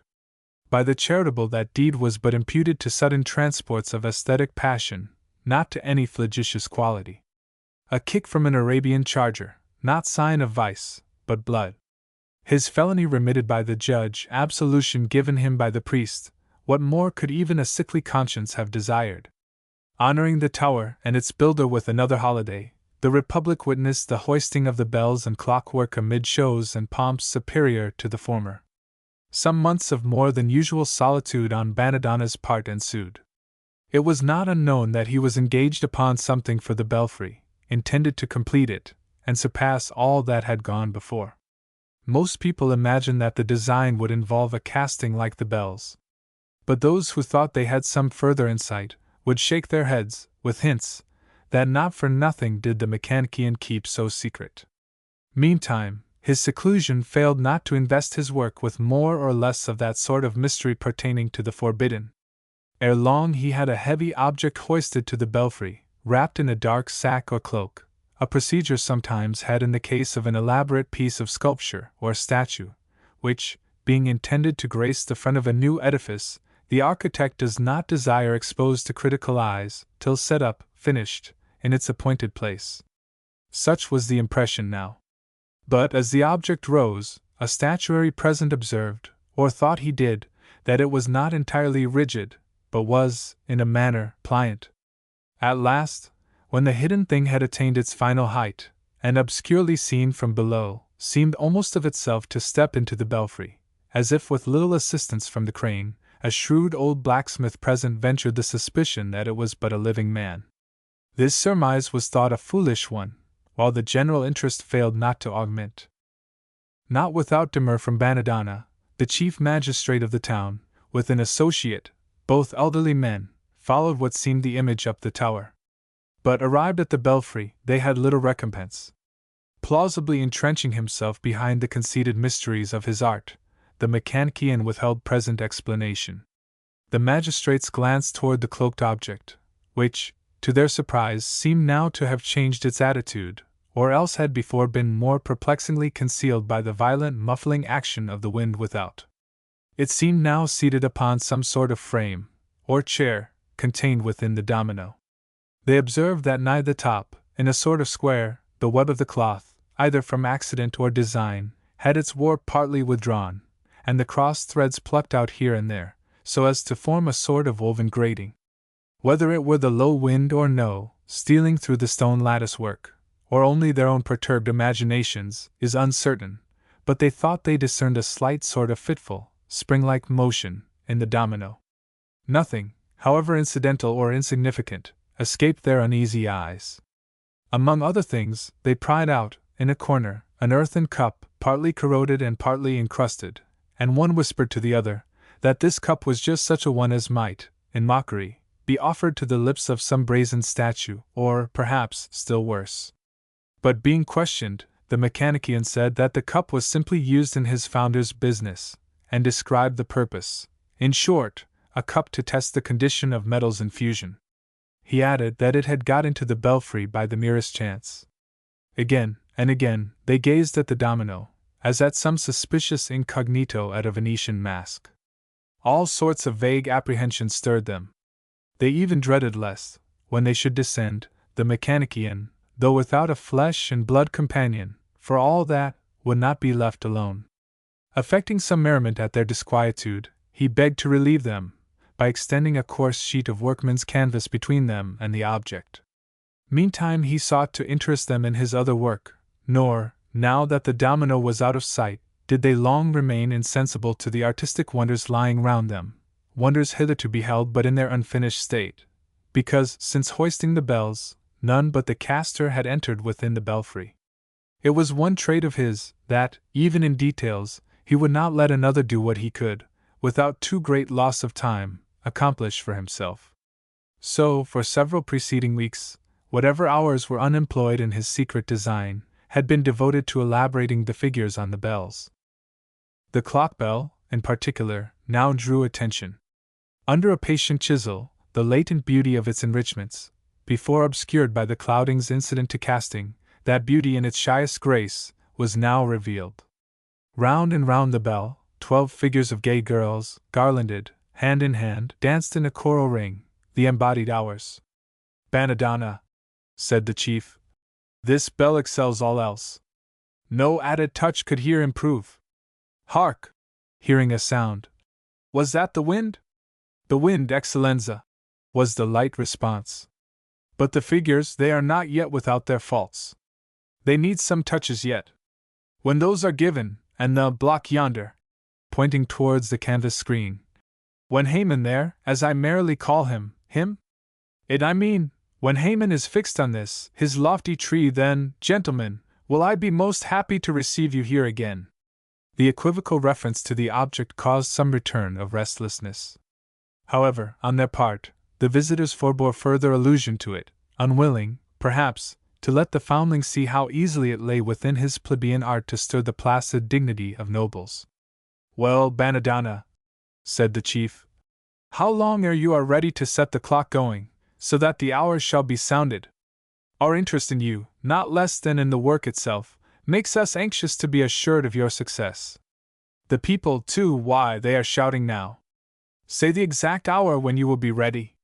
Tomorrow, Excellenza, if you listen for it, or should you not, all the same, strange music will be heard. The stroke of one shall be the first from yonder bell," pointing to the bell adorned with girls and garlands. "That stroke shall fall there, where the hand of Una clasps Dua's.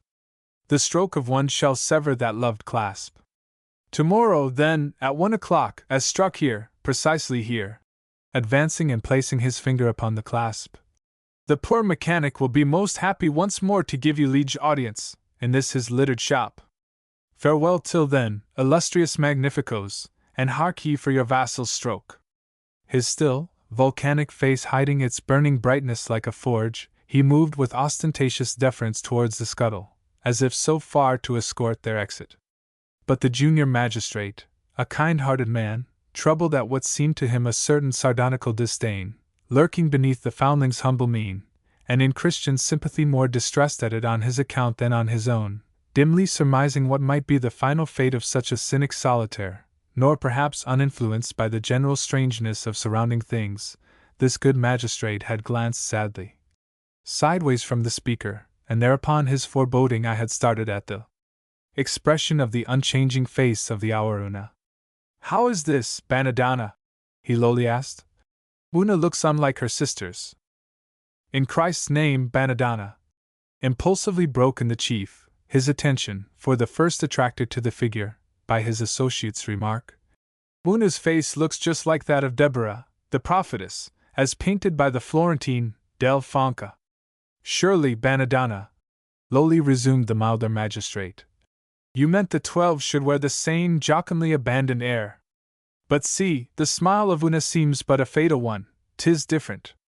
While his mild associate was speaking, the chief glanced, inquiringly, from him to the caster, as if anxious to mark how the discrepancy would be accounted for.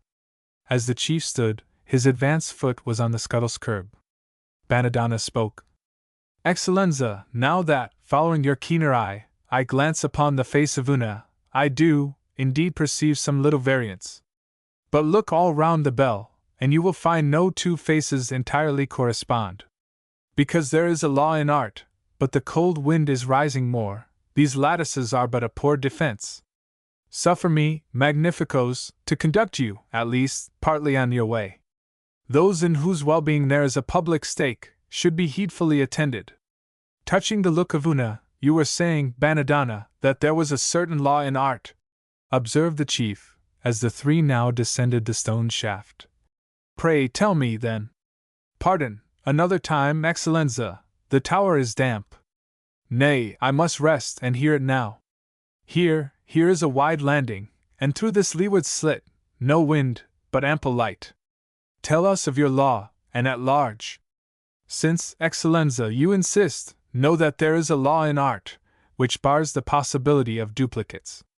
Some years ago, you may remember, I graved a small seal for your republic bearing, for its chief device, the head of your own ancestor, its illustrious founder. It becoming necessary, for the customs use, to have innumerable impressions for bales and boxes, I graved an entire plate, containing 100 of the seals. Now, though, indeed, my object was to have those 100 heads identical, and though, I dare say, people think them so, yet, upon closely scanning an uncut impression from the plate, no two of those 50 faces, side by side, will be found alike. Gravity is the air of all, but diversified in all. In some benevolent, in some ambiguous, in 2 or 3, to a close scrutiny, all but incipiently malign, the variation of less than a hair's breadth in the linear shadings round the mouth sufficing to all this. Now, Excellenza, transmute that general gravity into joyousness, and subject it to 12 of those variations I have described, and tell me, will you not have my hours here, and Una one of them? But I like. Hark! Is that a footfall above? Mortar, Excellenza, sometimes it drops to the belfry floor from the arch where the stonework was left undressed. I must have it seen to. As I was about to say, for one, I like this law forbidding duplicates. It evokes fine personalities. Yes, Excellenza, that strange, and, to you, uncertain smile, and those forelooking eyes of Una, suit Banadana very well. Hark, sure we left no soul above? No soul, Excellenza, rest assured, no soul, again the mortar. It fell not while we were there. Ah, in your presence, it better knew its place, Excellenza, blandly bowed Banadana. But Una, said the milder magistrate. She seemed intently gazing on you. One would have almost sworn that she picked you out from among us three. If she did, possibly it might have been her finer apprehension, Excellenza. How, Banadana? I do not understand you. No consequence, Excellenza, but the shifted wind is blowing through the slit. Suffer me to escort you on, and then, pardon, but the toile must to his tools. It may be foolish, signor, said the milder magistrate, as, from the third landing, the two now went down unescorted. But somehow, our great mechanician moves me strangely. Why, just now, when he so superciliously replied, his walks seemed Cicero's, God's vain foe, in Del Fonca's painting. And that young sculptor Deborah, too? Aye, and that. Tush, signor, returned the chief. A passing whim. Deborah, where's jail, pray? Ah, said the other, as they now stepped upon the sod. Ah, signor, I see you leave your fears behind you with the chill and gloom, but mine, even in this sunny air, remain. Hark! It was a sound from just within the tower door, whence they had emerged. Turning, they saw it closed. He has slipped down and barred us out, smiled the chief. But it is his custom. Proclamation was now made that the next day, at 1 hour after meridian, the clock would strike, and thanks to the mechanician's powerful art, with unusual accompaniments. But what those should be, none as yet could say. The announcement was received with cheers.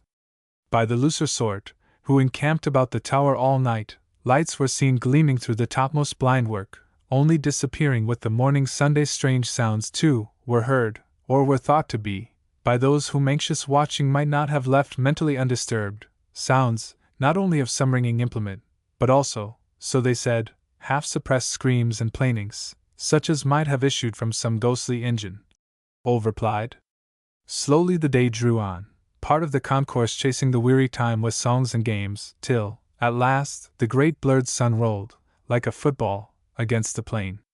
At noon, the nobility and principal citizens came from the town in cavalcade, a guard of soldiers, also, with music, the more to honor the occasion. Only 1 hour more. Impatience grew. Watches were held in hands of feverish men, who stood, now scrutinizing their small dial plates, and then, with neck thrown back, gazing toward the belfry, as if the eye might foretell that which could only be made sensible to the ear, for, as yet, there was no dial to the tower clock. The hour hands of 1,000 watches now verged within a hair's breadth of the figure 1. A silence, as of the expectation of some Shiloh, pervaded the swarming plain. Suddenly a dull, mangled sound, naught ringing in it, scarcely audible, indeed, to the outer circles of the people, that dull sound dropped heavily from the belfry. At the same moment, each man stared at his neighbor blankly. All watches were upheld. All hour hands were had passed, the figure 1. No bell stroke from the tower. The multitude became tumultuous. Waiting a few moments, the chief magistrate, commanding silence, hailed the belfry, to know what thing unforeseen had happened there. No response. He hailed again and yet again. All continued hushed. By his order, the soldiers burst in the tower door, when, stationing guards to defend it from the now surging mob, the chief, accompanied by his former associate, climbed the winding stairs. Halfway up, they stopped to listen. No sound. Mounting faster, they reached the belfry, but, at the threshold, started at the spectacle disclosed. A spaniel, which, unbeknown to them, had followed them thus far, stood shivering as before some unknown monster in a break, or rather, as if it snuffed footsteps leading to some other world. Banadonna lay, prostrate and bleeding, at the base of the bell which was adorned with girls and garlands. He lay at the feet of the Auruna, his head coinciding, in a vertical line, with her left hand clasped by the Aur Dua. With downcast face impending over him, like Jael over nailed Sisera in the tent, was the domino, now no more becloaked.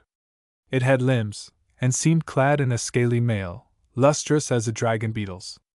It was manacled, and its clubbed arms were uplifted, as if, with its manacles, once more to smite its already smitten victim. One advanced foot of it was inserted beneath the dead body, as if in the act of spurning it. Uncertainty falls on what now followed. It were but natural to suppose that the magistrates would, at first, shrink from immediate personal contact with what they saw. At the least, for a time, they would stand in involuntary doubt, it may be, in more or less of horrified alarm. Certain it is, that an arquebus was called for from below. And some add, that its report, followed by a fierce whiz, as of the sudden snapping of a mainspring, with a steely din, as if a stack of sword blades should be dashed upon a pavement. These blended sounds came ringing to the plain, attracting every eye far upward to the belfry, whence, through the lattice-work, thin wreaths of smoke were curling. Some averred that it was the spaniel, gone mad by fear, which was shot. This, others denied. True it was, the spaniel nevermore was seen, and probably, for some unknown reason, it shared the burial now to be related of the domino. For, whatever the preceding circumstances may have been, the first instinctive panic over, or else all ground of reasonable fear removed, the two magistrates, by themselves, quickly rehid the figure in the dropped cloak wherein it had been hoisted. The same night, it was secretly lowered to the ground, smuggled to the beach, pulled far out to sea, and sunk. Nor to any after urgency, even in free convivial hours, would the twain ever disclose the full secrets of the belfry. From the mystery unavoidably investing it, the popular solution of the foundling's fate involved more or less of supernatural agency. But some few less unscientific minds pretended to find little difficulty in otherwise accounting for it. In the chain of circumstantial inferences drawn, there may, or may not, have been some absent or defective links. But as the explanation in question is the only one which tradition has explicitly preserved, in dearth of better, it will here be given. But in the first place, it is requisite to present the supposition entertained as to the entire motive and mode, with their origin, of the secret design of Banadonna, the minds above mentioned assuming to penetrate as well into his soul as into the event. The disclosure will indirectly involve reference to peculiar matters, none of the clearest, beyond the immediate subject.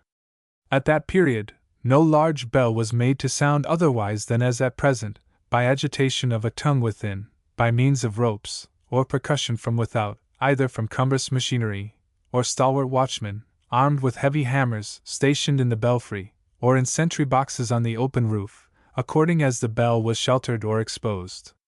It was from observing these exposed bells, with their watchmen, that the foundling, as was opined, derived the first suggestion of his scheme.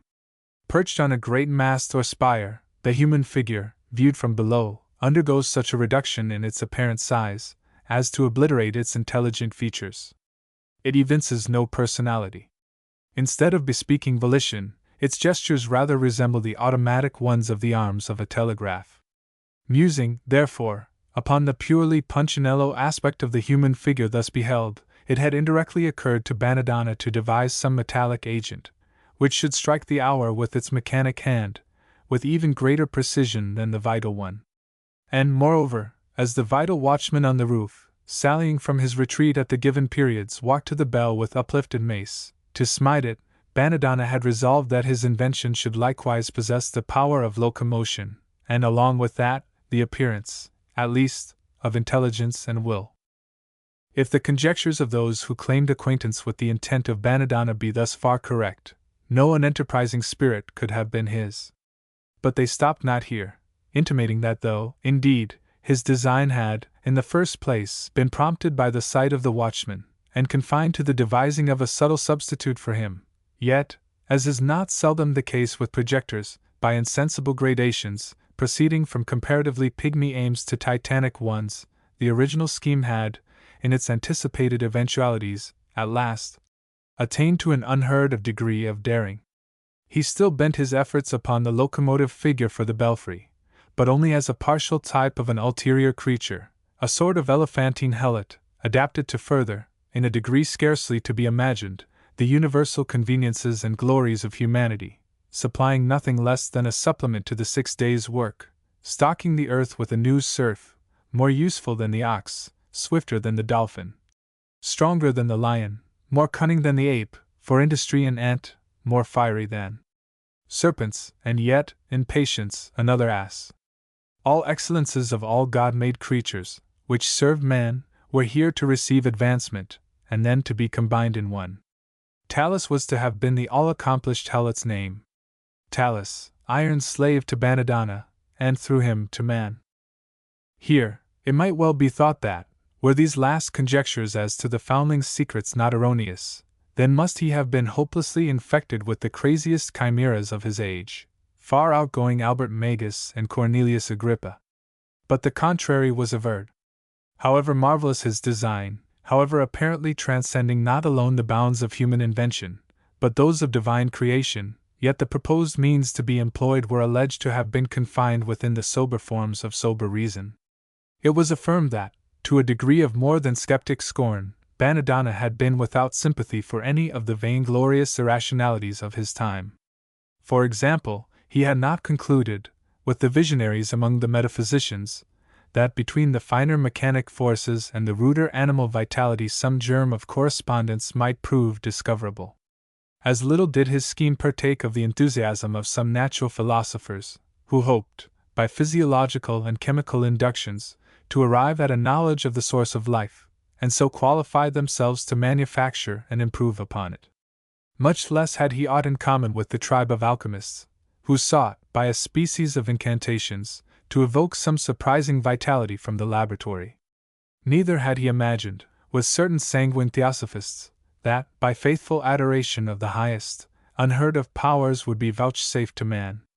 A practical materialist, what Banadonna had aimed at was to have been reached, not by logic, not by crucible, not by conjuration, not by altars, but by plain vice-bench and hammer. In short, to solve nature, to steal into her, to intrigue beyond her, to procure someone else to bind her to his hand, these, one and all, had not been his objects, but asking no favors from any element or any being, of himself, to rival her, outstrip her, and rule her. He stooped to conquer. With him, common sense was theurgy, machinery miracle, Prometheus, the heroic name for machinist, man, the true God. Nevertheless, in his initial step, so far as the experimental automaton for the belfry was concerned, he allowed fancy some little play, or, perhaps, what seemed his fancifulness was but his utilitarian ambition collaterally extended. In figure, the creature for the belfry should not be likened after the human pattern, nor any animal one, nor after the ideals, however wild, of ancient fable, but equally in aspect as an organism be an original production, the more terrible to behold, the better. Such, then, were the suppositions as to the present scheme, and the reserved intent. How, at the very threshold, so unlooked for a catastrophe overturned all, or rather, what was the conjecture here, is now to be set forth.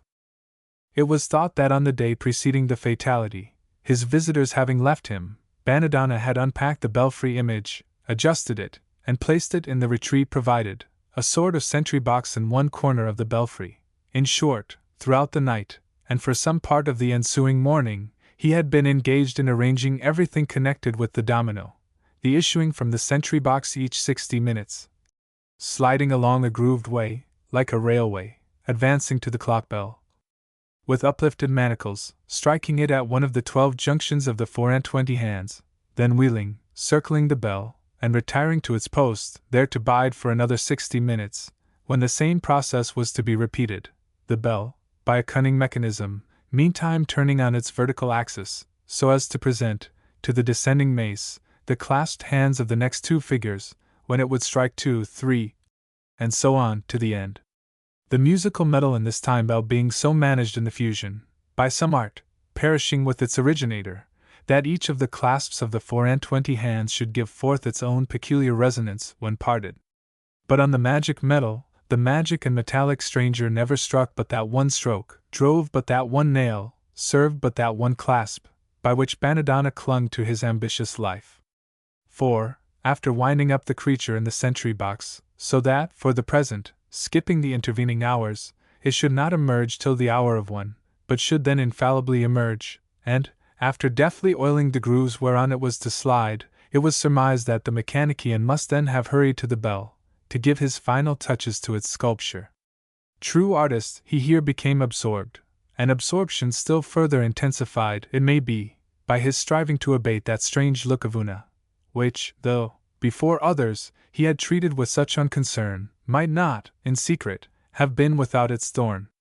And so, for the interval, he was oblivious of his creature, which, not oblivious of him, and true to its creation, and true to its heedful winding up, left its post precisely at the given moment, along its well-oiled route, slid noiselessly towards its mark, and aiming at the hand of Una, to ring one clangorous note, dully smote the intervening brain of Banadonna, turned backwards to it.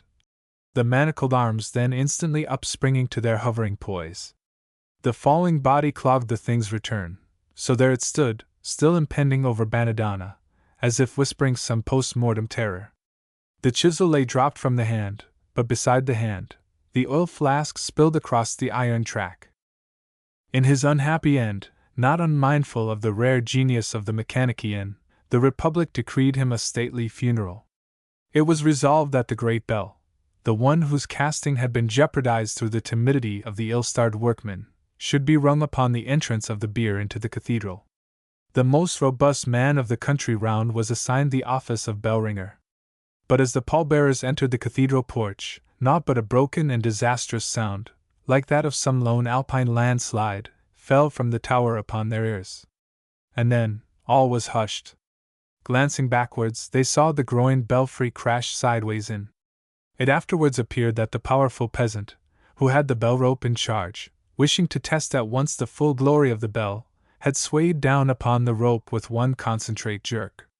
The mass of quaking metal, too ponderous for its frame, and strangely feeble somewhere at its top, loose from its fastening, tore sideways down, and tumbling in one sheer fall, 300 feet to the soft sward below, buried itself inverted and half out of sight.